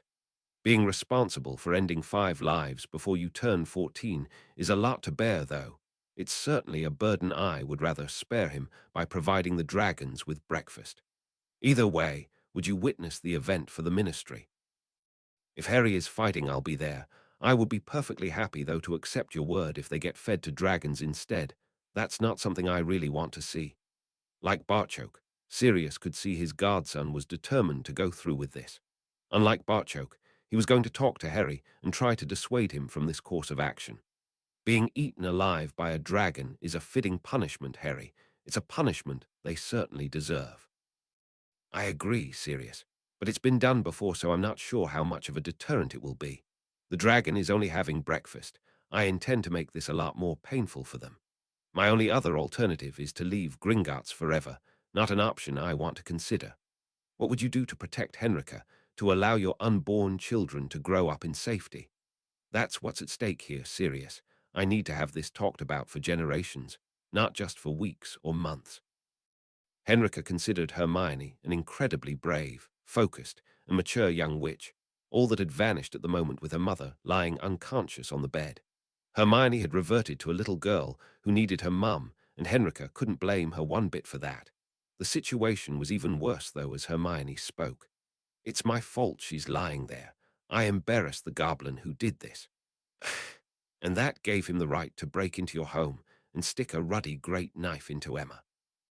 You know better than that, Hermione. You've shown it not only in my class, but the way you live your life. These people hate, for whatever reason, and wanted power. That's why they attacked. Without you, would your family have a house elf? Without you, would they have access to this medical facility? If you're blaming yourself for the attack, then you need to also take the credit for their escape and recovery. But I did nothing. Just like you played no part in them being attacked. We both know enough about goblins to recognize this is a political attack against Harry, Barchoke, and the director. All 3 of them certainly do. She looked toward her mate, currently deep in discussion with his godfather. Harry's reaction will be brutal. I sometimes think he loves my mum more than he loves me. He'll react as only a goblin can. He wants to face all of them in the pit. There was a part of Hermione that was crying at what her mate would now have to face. Another part, though, thought Harry would give dragon breath and his father exactly what they deserved. Anyone who's ever spent time in any medical facility waiting on news knows just how excruciatingly slowly time passes. Conversations were started, but no one had really anything to say. Hermione thanked Sirius for his wonderful present, but refused to open any more until her mum was here with them. When the senior healer did return, it was to Harry that he imparted the news. Your mate's mother has survived through the critical period, and I would now expect continual improvements throughout the night. It will be morning before I can guarantee a full recovery, but that is the result I am now expecting. The transfiguring of the ritual knife was key to this positive result. Thank you for that, Centurion. Hermione now released floods of tears, but these were of the relief variety. Harry held her close until she was over the worst of it before passing her over to Dan. He needed to harden his heart now and meet with the director. There were decisions to be made. Uo Amelia found herself sitting in a group that contained Sirius, Henrika, Neville, Padma, Tonks, and Alistair Moody. The goblins easily recognizing it would be advantageous to have Harry's tutor witness this. Tonks had arrived at Gringotts claiming she was still on protection duty and wasn't bloody leaving Harry's side. The head of the DMLE also thought the pit was well named. She couldn't imagine it being called anything else. Amelia found the terror one must feel on entering that arena to be beyond the scope of her imagination. Knowing that the only way you were going to survive the experience was to kill everyone else in there, with you was simply mind-blowing. Harry entered the chamber with Hermione on his arm. Bartchoke and the biggest goblin she'd ever seen followed on behind. Hearing from Padma that this was Master Sharpshard settled her nerves just a smidgen. If Harry could defeat such a ferocious goblin, then these others shouldn't pose too much of a problem. Her relief soon proved to be temporary, though. The galleries that surrounded the pit were now jam-packed, and they knew the proceedings were about to start when Ragnar entered. In typical goblin fashion, he didn't keep anyone waiting.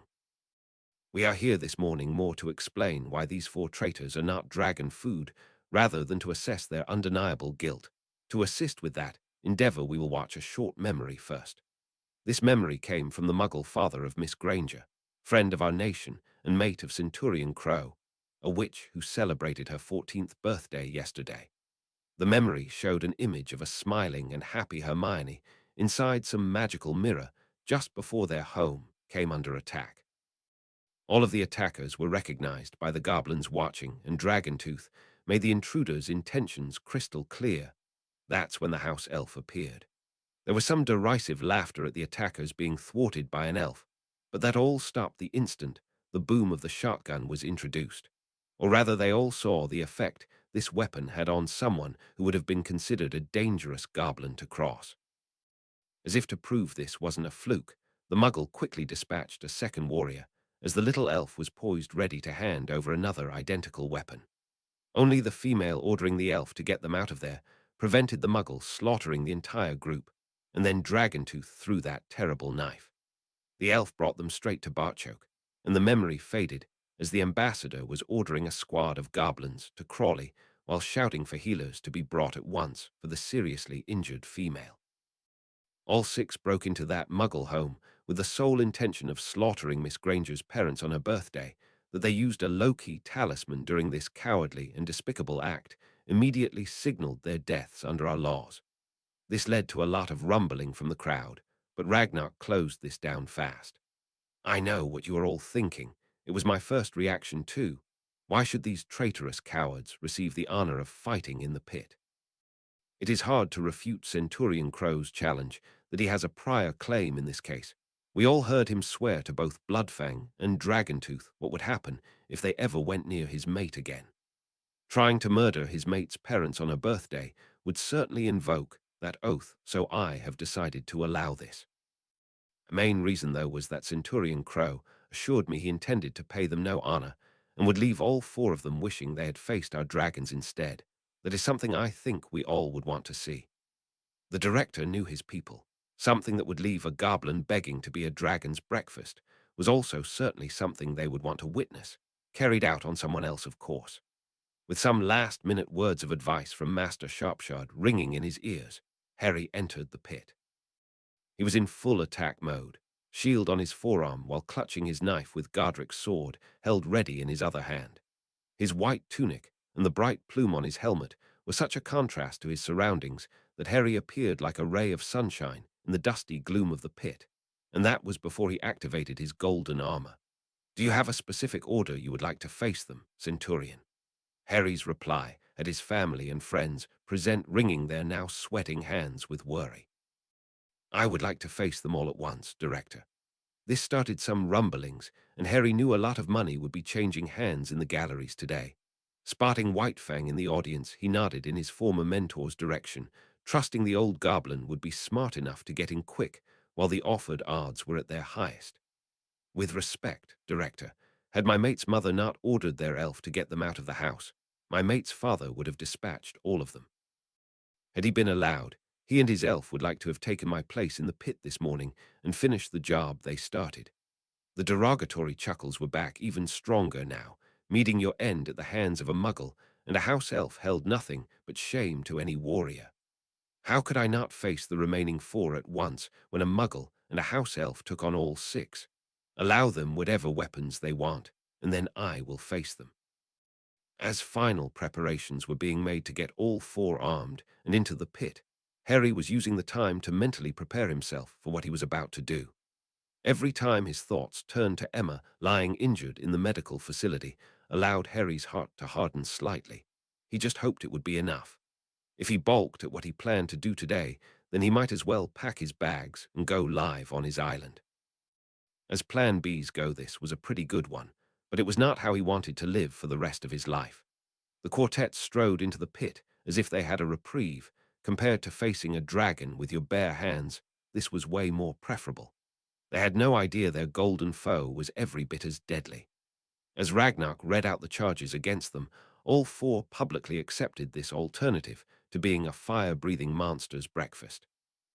As the combatants faced each other across the floor of the pit, Ragnarok got proceedings underway. To the death fight. The last syllable had barely left the director's lips when a powerful beam of light shot out Harry's sword. The largest goblin facing him was known as Bonecrusher. No one was sure if that was the name his parents had given him, and Bonecrusher was not the type of goblin you would ask that question of. Master Sharpshard had warned Harry that Bonecrusher was by far and away the most dangerous opponent he faced today. That was why that particular goblin would be the first to die. It was common knowledge that Crow was a wizard who could cast spells from a specially crafted knife. That he could also use his sword to perform magic was not. Bonecrusher had been studying his opponent from about 20 feet away, with no intention of getting much closer until he had some measure of this pup's capabilities. The spell from the sword was a complete surprise. The spell hit Bonecrusher at the shoulder and traveled as Crow flicked his sword. The cutting curse lopped off his arm, along with a chunk of shoulder, an instant before finding its real target. As the large body flopped down onto the sand, the head bloodily parted at the neck and rolled a few times before coming to rest. Dragontooth had just spent the worst night of his life inside a dungeon cell. He could hear his father ranting about how they would have to live with the shame of being bested by a muggle and a house elf. Dragontooth just wanted to live. On hearing they would now face Crow in the pit, his father had been ecstatic. Here was the way out he'd spent the night searching for. Dragontooth, though, again just wanted to survive, and was counting heavily on Bonecrusher to help turn that hope into reality. As that big head rolled across the sand and stopped at his boot, Dragontooth's hope drained away quicker than that same sand could soak up his now dead supposed savior's blood. Dragontooth knew he was going to die, and Crow would make his death a horrible one. That was what he'd promised, and the Centurion seemed more than capable of keeping that promise. The once proud Dragontooth sank to his knees and sobbed. He was out of the fight and simply awaited his fate. Along with everyone watching this contest, Bloodfang understood the rules had changed. How could you possibly fight an opponent who can cut you to ribbons before you even get close enough to use your own weapon? Unlike his son, though, Bloodfang was made of sterner stuff and tried to unsettle his opponent. So this is Ragnarok's great champion. Where is the honor in firing a spell at your opponent? The goblin's words died in his throat as Crow just annihilated his remaining hired muscle in a terrifying fashion. In a move he'd practiced on countless occasions, Harry attacked this second opponent as if the goblin was a dueling dummy. Curses were coming from his knife and sword as he covered the distance between them incredibly quickly, allowing his target no time to do anything more than react as best he could to the relentless onslaught. The now bleeding goblin did manage a swipe with his sword as Harry came into range. It was weak and uncoordinated, though, allowing Harry to deflect the attempted blow on his shield, while his knife then slashed across the goblin's chest. This left his opponent open for the killing blow with his sword. Harry then braced himself and used the blasting curse to get his sword clear of the torso. He just implanted it in and throw his now dead opponent across the pit. Rather than verbally spar with Bloodfang, Harry next did the one thing certain to send the goblin crazy. He was already moving, while the stunned audience tried to contemplate what the Centurion had just done to a capable opponent. Dragontooth offered no resistance as Harry's blade sang through the air toward him. Bloodfang watched helplessly as Crow's sword expertly sliced open his son's belly, spilling Dragoontooth's intestines onto the sand. "You human bastard! You just killed my son." Charging the golden figure with a battle axe that was desperate to taste revenge, Bloodfang met an opponent who was stronger, far more skilled, and every bit as motivated as he was. Harry met the charge, deflected the axe away with his shield before driving his sword into Bloodfang's shoulder. His knife then slashed across the pinned goblin, gutting him like a fish. As the last opponent sank to the sand, Harry girded his loins for his final act of brutality. He couldn't fail now, or this would all be for naught. The life was slowly leaving Dragoontooth's eyes as Harry's knife expertly flashed twice to remove his ears. Standing holding his prize, he addressed the now stunned audience. The entire fight had only lasted a few minutes. "Most of you will have seen me fight in the pit before. On that occasion, I fought an honorable though misguided warrior. I fought that day with the same honor shown me. I fought with the honor of a proud centurion. These four have no honor and received none from me. Like any goblin, I will protect my family, and the same fate awaits any that would dare attack them, be that wizard or goblin." Standing there splattered in fresh blood, and with four bodies lying around him, Centurion Crow certainly made his point. He wasn't finished yet, though. He had one final humiliation for the dying Bloodfang. "Director, by law I am allowed to claim that family's fortune, and now do so. I do not want one nut for myself, but wish to see everything converted into gold coin and placed in the square. Then every child is allowed to take away as much as they can carry on their own, with as many repeat visits as necessary allowed, until it is all gone." Not content with killing and dishonoring his son, Bloodfang now faced death, knowing that the fortune his family had spent generations carefully stealing would be snatched away by the hands of children. His last breath was spent hoping his ancestors weren't waiting on him when he died. Since Ragnar and Harry had already discussed this action earlier, the director agreed and announced a date 2 weeks from now to allow time for treasures and gems to be converted into gold coin. He also expected his subjects to use this time to contact relatives living abroad and have them return to London for a visit.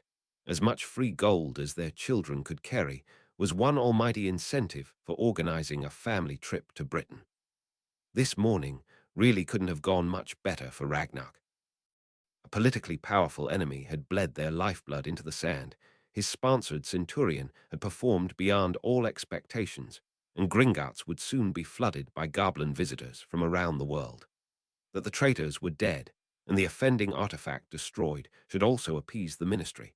A charitable donation to St. Mungo's would help as well. Now all he had to do was convince some of this influx of goblin visitors to stay in a changing Britain. Harry threw his grisly trophies away. Master Sharpshard's axe may hang on his wall, but he could never perceive of any circumstances where he would collect trophies like that.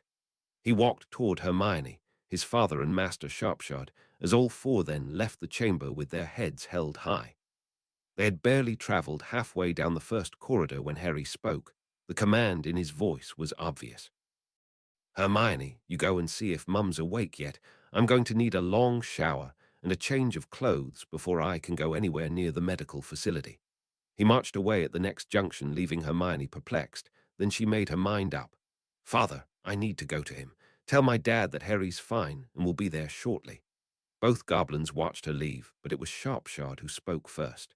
"She is such a brave lass, perfect for your son. They will provide you with grandchildren that will change our world, my old friend. I have a feeling that by the time those grandchildren appear, their parents may have changed the world so much already that our parents wouldn't recognize it." Ooh, Amelia understood what she just watched. She was having a hard time recognizing the young man who was such a good friend to her niece as being the same person who carried out those terrible acts. Seeing that particular attack carried out on a dueling dummy was scary enough. Witnessing it used on a living being was terrifying. The other four had shot off to Emma's bedside in the hope of seeing Harry there, leaving a stunned Amelia sitting here with her two auras. She gratefully accepted Alistair's flask and took a long pull. "Amelia, today I saw proof of what I had only suspected before."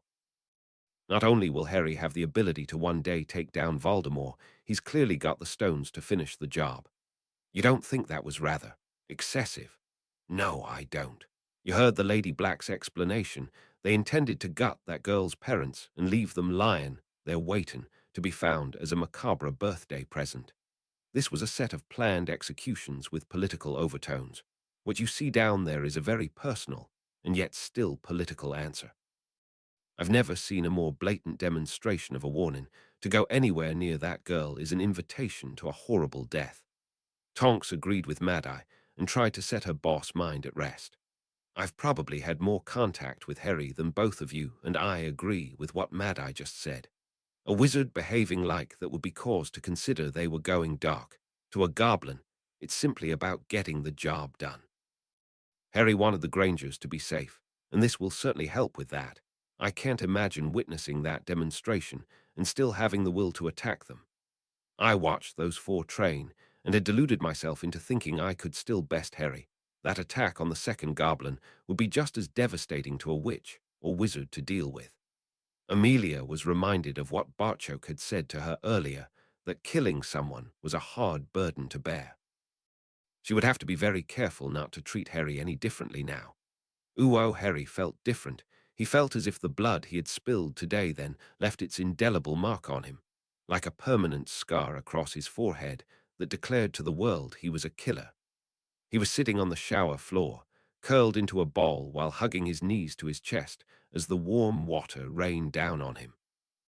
The gentle hands were moving Harry before he realized he was no longer alone. His mate was sitting right next to him and slowly pulling his body into a hug. Hermione, how can you stand to touch me after what I just did? Harry, you entered that pit with love in your heart, not hate.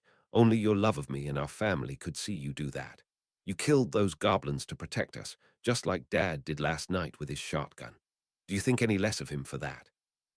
I thought he was amazing, Hermione. He stood there and fought like a warrior to protect Mum. And you fought like a centurion to keep us all safe. I'm so proud of the men in my life. She leaned in and gave Harry a very practical demonstration of the fact she felt no revulsion toward him by instigating a very tender kiss.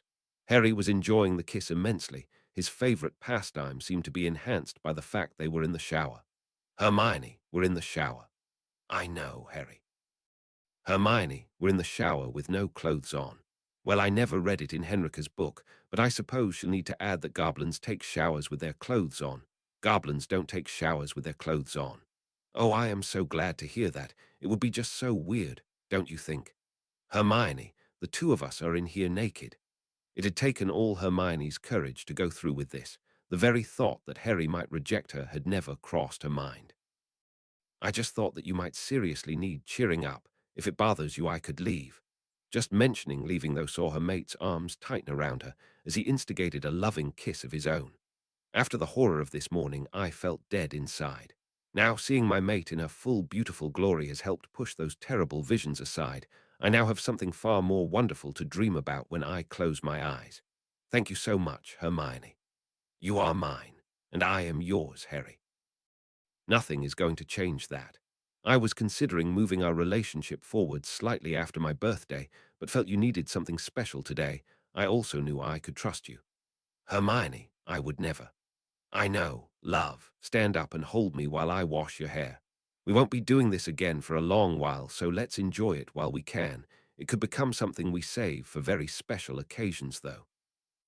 Harry held his mate with all the tenderness he possessed as she gently massaged shampoo into his long black locks. Hermione's naked ministrations were washing away the horror, and again emphasizing to Harry that he could face anything with his mate by his side. Her courage and trust in him just turned a morning Harry never wanted to think of again into something he would look back on with great fondness for the rest of his life. They got dried and dressed together, neither feeling any shame at their actions. Harry had certainly felt Hermione's wonderful chest against his as she held him close, and his hand had most definitely strayed over her gorgeous bum, but apart from devouring each other with their eyes, that was as far as they went. Both had the maturity to know they weren't ready for any more yet. They still had almost 3 years before they would marry. It was a happy and very clean couple, though, who made their way toward Mum's room. The couple entered the room and seeing her mother now awake, Hermione shot toward her bed. Only her mother's condition slowed Hermione down and stopped her crashing into the recovering Emma. The body that passed Hermione heading in the opposite direction was under no such restrictions. She slammed into Harry hard enough to almost have them over. He stood there, once more with a beautiful witch clinging to him, and Harry thought he was one lucky goblin.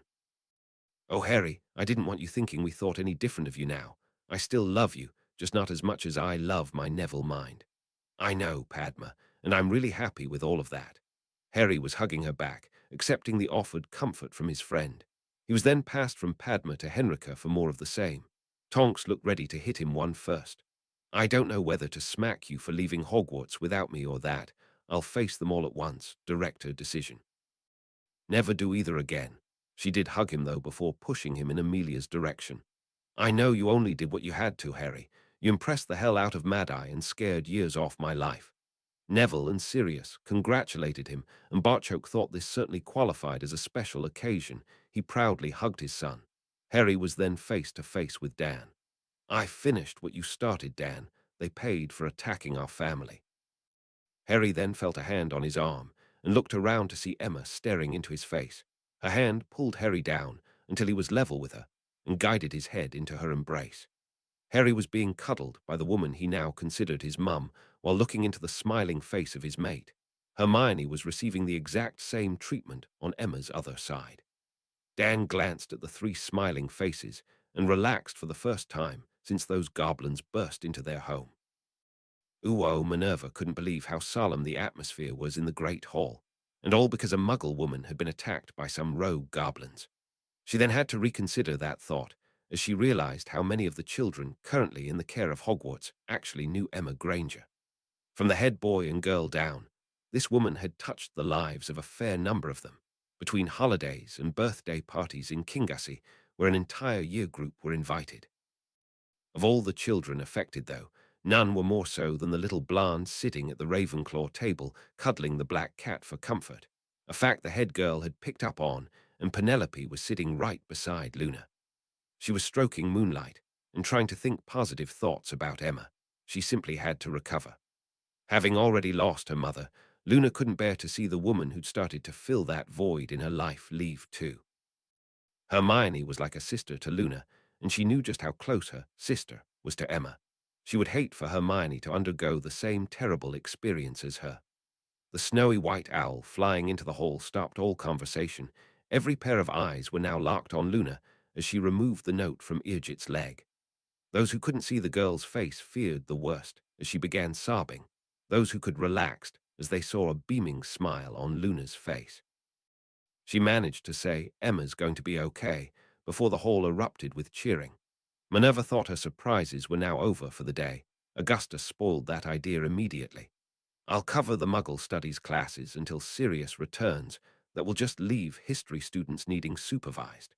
With Madame Augusta Longbottom now apparently able to teach Muggle studies, Minerva was left wondering where all these changes would eventually lead. And thanks for reading.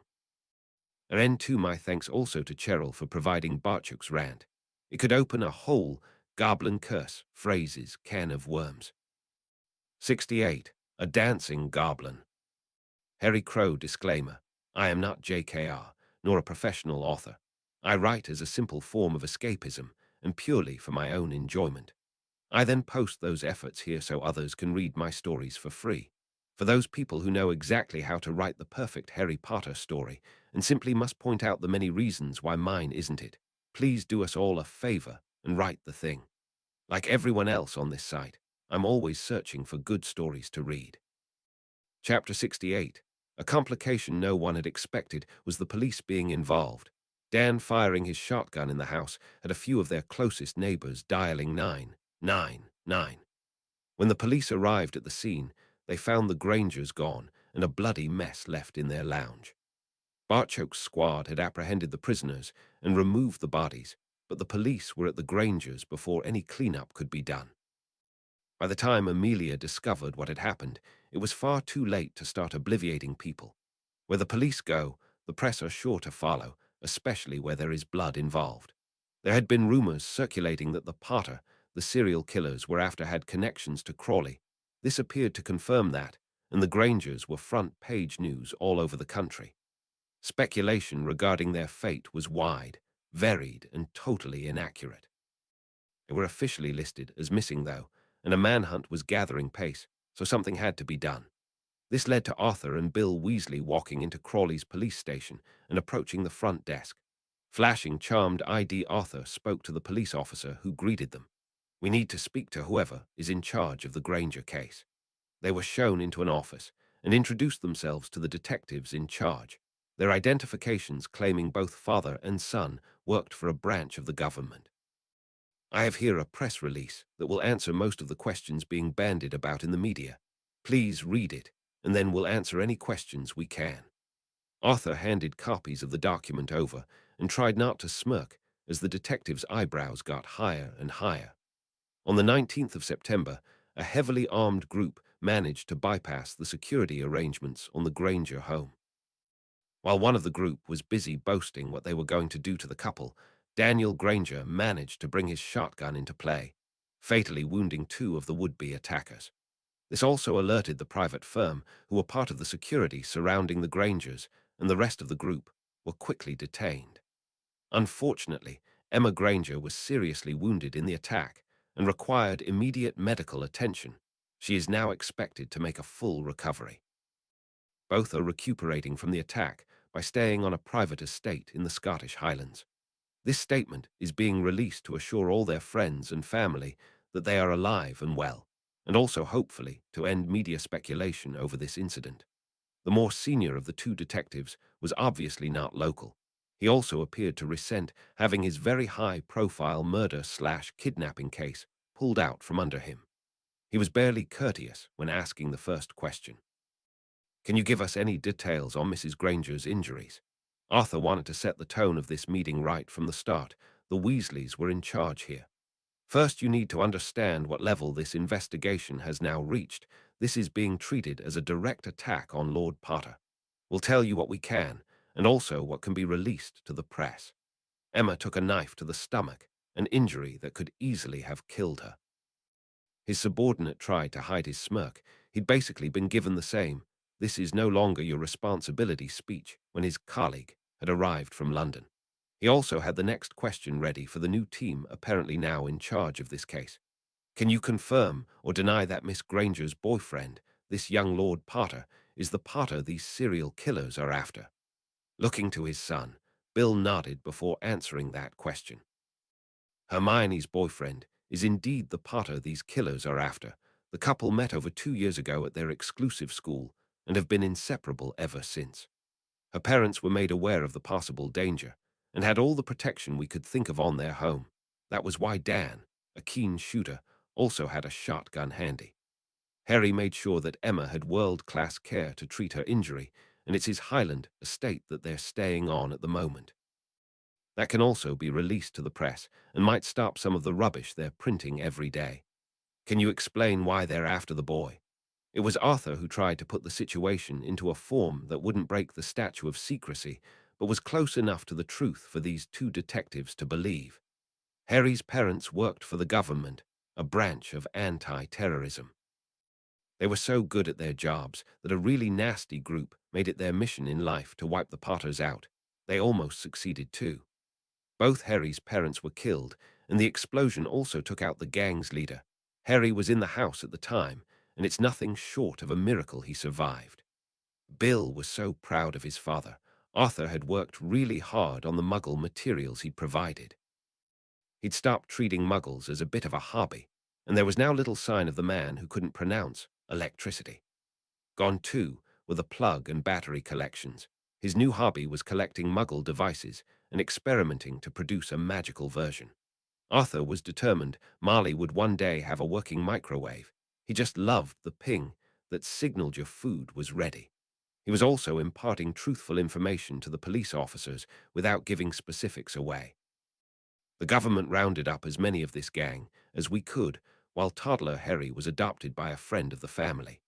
This gang, though, would give fanatics a bad name, and the escapees are trying to link up with former members who must have slipped through our nets over a decade ago.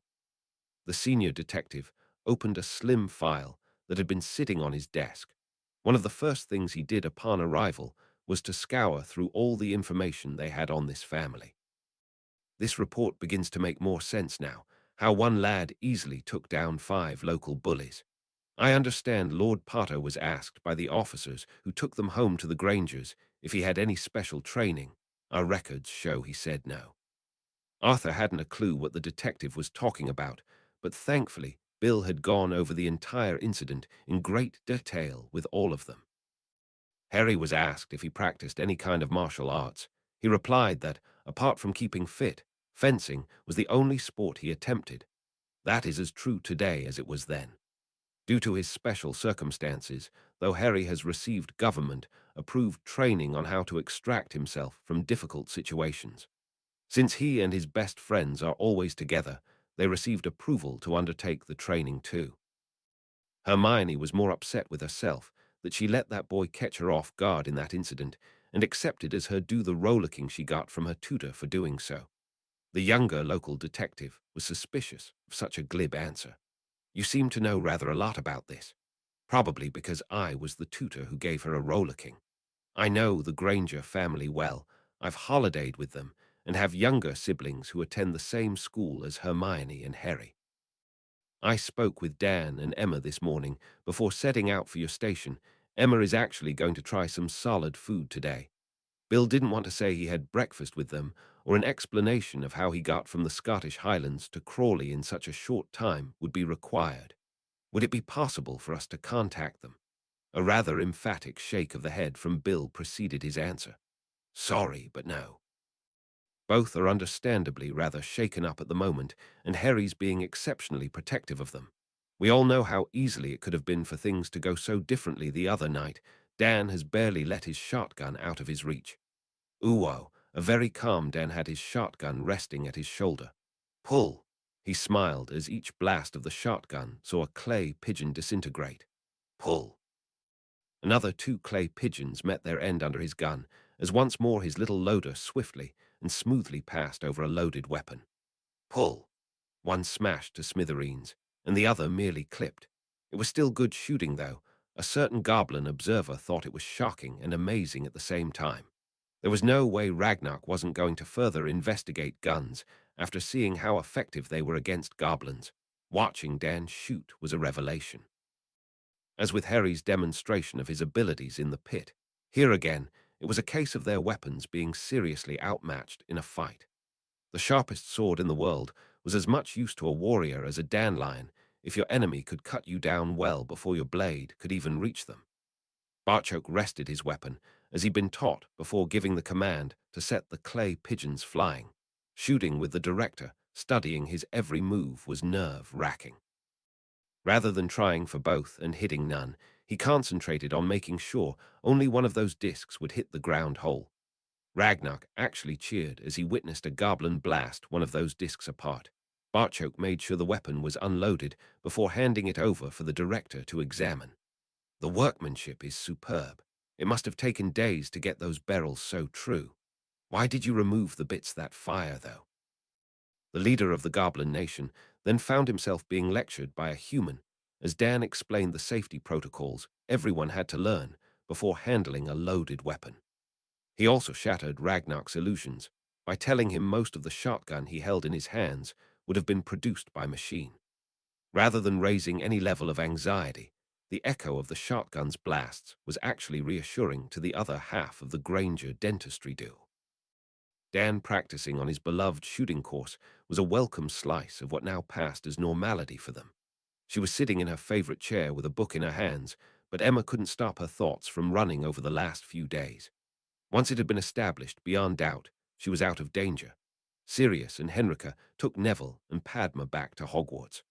Hermione and Harry had refused to leave, and even now they had transferred to Kingassy. Both were still here, keeping a very careful eye on her. Emma suddenly sussed what had disturbed her quiet reading. It was far too quiet for a room that held both her children. She turned her head round to look for them and let go with an incredibly loud, piercing scream. Darby had Dan transported there in mere seconds, his shotgun searching for targets. All he saw was Harry and Hermione standing in front of Emma with their weapons drawn. Tonks coming barreling through the door almost started a war before Emma screamed again. Stop. Weapons down before anyone gets hurt. Emma's screamed order proved to be timely. Sensing no threat, everyone complied just before Barchok, Ragnar, and a pair of the director's guards crashed into the room from the other direction than the one Tonks had burst through. I'm sorry for startling everyone. I just got a bit of a shock. Guess I'm not dealing with this as well as I thought I was. Darby popped away with the shotgun as the Potter elves began supplying refreshments since the situation was under control. The two guards positioned themselves at the doors as a now embarrassed Emma provided an explanation. It suddenly dawned on me that it was too quiet in here with this pair in the room. I turned around and saw what I now know was Hermione, but she was covered in feathers. I simply got a shock. Sorry for scaring everyone. We were meditating on our animagus forms. Was Hermione really covered in feathers? Didn't you see her?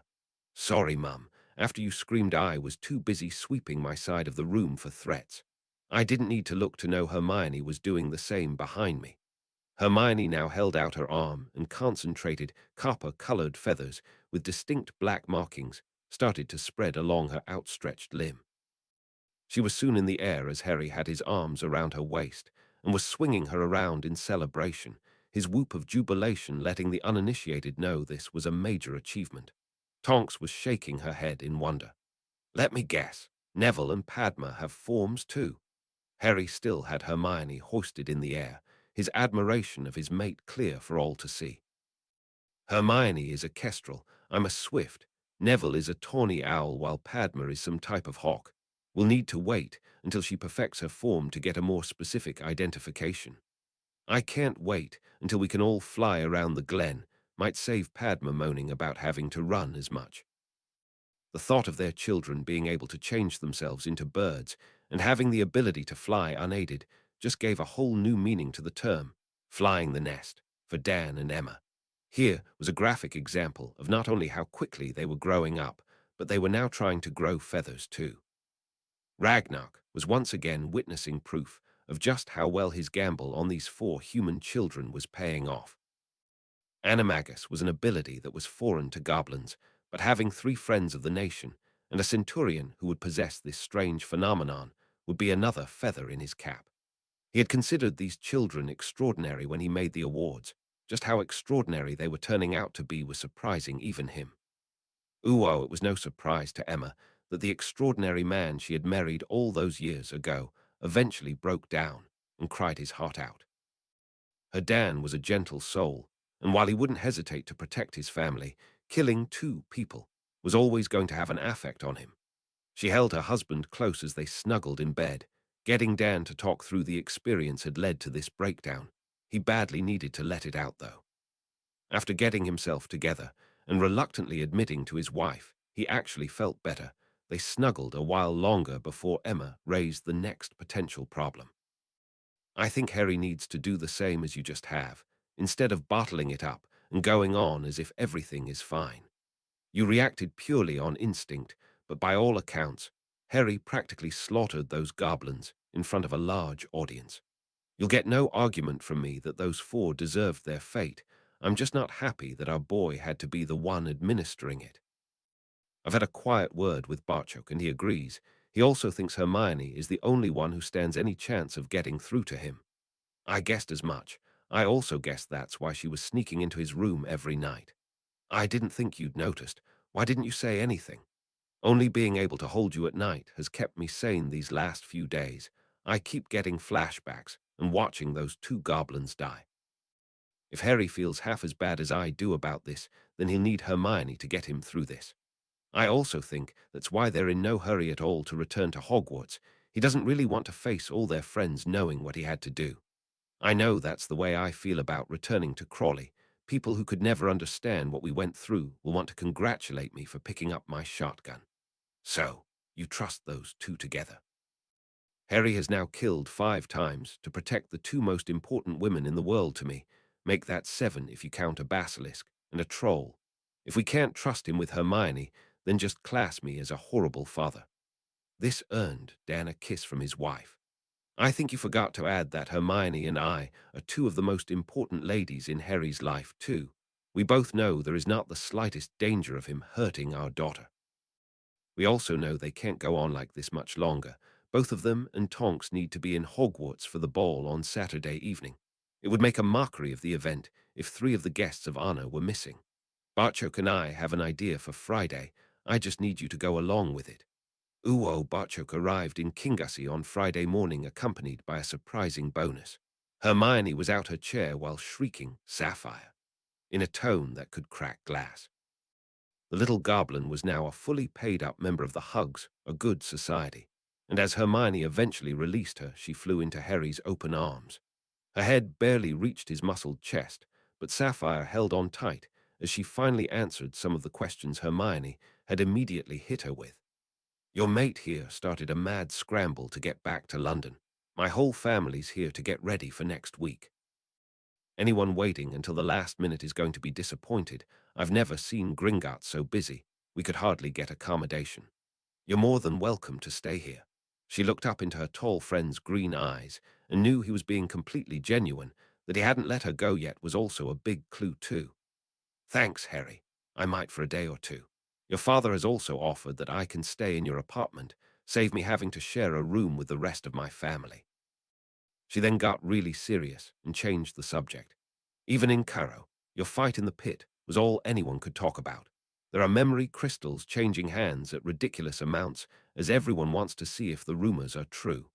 My father got his hands on a copy, and it left him clearly shaken, so much so that I was able to sneak a look at it when he wasn't there. She could feel Harry trying to pull away at hearing that, but Sapphire just tightened her grip on his waist. Harry, you did what you had to do. We both know Dragon Breath was going to meet a bad end. He didn't hesitate in trying to murder Emma, so don't you go blaming yourself for what happened to him. Hermione now made it a 3-way hug, delighted with what their little friend was saying. I've been trying to tell him that all week, Sapphire. I was there, and it makes no difference to me.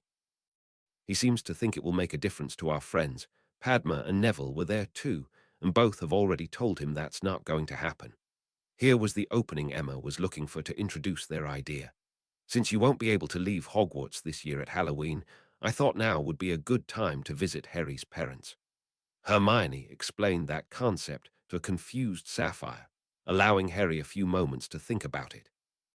Harry visits the cemetery where his parents are buried, usually on Halloween. This year, though, Halloween is a Hogsmeade weekend, and the goblins are going to help protect the village. Centurion Crow here is going to be on duty. Barchok then helped his son reach a decision. As the entire country now knows that fact, visiting on a different day also makes tactical sense. Sapphire and Hermione holding him lent Harry the courage to agree. The guilt he was currently carrying made visiting his parents the last place he wanted to go. Harry's reluctance at the cemetery was clear to all those who had visited here with him before. Hermione and Sapphire kept a tight hold of him as they stood beside the headstones. The fact that his son was standing there in silence forced Barchok to take some action. James and Lily, our son is being rather quiet today because he had to do something that's left him feeling ashamed, unworthy even. We've all told him that he's still the same Harry we know and love, but he doesn't seem to believe us. You left me a fine boy to raise, and I've done the best I can. If there is any fault here, then it is mine to bear. Emma's hand then rested supportively on the elder goblin's shoulder as she too spoke. James and Lily, I hope you don't mind if I say our son too. Harry started calling me Mum, and I couldn't be happier about that. I think his father has done a wonderful job, as Harry is quite simply the finest young man I have ever met. If there's a fault here, then it's mine. I was attacked, and Harry not only helped save my life, but ensured my attackers would never bother anyone again. I already loved our son with all my heart, and this incident didn't lessen that love one bit. Harry, though, is having trouble believing that. As Harry still hadn't spoken a word, Hermione filled the silence. I really don't know what to call you. Mr. and Mrs. Potter seem so formal, yet James and Lily doesn't feel right either. It will be Mum and Dad when I marry your son, and I will be marrying him. He is mine and I am his. Nothing is going to change that. He seems to think his recent actions have affected how we all see him. I keep trying to tell him that his friends and family all still love him and will never stop loving him. With tears rolling down his cheeks, Harry finally broke his silence. Mum, Dad, I've let you down. I've let everyone down. You both gave your lives protecting me from a dark wizard, only for your son to turn into one. I slaughtered 4 people, one of them a boy who wouldn't even fight back. Sobs now racked Harry's body as his worst fears left his lips. Hermione was strong for her mate, fighting back her own tears. You are not a dark wizard, Harry, and you never could be. You are a centurion who dealt with a goblin problem as only a goblin could. She'd been standing back, not wanting to intrude on a family moment, but Tonks now stepped forward to offer some advice. She had watched as the rest of the family had used Harry's parents to try and reach out to the young man. Tonks now did the same. James and Lily, you don't know me, but my aura robes will tell you we have a mutual acquaintance, Alastair Moody. If anyone can spot a dark wizard, then it's him. That he's going to train your son should answer that question. Harry has been raised as a goblin, but is now trying to assign wizarding values to his goblin actions. It just won't work. Harry was still crying, but he could feel the love he was surrounded by, almost as if it was a physical force. This atmosphere allowed him to begin unburdening his soul of the day that would give him nightmares for years to come. As Harry got into his stride, there was soon more than him standing in the graveyard with tears in their eyes, especially when he reached the part about seeing Emma injured. When I saw Mum lying there with that knife sticking out her, I knew I had to do something. I couldn't lose my mum again. How could I ever face my Hermione knowing that, because of me, both of us no longer had a mum? I had to protect them and acted as a goblin should. Why do I then feel as if I've ripped my own guts out too? His father had an answer for that. Taking a life should always leave you feeling like that, son. It's never something that can be taken lightly. The people you killed had already been sentenced to die. I'm sorrier than I can say that you had to be the one to carry that sentence out. You did your duty, son, and the nation is a better place because of that. Sapphire spoke for the first time, her heart breaking from witnessing the pain her friend was suffering. The nation is a better place now, Harry, and your family is certainly safer because of what you were forced to do. Listen to those around you, and don't hand your hard-won victory over to Dragon Breath. He and his father got exactly what they deserved. It was a lovely autumn day in Godric's Hollow, and the well-maintained cemetery sparkled like an emerald, set squarely at the heart of the village. The more time they spent there with Harry talking to his parents, the more the sparkle returned to those emerald eyes Hermione loved so much. Harry felt lighter as they returned to Kingassy. He was also knackered and was heading off for a nap. Hermione had every intention of joining him, but had something to do first. Father, can you get a dress made for Sapphire by tomorrow, since she's in the country so Sapphire can be our guest at tomorrow's Merlin ball? Are you sure Hogwarts is ready for this, my daughter? All our friends have met and love Sapphire. They'll all be there. Fred and George might act all respectable now, but everyone knows they've just gotten a lot better at what they do since taking lessons from Master Pitsley. Nobody will want to cross that pair. What do you say, Sapphire? Me and you walking into the ball on Harry's arms. The little goblin was almost hyperventilating with excitement and only had one question. Will Roger be there? Having holidayed with the group in Cairo, Barchuk was now certain his daughter was right. They would rally around Sapphire and ensure she had an enjoyable and trouble-free evening. He would take her to Gringotts and have a dress made in the same style as those Hermione and Padma would be wearing. Having to return Sapphire to Kingassy might be the only reason he got out of the director's office without having to consume a keg of grog. Ragnak would surely call for the potent brew to celebrate a goblin being invited to the Hogwarts Merlin ball. With Gringotts currently packed to capacity with all of the overseas visitors, this couldn't have happened at a more opportune time to allow their visitors to see the unbelievable changes happening in Britain for themselves. They all noticed the changes at breakfast. It was hard not to with Harry, Hermione and Tonks wearing their orders of Merlin and greeting each other formally at the table. Add in Sapphire being high as a kite with the excitement of attending her first ball tonight, and breakfast in Kingassy that Saturday morning was unusual to say the least. The 3 parents were all smiling as their charges were making plans to spend a couple of hours giving Sapphire some dancing lessons. Dan and Emma lost their smiles as Hermione revealed more of their plans. After the ball, we'll portkey home. That will allow the 4 of us. A growl from Tonks saw Hermione chain that part. That will allow the five of us to attend church tomorrow." They could see the fear in Emma's eyes, and it was Harry who broached the elephant in the room. "Mum, you got me to face my fears yesterday, and I feel so much better for doing it. You know, any of my houses are available to you, but your life is back in Crawley. Even if you want to permanently change, that you still need to go back and sort everything out first." She found herself being tagged team by both of them as Hermione pushed too. "You'll have Harry and me with you, and Tonks guarding our backs. We go to church, a quick pop home before heading back to Kingassy for lunch." Dan now had his arm supportively around his wife's shoulders. "We have to face this sometime. Love, wouldn't it be much better to do it with these three there for support? Just look at those medals. You know we'll be in safe hands." She was every bit as reluctant as Harry had been yesterday, but again Emma knew this was something she needed to face. Anne was right. It would be much better with their family there for support. With that settled, the three teens left so Sapphire could get some dancing practice for her first ball. She had loved dinner and dancing on their Nile cruise, but the little goblin wanted to be more prepared for her first ball. Nothing could have prepared Sapphire for walking into the great hall of Hogwarts. It wasn't so much the splendor of the vast room, more that every pair of eyes in the hall focused on them the instant they entered. The little goblin was feeling self-conscious about wearing this dress, but had trusted Harry and Hermione when they said that's what most of the girls would be wearing. She stood as the 6 Order of Merlin holders observed their formal greetings before the whole thing descended into hugs. Sapphire soon found herself being included by an excited Padma, and then Luna arrived to carry on that trend. Sapphire watched as Harry spoke to the woman in charge before leading everyone out of there to climb lots of stairs as Hogwarts once more provided a spectacular ballroom. Luna had been introducing her to so many friends of theirs that Sapphire's head was spinning.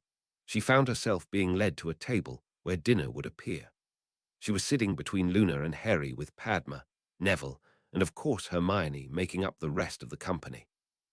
They were surrounded, though, on all sides by tables full of their friends, and Sapphire couldn't help but smile as 2 younger girls approached Harry to remind him he had promised them a dance. It was like watching the last of the doubt leave her friend. One glance at Hermione was enough to tell that she thought so too. She knew what they had for dinner was lovely, but Sapphire couldn't remember what she ate. She was far too busy looking all around her as Luna kept up a running commentary and answered any questions she asked, and Sapphire had a lot of questions about everything and everyone. It was announced that the first dance was for the Order of Merlin holders, and there was loud cheering as 4 students, 3 professors, and an aura took to the dance floor. Hermione was in Harry's arms, and they were surrounded by friends and family. She looked into her mate's eyes and saw peace there for the first time since her birthday. "I hate saying I told you so, but did you really think your friends would treat you any different?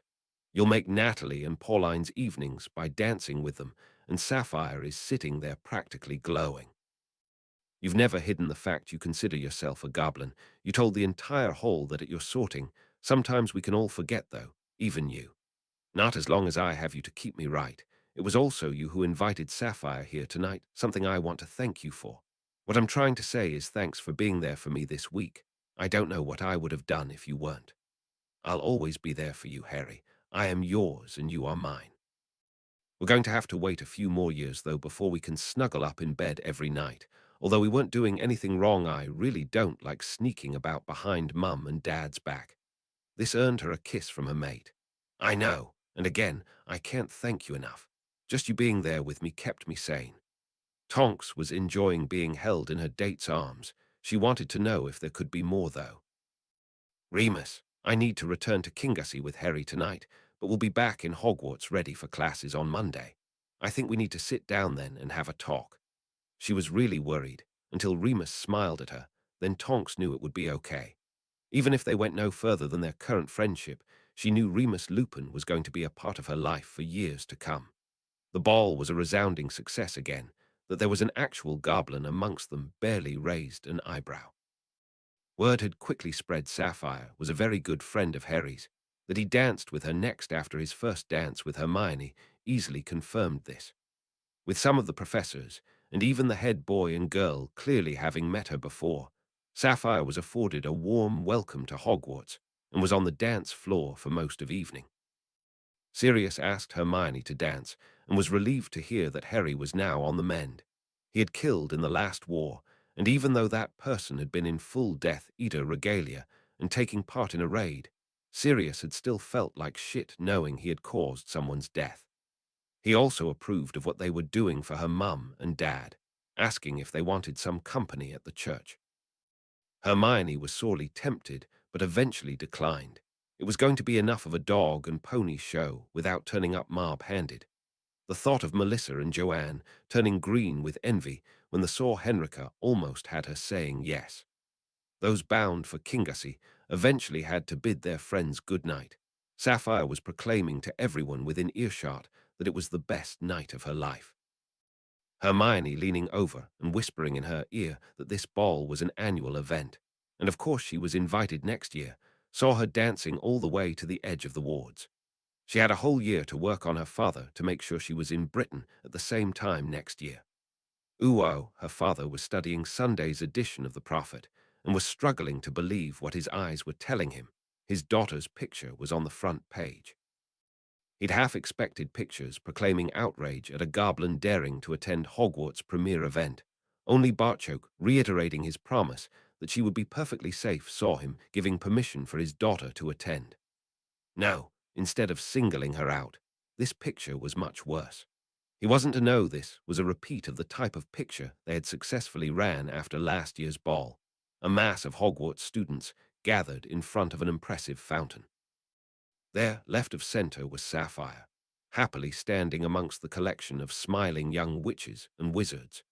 He had to read well into the article before finding any mention of his daughter, and even then she was simply mentioned as a long-time friend of the Baron of Kingassy, who happened to be currently holidaying in Britain. He held irrefutable proof in his hands that these witches and wizards had easily accepted his goblin daughter in their company, again something he simply didn't think was possible. Not for the first time lately, he was left to wonder if he'd made a mistake all those years ago. Uo Emma was clinging onto Dan's arm and wondering if they'd made a mistake. Like Sapphire last night, they were experiencing the phenomenon of having every pair of eyes focused on them as they walked into church. The Reverend Richards actually announced during his sermon that he had been going to ask the congregation to pray for a couple of their members who had been attacked last week, only for his prayers to have already been answered when he saw them sitting in their usual seats. After the service ended, it was then that the group found themselves being approached by most of the congregation. Dan lost count of the number of times he told people that they were only visiting their home. They would be staying in the Scottish Highlands, and dental agency staff would be covering their practice for the next few weeks at least. It was the Reverend Richards, though, who made the most perceptive comment as they were leaving the church. I was dismayed to discover that it was members of Harry's own family who pointed these terrorists at Crawley and your family. That was very irresponsible of them. Harry, though, who quickly put the minister straight. The Dursleys are no family of mine, Reverend. They signed that right away when they put me up for adoption. I said the same to Melissa and Joanne during the summer, and also expressed my concern that their revelations might attract these terrorists to Crawley. Dan clearly shared Harry's view of the Dursleys. They must have known what they were doing would place my family in the firing line. They either did it deliberately or just didn't care. Whatever their motives, I'm finding it hard to offer any forgiveness in their direction at the moment. As the Reverend Richards shook Dan's hand, he found himself agreeing with his parishioner who almost lost his wife a few days ago. I really can't blame any of you for that. As they walked back to the Granger's house, Tonks had to bring up something that was bothering her. It wasn't Death Eaters who attacked Emma. Whoever the Dursleys are, they had nothing to do with the other night. A mischievous smile stole across Harry's face. The Dursleys deliberately started spreading that information, trying to justify themselves for giving me away when I was a toddler. This was not done out of any spirit of public service. Everyone in town now knows it was them who directed the eyes of Britain onto Crawley, and just what the consequences of that could be. The Dursleys standing in Crawley probably couldn't get any lower, and they did it themselves. I hardly had to do anything. This drew a smile from Emma. She considered that the tormentors of her daughter receiving some tormenting of their own was poetic justice. Emma's smile at the Dursleys' situation meant this morning would be classed as a success. They had shown face, and everyone now knew they were all right. All they had to do now was get back to Scotland before the police or press got wind they were in Crawley. They would have lunch in Kingassy before Hermione, and Tonks needed to head back to Hogwarts. And thanks for reading. 69. Quartets. Harry Crow, this story was making the news in Britain. J.K. Rowling is to make her screenwriting debut in a new Harry Potter-themed film series Warner Bros. Has announced. The first film of the series will be titled Fantastic Beasts and Where to Find Them. Always knew they wouldn't walk away from the HP universe, just too much money to be made. Had hoped for a kind of Star Wars set of prequels, though. The Marauders in Hogwarts, James wooing Lily, Snape's descent into darkness, Harry's birth, and finishing at Halloween in Godric's Hollow. Can still hope. Chapter 69, Petunia had rushed to the school as soon as she got the phone call. If her little Diddums was injured, then her little soldier would need his mummy. She was in tears after being shown into the first aid room to meet her beloved offspring. "Oh, my precious baby, what have they done to you?" He was holding an ice pack over one eye to try and reduce the swelling, while Dudley had obviously been bleeding from his lip and nose. There were also vivid scratches down his cheek that left Petunia asking if her son had been attacked by some sort of wild animal. The school's first aider had learned early on, after taking on these duties, not to get involved in this side of the equation. He was here to fix the injuries and leave dealing with irate parents to the school's guidance staff. Thankfully, Miss Adams turned up mere moments later. "Sorry to keep you waiting, Mrs. Dursley. I had to deal with some rather distressed girls first. Did they witness what happened to my Dudley? I would think that would be enough to distress anyone, let alone 4 young girls seeing what happened to their friend. Hasn't Dudley told you what happened?" The silence told its own story, forcing the teacher to tell the tale. "There were a number of students at the school unhappy that your family basically provided the information that led to the terrible attack on the Grangers. Rather than being contrite about the affair, Dudley voiced his opinion that the attack should have happened sooner, before the Grangers' teenage daughter returned to her private school. As you can perhaps imagine, that did not go down too well with Miss Granger's friends. You see the results before you. Are you saying that those 4 girls did this, just because of something my Dudley said?" When the teacher nodded in answer, that was Petunia's signal to explode. "And just what are you and the school going to do about this? I think it's disgraceful that you allowed my Dudley to be attacked just because he expressed his opinion. When that opinion is absolutely abhorrent to everyone who hears it, then I think the girls' reactions were understandable, not excusable, though. As soon as we're finished here, they will be sent home with a letter to their parents explaining what happened today. Where was this abhorrent reaction when my son and his friends were attacked by Granger and her gang outside the cinema? Tony Dillon was in hospital for weeks, and his family left so traumatized they moved from the area. I'm sorry, Mrs. Dursley. I don't know anything about that. I'm assuming this incident happened before Dudley came to us at Hazelwick." The distraught mother didn't want to hear excuses. Petunia wanted something done. "He wouldn't have been here at all if that bloody great hole hadn't opened up and swallowed half our house. My Dudley was down to attend a private school before that pit ate all our savings and forced us to remortgage. Come on, Dudley. We're going to see the doctor and have your injuries treated properly. My husband will be in touch, Miss Adams. You haven't heard the last of this." They left the first aider to tidy up behind them. This saw him muttering to his colleague. "You wonder how some kids are the way they are, and then you meet the parents and you just know. They don't care that a woman nearly died because of them, but a few scratches on their precious son, and they want us to call the armed forces in to deal with it. A firing squad at dawn for the girls who dared to hit their precious son." The guidance teacher privately agreed, and now she had to go and deal with the young ladies who'd set about the fat bully. Dudley thought he was safe mouthing off while surrounded by his friends/gang. Those same students wanted nothing to do with a quartet of screaming and scratching girls. Dudley had found himself having to deal with the situation on his own, eventually being reduced to running away crying to tell a teacher. Padma felt like running away for a good cry, something her sister picked up on immediately. That the other 3 didn't look much better set Parvati off. "What has that madman got you doing now? It must be bad to affect the 4 of you like this." Neville's arm had never left his mate's shoulders, down 7 flights of stairs, and now sitting down to lunch. Padma certainly needed his support today. Moody was teaching us about the unforgivables this morning. The silence that followed Neville's answer was total. It was as if all the air had been sucked out of the room to leave a vacuum. Nature abhors a vacuum, although Luna's voice was barely above a whisper as she tried to confirm what they'd just heard. He didn't have you casting them, did he? All the friends could hear the crack in Hermione's voice as she answered. No, Luna. He demonstrated all 3 of them on a spider. Padma's voice did break as she said the next bit. She also pushed the food in front of her away. She wouldn't be eating lunch today, none of them would. He had to take it further, though, and then started casting the Imperius on us. I looked into my Neville's eyes when he was under that curse and didn't recognize who I saw there. That to me was worse than having the curse cast on myself. Parvati now had her arms around a crying Padma, as did Neville. Parvati, though, was in fighting mood.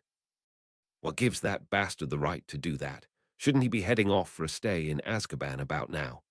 Padma was now clinging to Neville, burying her face in his chest in the hope their friends wouldn't see her tears, and to give herself a chance to recover her composure. Neville held her close as he answered Parvati's angry question. He's a master aura, and is allowed to cast the curse for training purposes, providing the person grants their permission. We all gave our permission. Our orders of Merlin allow us to do that. They had been joined by Sirius, Henrika, and Remus, all of whom had made their way over after spotting the obvious distress amongst the 4. It's part of aura training that Moody pushed through during the last war. That curse was having devastating effects all over the country. Moody successfully argued that the aura force needed to know how to defeat it, and the only way to do that is have someone cast it on you in a controlled environment. I know how you feel, Padma. I had to undergo the same training before I became an aura. Parvati took no comfort from Sirius' well-intentioned words. Her sister was in pain, again. You can't know how it feels. She may have an order of Merlin, but that doesn't change the fact that she's only 13. She shouldn't be having to do all this bloody training. None of them should. Padma had managed to pull herself together enough to answer for herself. She took her twin's hand and gave it a squeeze of thanks. I know you're trying to look out for me, Parvati, and I love you for that. I'm going to be a Longbottom, though, and the Death Eaters want to see that family wiped out almost as much as they do the Potters. Anyone wanting to get their hands on my Neville is going to have to go through me first, and I aim to make that as difficult as possible by training to be the best I can be. We had already worked out the stuff Moody was throwing at us was straight out the aura manuals that just surprised us today. Probably because that isn't in those manuals, do I want to know how you 4 managed to get your hands on a set? Probably not. Serious. Probably not. Harry was angry more than anything else at the moment, angry at himself. Hermione's bracelet had provided enough protection for her to throw the curse off by its 2nd application, Harry's armor allowing him to do the same by the 3rd. They were then reduced to standing watching as their friends suffered under that vile curse. Moody might only have had them acting silly, but they all knew the potential was there to do much worse. There would be a letter heading to his father today. Neville and Padma would both have some protection before their tutor walked back into Hogwarts. Their status as friends of the nation meant there would be no problems with providing goblin protection. It would be a different case for the rest of their friends, though. That was something only the director could make a decision on. Uo, Augustus, and Bella had reached the same decision as Peter, that it was better to take the train through the Alps than walk. Unlike Peter, though, there was no hiding below containers of a freight train for these 2. Using the same procedures that had worked so well on the cross-channel ferry, they were now sitting in what was effectively their own private compartment. Rookwood had even chanced leaving his mate alone while he visited the buffet car, meaning they were sitting down and eating the first food they hadn't heated themselves for weeks. Not that they were complaining about the packets of provisions they'd stolen from the Muggle camping shop. It may look nothing like it was supposed to, but the food still tasted better than anything they'd been fed in Azkaban for the last decade. That they would eat their food outside, and in each other's company meant that they would have enjoyed anything put in front of them. Augustus thought their time away from Azkaban had done his mate the power of good. A couple of months of fresh air and decent food. not forgetting there were now no Dementors hanging around them 24 hours a day, and Bella was blossoming into the beautiful witch she'd been before their enforced island holiday. If my big, strong wizard keeps looking at me like that, we might just have to christen this compartment. I've never done it on a train before. These seats will certainly be more comfortable than our sleeping bags on the ground. Rookwood thought here was something else the Muggles had gotten right. It said first class on the compartment door, and he certainly couldn't think of a better way to travel than this. He quickly reinforced the notice me not charms on the door and windows. There wasn't a hope in hell Augustus was going to turn down his mate's offer. It was beginning to look like every goblin on the planet had headed to London for the offer of free gold. Neither Harry nor Hermione had wanted to miss their training, but both also wanted to appear in Gringotts today, so it was dinner time before they entered the bank.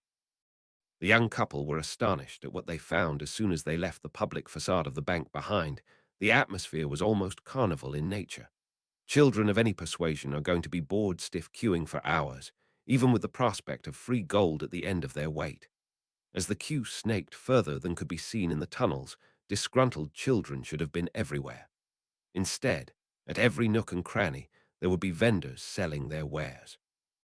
Whether that was food, drinks, or trinkets/toys was immaterial. It kept the children entertained and waiting to see what the next one was selling. In some of the bigger spaces, there were swings and even a merry-go-round available. A group performing a favored children's story on a makeshift stage were proving very popular.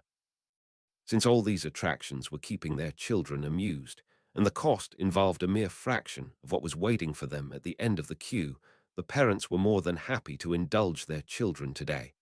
This had the knock-on effect of making those children and the vendors very happy too. The entire event was becoming one giant party. Harry and Hermione were of course being recognized. The epaulets on the shoulders of his tunic proclaimed him a centurion. As the only centurion not born a goblin, then Harry's identity wasn't exactly hard to determine.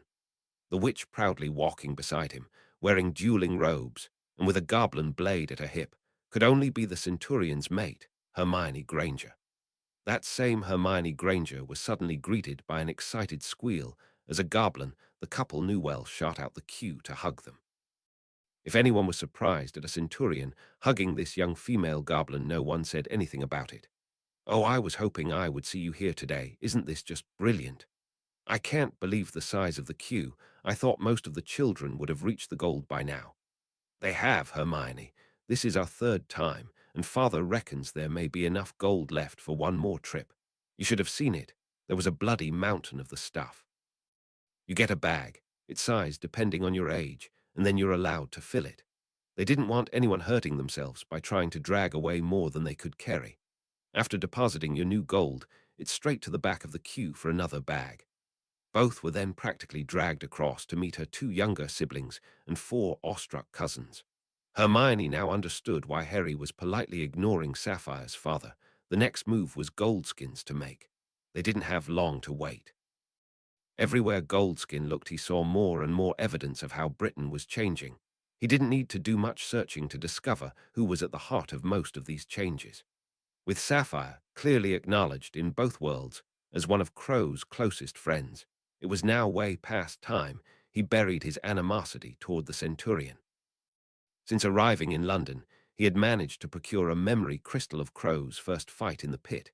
He had even allowed Sapphire to watch the part where her friend's bonding was displayed to everyone.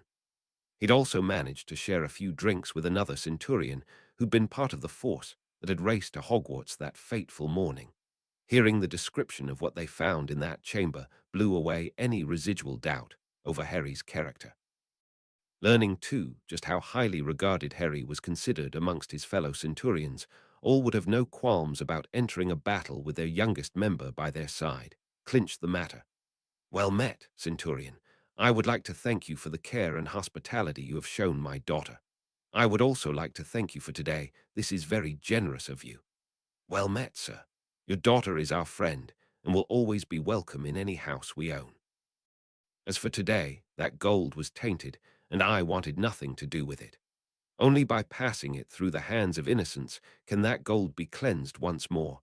It can also help our nation prosper.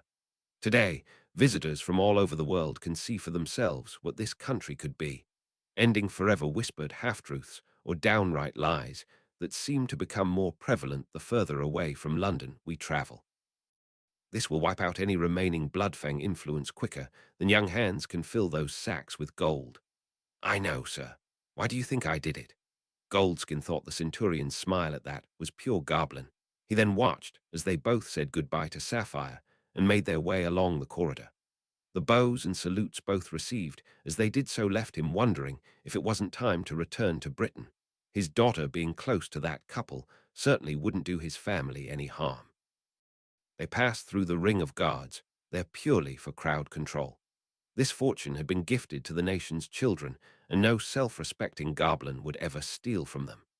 Even the parents of toddlers, those deemed too young to perform the deed themselves, would only take the amount of gold that they could fit in their allocated bag. Making their way over to a goblin both immediately recognized, it was a smiling Barchok who greeted his children. Father, how can there be so much gold left if the children have been filling bags all day? My daughter, had that been the Potter wealth, they would have been filling bags for the next month. Hermione knew the Potters were wealthy, but seeing gold piled up like that was simply mind-blowing. Her father offered an explanation to why there was so much. Harry decreed that all their wealth was to be converted into gold and given away. This meant everything they owned was sold so today could happen. Normally flooding the market like that would greatly reduce prices. That didn't happen here. Since everyone knew where the money was going, they all insisted on paying a fair price. No goblin would want to steal from children. She watched as they carried their heavy bags of gold along to a row of tellers that would allow them to bank their new wealth and return straight back to the end of the queue. The entire event was run with military precision, and Hermione realized she should have expected nothing less. Things had run extremely smoothly, pleasing Barchok no end. What pleased him most, though, was that he would shortly sit down to dinner and spend an evening with his children, that to him was worth more than all the gold that had been dumped here today. Uo, the minister, couldn't believe how much this bank draft was worth. It would not only add a new wing to St. Mungo's, but pay for it to be equipped and staffed too. Amos, though, wanted to know more of the background behind this offer. Barchok had expected nothing else. The ambassador and his assistant were meeting with Arthur, Amelia, Amos, and Cornelius in the minister's office. The minister hadn't said a word since laying eyes on the bank draft Barchok had presented him with. We have been running an investigation, and it would appear Bloodfang's family were a lot smarter than we gave them credit for. That intelligence, though, must have faded through the generations. They had a scheme operating that saw their wealth increasing slowly, but surely. It also explains why they were so focused on my son. The ambassador now held everyone's attention, not needing to say that anything being heard here today shouldn't leave the room.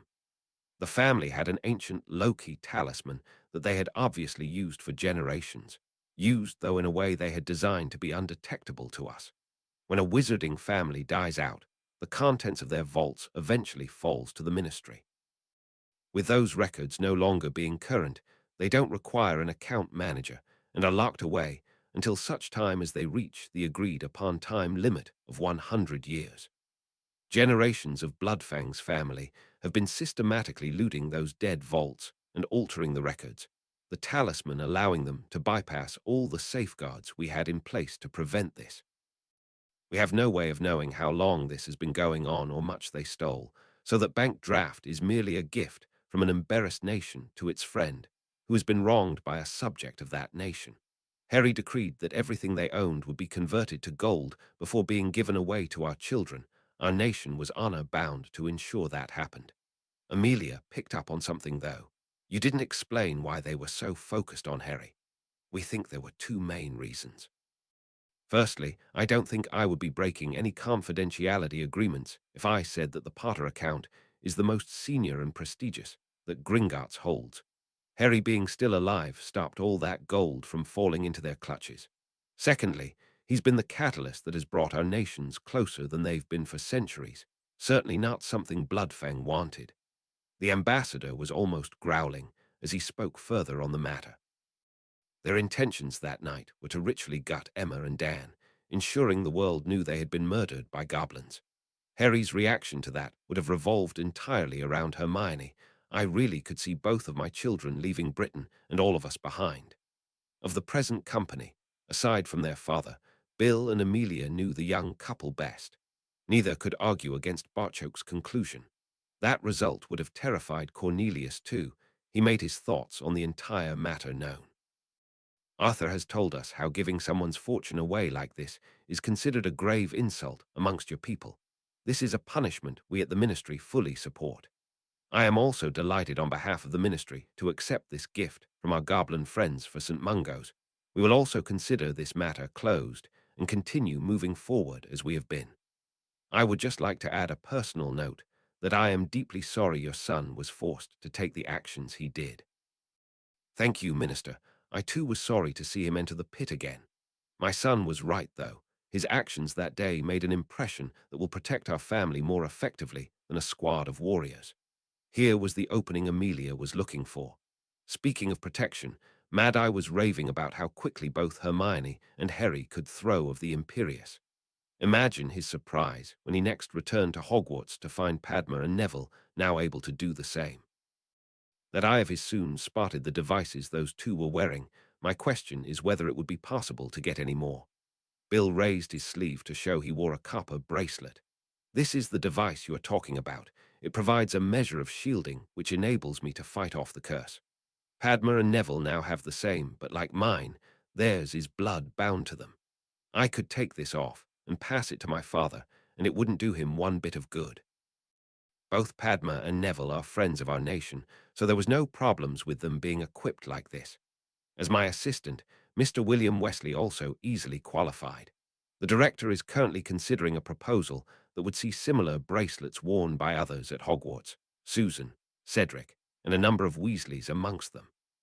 That last bit of news certainly pleased Amelia, though she couldn't totally hide her disappointment at what was a very nice refusal. I know you and your nation are bending over backwards to help us, Barchoke, and please don't think me ungrateful that Susan might have some protection from that vile curse. We lost a lot of good people to that unforgivable last time, and the thought of taking away one of their most potent weapons was certainly appealing. Like your ministry, the director has to balance his response to appease the more hard-liners our nation also has. His first priority, though, is to protect Gringotts.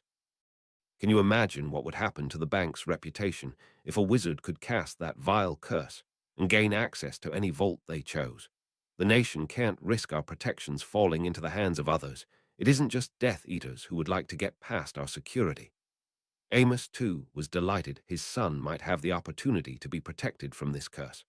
Like Amelia, though, he too had seen the devastation this curse had caused in the last war. Rather than attempt to have the entire population protected, he tried to find a middle ground that Ragnar could justify to his people.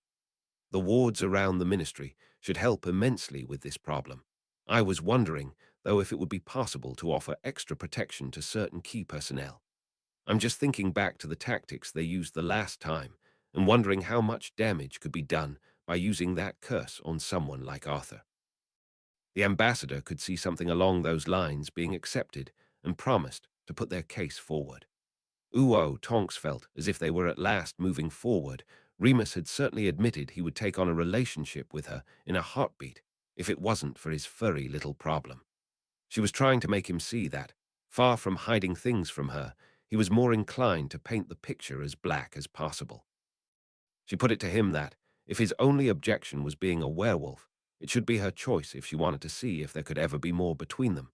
They were sitting having dinner in the great hall, and her last question seemed to have pierced the defense professor's shields. Sensing he was weakening, Tonks pushed her temporary advantage with a full frontal attack. Next weekend, we'll see most of the students head off to Hogsmeade. I intend to see their visit passes as safely as possible.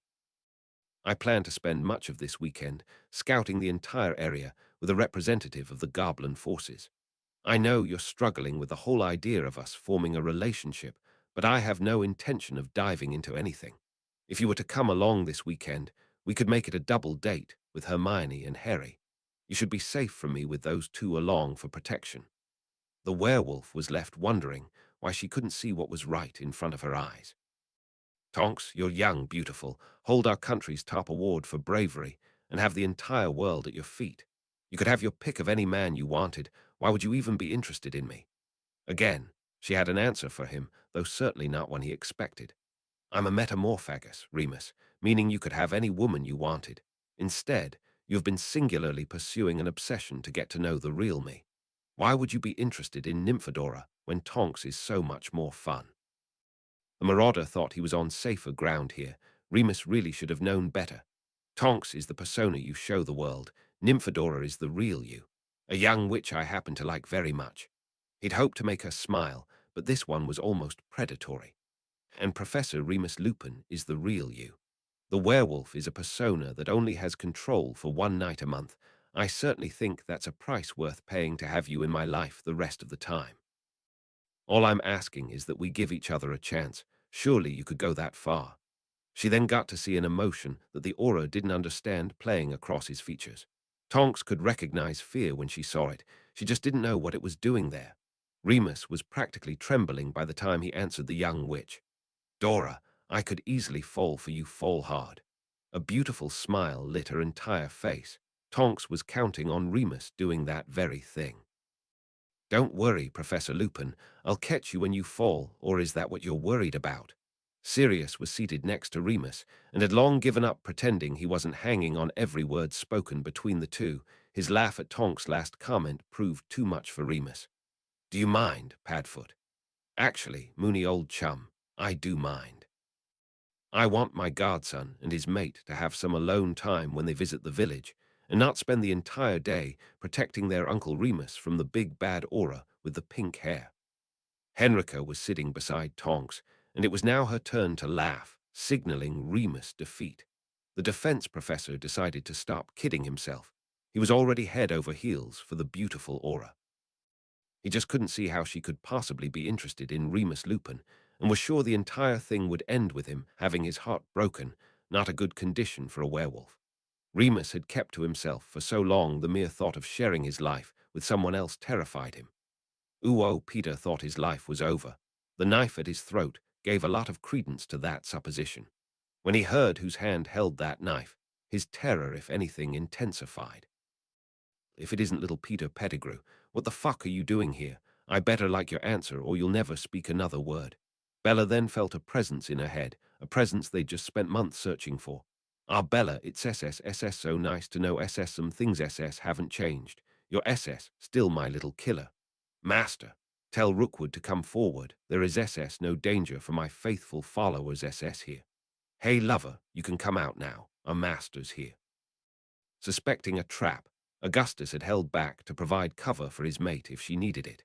Hearing that their master was present, saw him entering the small forest clearing where their search had led them. The very large snake that rose out of the grass to face him originally caused alarm.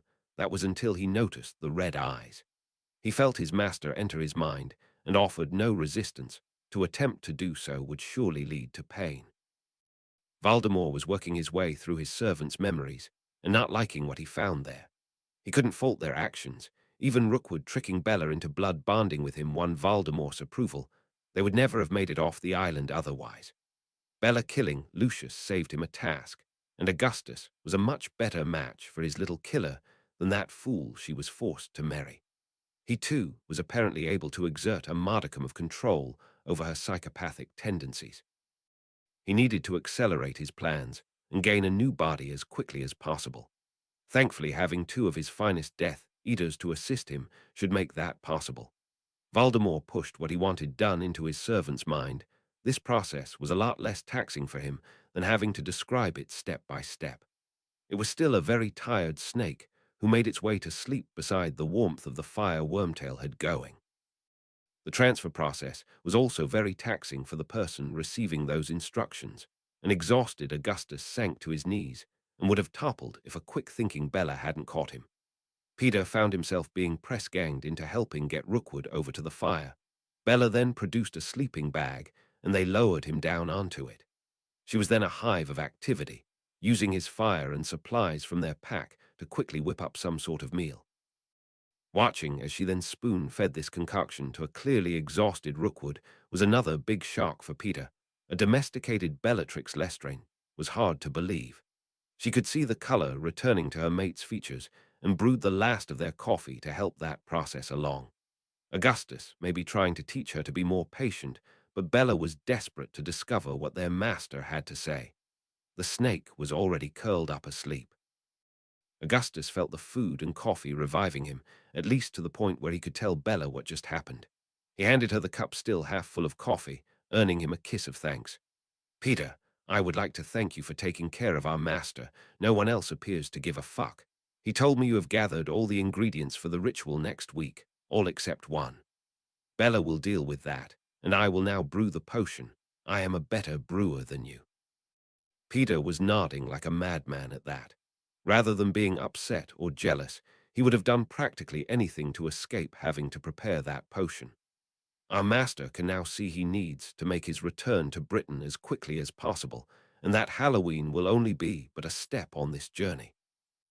We are to take him and Nagini to a cemetery outside a village called Little Hangleton, where, on the night of the winter solstice, we will perform another ritual that will see our master back with us once more.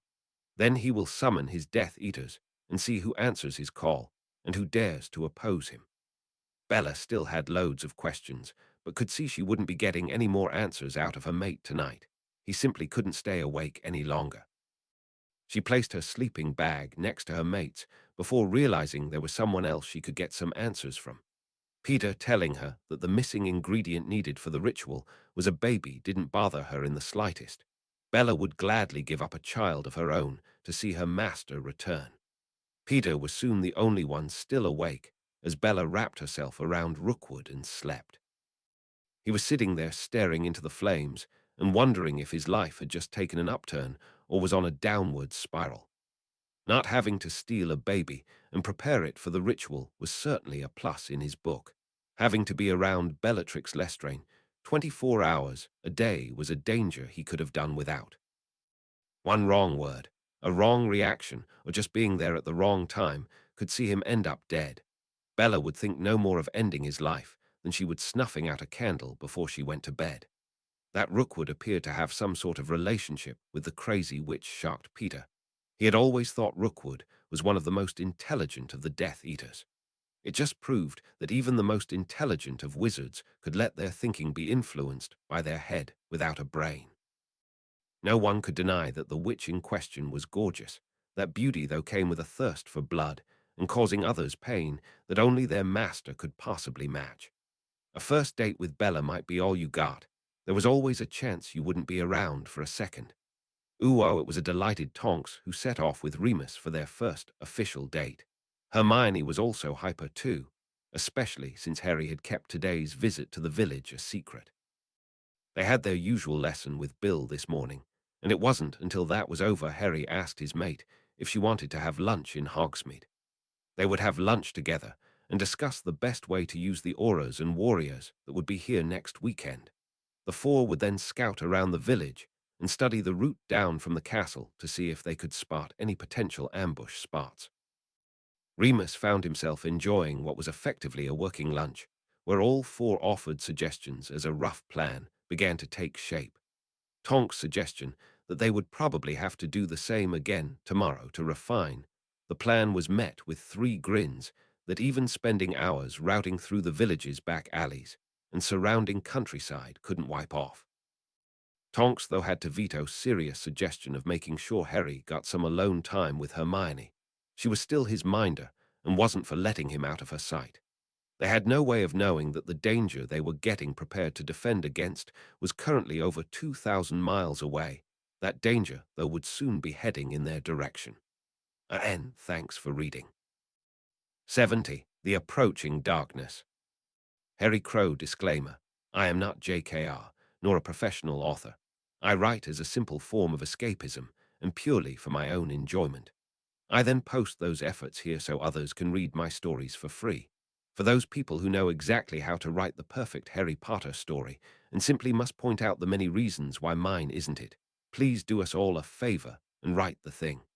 Like everyone else on this site, I'm always searching for good stories to read. Chapter 70. It felt strange not sitting down to breakfast with Harry, But that strangeness had started for Hermione the moment her mate wasn't there to offer their usual morning greeting. The excitement around the Ravenclaw table at a Hogsmeade weekend didn't quite reach Hermione. To her, it just meant that Harry was on duty. She was still going to the village and would spend the day with lots of their friends. This time, Hermione might even see inside some of the shops Harry had asked her to replenish Hannah's chocolate stash that took such a pounding on the express. He'd also asked all three of them to wear their dueling robes in Hogsmeade. There was no point in taking chances. Uo, the residents of Hogsmeade, were as pleased to see the patrols as they were the Hogwarts students, not caring if those patrols were goblin warriors or ministry auras. Tonks and Harry had tried to assess where any attack might come from and had patrols covering those specific areas. They also had clearly visible forces on standby inside the village, and all these squads were constantly rotating. This was done to keep everyone alert and hopefully give the impression to anyone watching that the forces they had available were greater than they actually were. Tonks had taken Harry's point to heart. The idea here was to scare anyone away from making an attempt to attack the students. Hermione had been keeping an eye out for Harry as the gang toured Hogsmeade. It was rather a surprise then when she left Honeydukes and walked right into him. "Would my lady like to join me for some lunch?" "I would love to. We only have half an hour, so it will just be a quick bite." She then noticed the 10 grinning goblin warriors behind him and wondered just where they were going. Harry would certainly want to eat with them too. He was on his arm as the squad marched unerringly to the 3 broomsticks, entering and sitting at the largest table there. The speed at which the food appeared was surprising to Hermione, but the goblin ale being served gave the game away. "You had this planned. An army marches on its stomach, Hermione. It would be a poor commander who didn't make provisions for his men to be fed. We're spread around all the establishments that provide food, allowing us to spread the wealth and also our cover of the village. Ha, even my lunch date is bloody tactical." This saw the goblin warriors roar with laughter, Hermione shaking her head and mumbling about goblin sense of humor. Just cracked them up more. Word that Harry was having lunch in the 3 broomsticks soon spread, and a lot of their friends popped in to say hi, those who could speak goblin using that language to do so. This really impressed the warriors, but the prophet reporter couldn't believe his ears, or his eyes. A squad of heavily armed goblins sitting having lunch in the 3 broomsticks. Having lunch was hard enough to believe. For pureblood after pureblood to come forward and greet them in their own language was shocking. Longbottom and his betrothed were already friends of the nation, but Bones, Diggory, Abbott, Davies, and a couple of Weasleys all clearly not only knew the language, but were comfortable talking with the goblins too. When the Hogwarts head boy and girl entered and displayed the same behavior, the reporter was glad his photographer was capturing this. The editor would never believe it otherwise. Marley Weasley would have trouble believing George and Fred could feature on the front page of the Prophet without having auras coming knocking on the burrow door as the squad was getting ready to return to duty. Harry had a quiet word with his mate. "We will be escorting the last of the students up to the castle. If you wait, until then we can walk to Hogwarts together." Hermione didn't want to kiss him while he was on duty, but she would certainly be waiting for that walk. Thanking everyone for their company during lunch, the squad headed off to relieve the next rotation for their break. The reporter watched them leave and knew that, barring any attack on Hogsmeade, he already had his front page story. Uo, the real story that was unfolding over 3,000 miles away. As Hermione strolled back to the castle with Harry, Peter was walking through the trees with a crying baby in his arms. Bella had stolen the male child earlier, and he had been given the job of taking care of it until the ritual tomorrow. Peter would have loved to put the child to sleep, but any magic cast on the baby might interfere with the ritual, hence why he was currently walking through the trees trying to quiet the infant. Bella might be prohibited from casting any magic on the baby, but Peter had no such protections in place. He was also certain that it wouldn't be a sleeping charm Bella sent his way if the baby's crying irritated her. As he comforted the crying child, Peter was desperately trying not to think of what the immediate future held for the doomed infant. His master had imprinted the ritual on his mind, so Peter could now see exactly where the snake was going to bite the little boy, and the points at which Rookwood would then make the cuts. The bleeding baby would quickly be immersed in the foul potion before their master would leave his familiar and take possession of the new construct just before the child died. Peter's thoughts drifted to another child he once held in his arms, so long ago, and what now seemed like another life. Even then, though his choice had already been made, a choice he was now having to live with, he tried not to look back or think what his life might have been if he'd made different choices. Peter was only looking forward, though not to what would happen to this little one on Halloween. Ooh-oh, as Harry didn't celebrate Halloween and had no intention of attending the feast, he asked Hermione if she would join him for dinner tonight. Again, only Harry leading his squad as they walked back to Hogwarts stopped Hermione kissing her mate. A dinner for just the two of them sounded a great way to finish off a weekend where she'd hardly seen him. Both Saturday and Sunday had been spent patrolling the village. This would also let Padma and Neville enjoy the feast with Parvati. It had been a busy weekend, but Harry didn't think it could have gone much better. The prophet was full of praise for the ministry and Gringotts after ensuring the children visiting Hogsmeade were kept safe. The front page, of course, featured the Baron of Kingassy having lunch with his goblin warriors and wizarding friends, along with quotes from all the proprietors who were delighted at the extra business the combined aura and warrior forces had provided. A message had been passed on to Harry that the director was very pleased at how the entire situation had been handled. The goodwill the nation would reap from this was an unexpected bonus. Seeing goblins being accepted like this was slowly changing wizarding attitudes towards them, changes that were even being noticed on the floor of the bank. Tellers were reporting outbreaks of civility from their customers. If things continued on this track, civility would become the norm rather than the exception. They were enjoying their meal and just being able to chat about anything, their hopes and dreams of the future. Hermione then had a question about the holidays that would soon be upon them. Can we spend Christmas in Kingassy? I would think we will certainly spend some of the holidays there. It isn't really big enough to hold everyone, though, and I don't know about a mark in Kingassy during December. You would probably be better with a giant igloo. Last year, Sirius hosted the entire holidays and threw an engagement party in there too, but I think we might be getting invited to the Bones or the Longbottoms this Christmas. Seeing the sense in Harry's answer, she had to agree. As long as our family is there, that will be fine with me. Christmas in our own home, though, would have been nice. We've still got 7 weeks of Hogwarts to go before we get to that. Who knows what other surprises Master Aura Moody will have for us by then. This set Hermione off, giggling. I think it was him who got the surprise when you transfigured his wooden leg into a giant banana with no spell or wand movement. You just know he's going to add that into our fighting techniques. If it caught him out then, it will be worth the effort. I just shudder to think what uses he'll come up with for it. We should invite him to spend Christmas with us, or at least part of it. He lives alone. You get to run that one by the family first. I've learned my lesson about handing out invitations. Hearing Hermione giggle again was music to Harry's ears. He planned to be listening to that cute giggle for many years to come. Ooh-oh, there was no way the word cute could be applied to the cackle Bella emitted as she lifted her master out of the cauldron. This lack of cuteness applied doubly so to the thing she now lovingly cradled in her arms. The snake venom and the potion had wrought terrible damage on the child's body in order to prepare it as a vessel for Tom's spirit. Skin that was once so soft and smooth now had the look and texture of old cracked leather. A chubby little body had become emaciated to the point where movement was slow and severely restricted. A little hand was still held out, though, and such command in a voice coming from this tiny body was startling. Wormtail, my wand.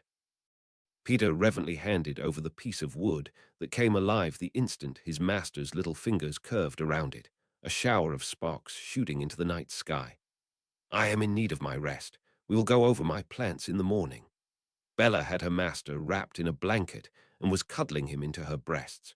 They were going to be traveling back to Britain as a family, with Bella having no trouble playing the doting mother.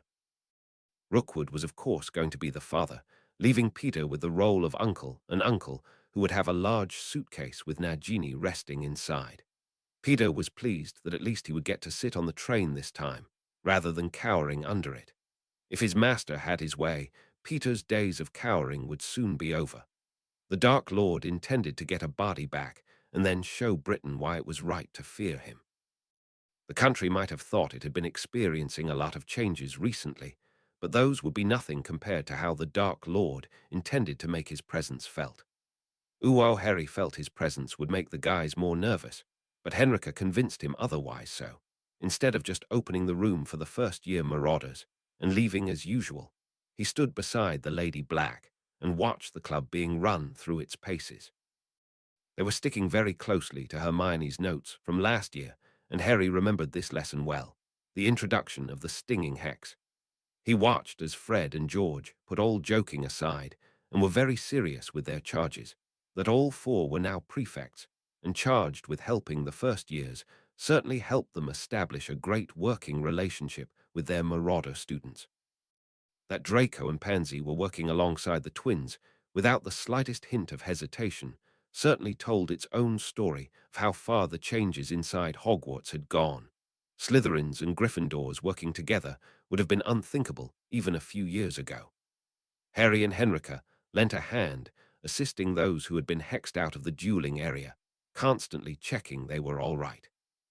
Seeing some of them fighting back tears from the pain gave Harry an idea, and he disappeared for a while, returning with Luna and Colin just before the guys were getting ready to wind up the lesson. He let the kids get their comforting mug of hot chocolate while their tutors explained exactly why they had done what they did tonight. "Excuse me, Cedric. I really don't want to butt in here, but I thought your students might like to see exactly what our aims are for this club. I have Luna and Colin here, both of whom were at this exact same stage last year. I wondered if your class would like to see how these two fight now." This was an exercise that hadn't been available to Crow's Marauders last year, but everyone concerned could see this as something that would certainly help their SOAR students. The entire club was soon on their feet, eager to see just what level the second years were at. Harry was limiting the fight to 3 minutes and let them loose in the area Hogwarts had warded. First years that had been feeling sorry for themselves a moment ago were now shouting encouragement as the two Crow's Marauders threw spells, dodged and shielded until Harry called time to much cheering. It was a happy yet determined bunch of first years who soon after that left the room, allowing Harry to apologize to the tutoring team. "Sorry about that, guys, but something just occurred to me as I was helping Natalie back to her group. Last year Crow's Marauders had the choice of Lockhart or us. I would like to think that wasn't a difficult decision. You lot are up against Remus, and I could see some of our first year wondering if this was worth it. A stinging hex is called that for a reason. It bloody stings. I wanted them to get a look at what was possible before they thought about chucking it in." Roger didn't think any apology was needed. "I was looking at them and could see us losing a few, but not after watching these two. You've really been pushing them this term." Colin had been delighted that he was one of the pair Harry picked, and his face was flushed from exertion and pride.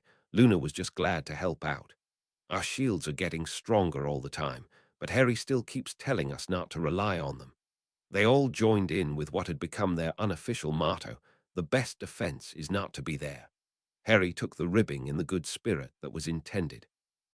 "Really well done tonight. I don't know about you, but I certainly found that the hardest lesson to teach last year. Next week, they'll have a set of dueling robes on when they practice, but you still have to be careful they don't use that as an excuse to go charging into a fight, especially those bloody Gryffindors." Again, Colin took the jibe in the spirit it was intended, but the twins were quick to defend their house, in their own inimitable style, of course. "Hey, we teach our first year better than that." "Yeah, first thing we taught them, don't get caught." "Is that the same thing, Fred?" "It's the most important thing. Can't have us Gryffindor prefects looking bad." And Alicia would go mental if we made her look bad. The twins' theatrical shudders weren't fooling anyone. Alicia and Angelina certainly had more chance of reining Fred and George's more outlandish behavior than McGonagall ever would. Rookwood was having a hard time trying to rein their master's impatience in.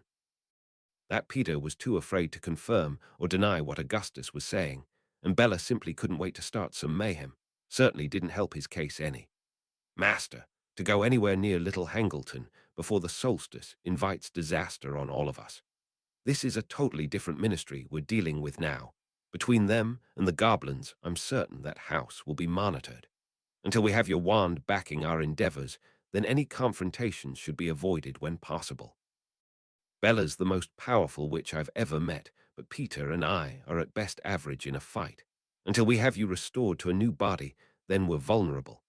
After the ceremony, I'll gladly storm the ministry itself at your side, if that's your command. The Dark Lord was not used to having his orders questioned by his followers. Painfully enforcing his will would usually be his immediate response, should that ever happen. He forced himself to stop and think, though, understanding that Rookwood was well aware of what his fate could be. Yet he still spoke out. This was also a Death Eater who masterminded an escape from Azkaban with the sole intention of helping his lord return to power. Rookwood's bond with Bella being nothing more than an opportunity that his plans generated, and the clever wizard then seized with both hands. There was also the fact that Rookwood wouldn't be considered one of his lord's inner circle, yet almost every one of those bastards granted that honor were far too busy looking out for themselves to ever search for the wizard they had called master. Rookwood's loyalty was beyond reproach, leaving only the conclusion that it was genuine concern that made him speak out of turn. By sheer magical power and her utter ruthlessness, Bella had more than earned her place as his right hand. Rookwood certainly didn't possess much power, but had an intellect that was probably only second to his own. That superior intellect was telling the Dark Lord to listen to this intelligent and loyal Death Eater. You may have a point, Rookwood. I have waited over 10 years to return. I can easily be patient for another 6 weeks. Then I will announce my return to Thas cowards who took my mark and then failed me. They will be the first to feel my wrath, but certainly not the last. Bella's face fell as her master conceded it was better to play it safe for now. Everything changed at his final comments, though. Watching as her master tortured those cowards who had bought their way out of Azkaban and then continued living in their comfortable mansions would be almost as satisfying as torturing them herself. Rather than letting out the sigh of relief he certainly felt, Augustus actually pushed for more. Master, until we can confirm otherwise, I think we have to treat everyone and everything as compromised. Even though Bella and I were very careful to leave no clues to our whereabouts, the ministry were all over the Carrows very quickly. They were so sure of our position, they even had reporters and photographers from the Prophet along. They missed us by a matter of hours and pure chance. They also had enough firepower along to level the Carrows farm. Peter felt on safer ground here. Sticking it to someone he hated was certainly sweet. That this person was already dead and wouldn't be coming after him also helped. The ministry already had Lucius Malfoy in a cell by the time the Prophet broke the storyline his crime, and that was only a matter of mere days after the incident with the basilisk happened. Bella couldn't help but needle the little man. She didn't like Peter. And that's when you decided to search for our master, before you were caught too. You had over 10 years to do that. Where the fuck were you? Peter was stuttering to try and answer Bella's question, knowing full well she was right, admitting that though could be the end of him. You too took your time breaking out of Azkaban too. He almost bit his tongue off after realizing what he had just said. Bella might just cut it out for him after that. Rookwood wanted Peter along, if for nothing more than to look after Nagini. I was not aware our master had made Horcruxes until Malfoy ended up in a cell beside us. If Malfoy had one for safekeeping, it was certain Bella would have one too. If I could have gotten my hands on one of those, I knew I could aid our master's return. It took nearly 8 months to manufacture what I needed to get us out of there, and now we're here. Lord Voldemort used to enjoy pitting one Death Eater against another for his own amusement. Since he currently only had 3, that couldn't be allowed to happen. Bella would slaughter Peter in seconds anyway. Where was the entertainment in that? Peter S. still came. That is the important thing. You've given me much to think on, Rookwood. We will talk more as we head home. That was more than Augustus hoped for. His master would listen to him. It was also more than Peter had hoped for. Their master's backing would stay Bella's wand, for now. The sooner she had some other targets to take her ire out on, the happier he would be. It was only after realizing how happy they were that Emma knew it was time to talk to Dan. You've just come in from shooting, while I've spent a lovely morning losing myself in a book I've been meaning to read for ages. Now we're being waited on hand and foot. Drinking his tea to wash down the delicious scone he was eating left Dan wondering where his wife was going with this. He decided to let her get it out of her system and then see where they were. We're living here like landed gentry. You're lord of the manor, walking around with a servant beside you carrying your gun, while I'm sitting about like a right lady. Emma was interrupted by a slight pop as a clearly worried Darby appeared at her side. Has Darby done something wrong, mistress? Darby will work harder to fix whatever the problem is. Watching the little guy who they literally owed their lives to standing there wringing his hands with worry brought Emma up short. She needed to fix this at once.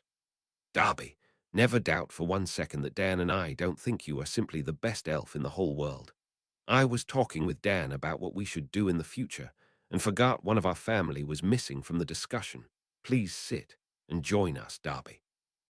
Darby's emotions were always on the surface, so Dan and Emma both watched as he traveled from worry to elation in the space of a few moments. The invitation to sit, though, had him folding his legs and sitting on the floor. There was more work to do before he would be comfortable sitting on a chair beside them. What I was trying to lead up to is that our lives have been changing ever since we discovered Hermione was a witch. I feel we've now reached a crossroads, one where we have to decide what we do next. Our lives changed forever the night those goblins attacked us in our home. We need to figure out what we want to do with our lives, and even whether Crawley is still home. This had Dan sitting up and paying full attention. This could be a life-changing conversation. You don't want to return to Crawley.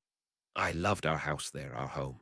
We have so many happy memories that were made there, but I just don't know if I would ever feel safe living in that house again.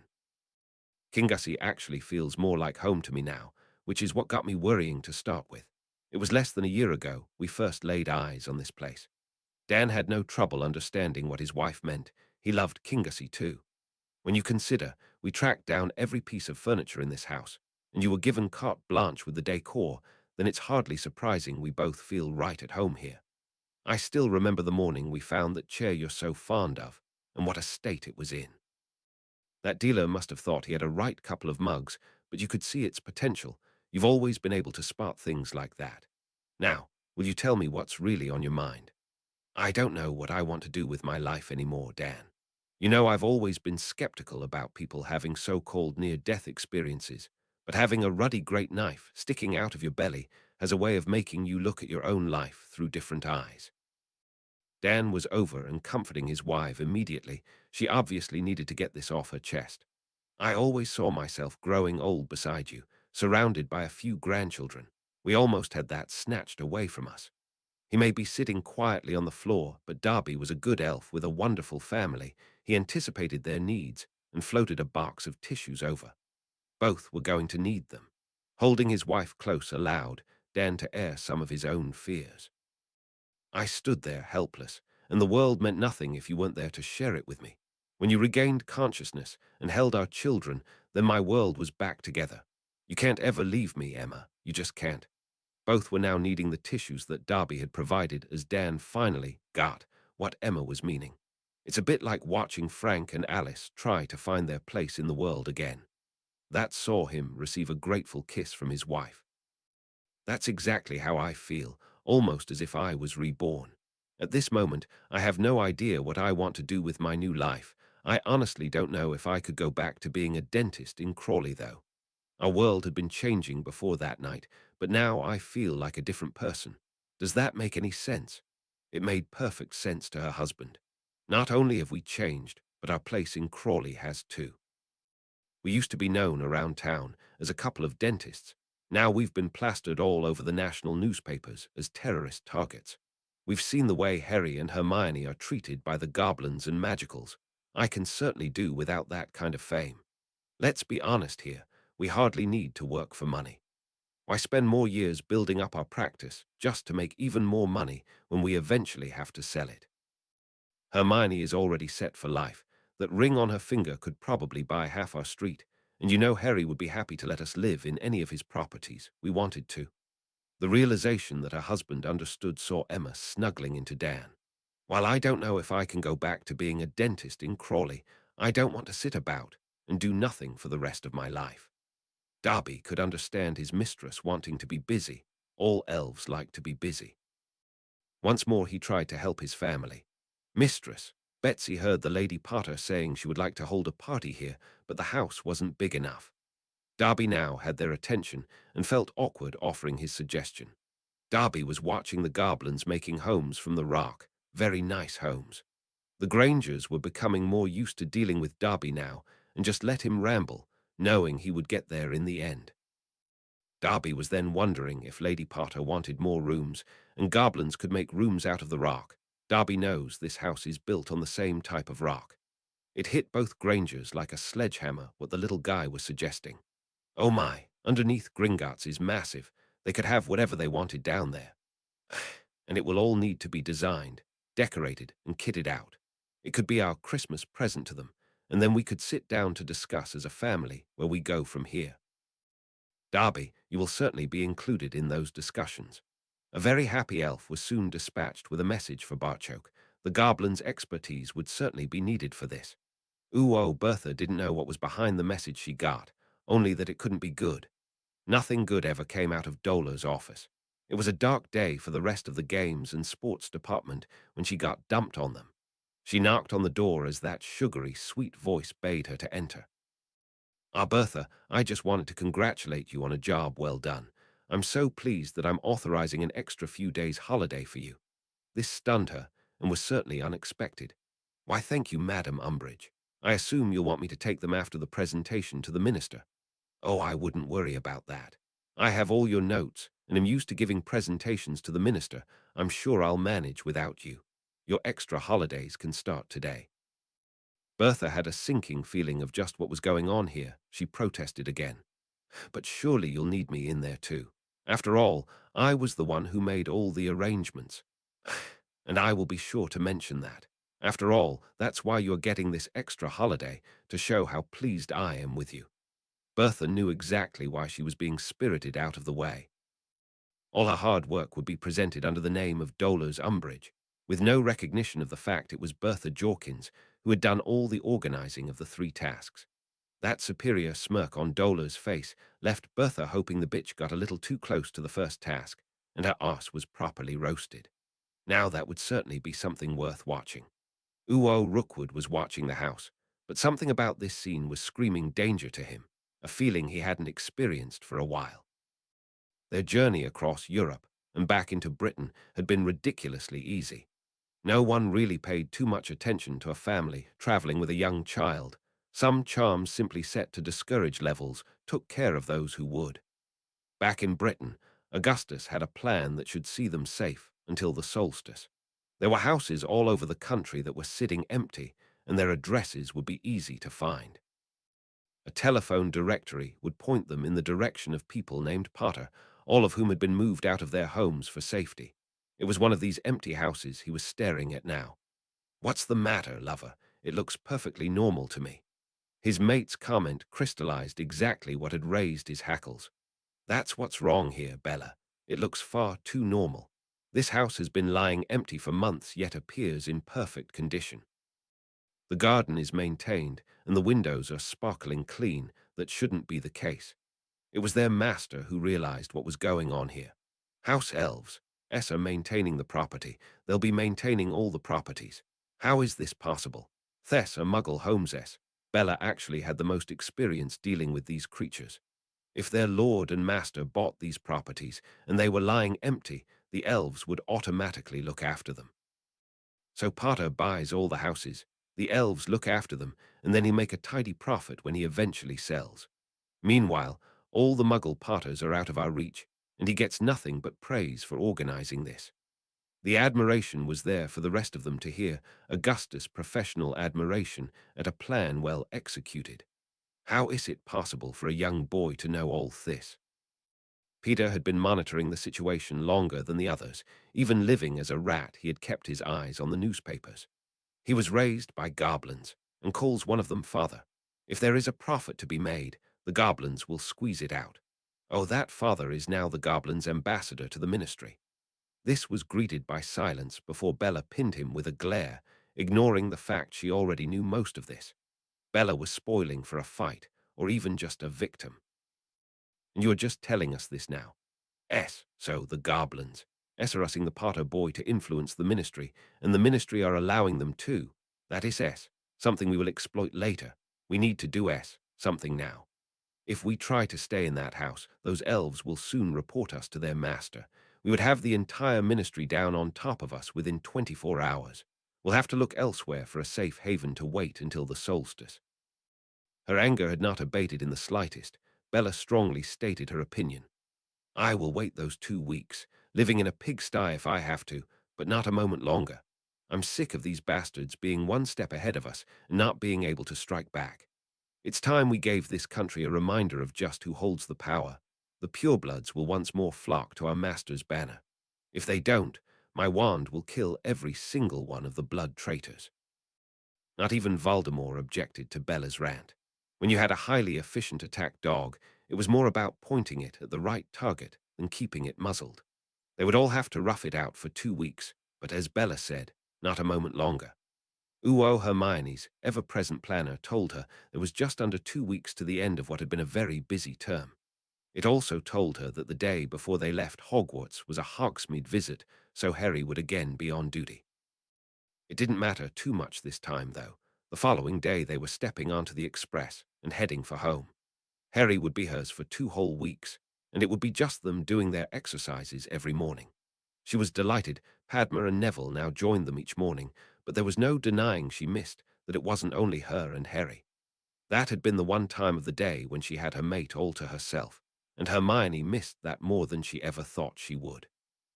With Mum and Dad not yet returning to work, she was really looking forward to this holiday.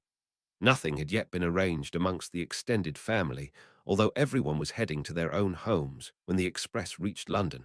All knew, though, that Harry had an open house policy at Kingassy. They were all welcome there any time. It was strange, but Hermione was beginning to think of Kingassy as home, rather than the house she grew up in. When she mentioned this to Harry, she had received an answer that had her thinking he would be a natural at politics. Home to me is wherever you are. It was said with such sincerity, though that Hermione just had to kiss him, something that she seemed to grasp the slightest excuse to do, and Harry never once complained. Yes, it would be good to get him to herself and celebrate the season of peace and goodwill to all together. And thanks for reading.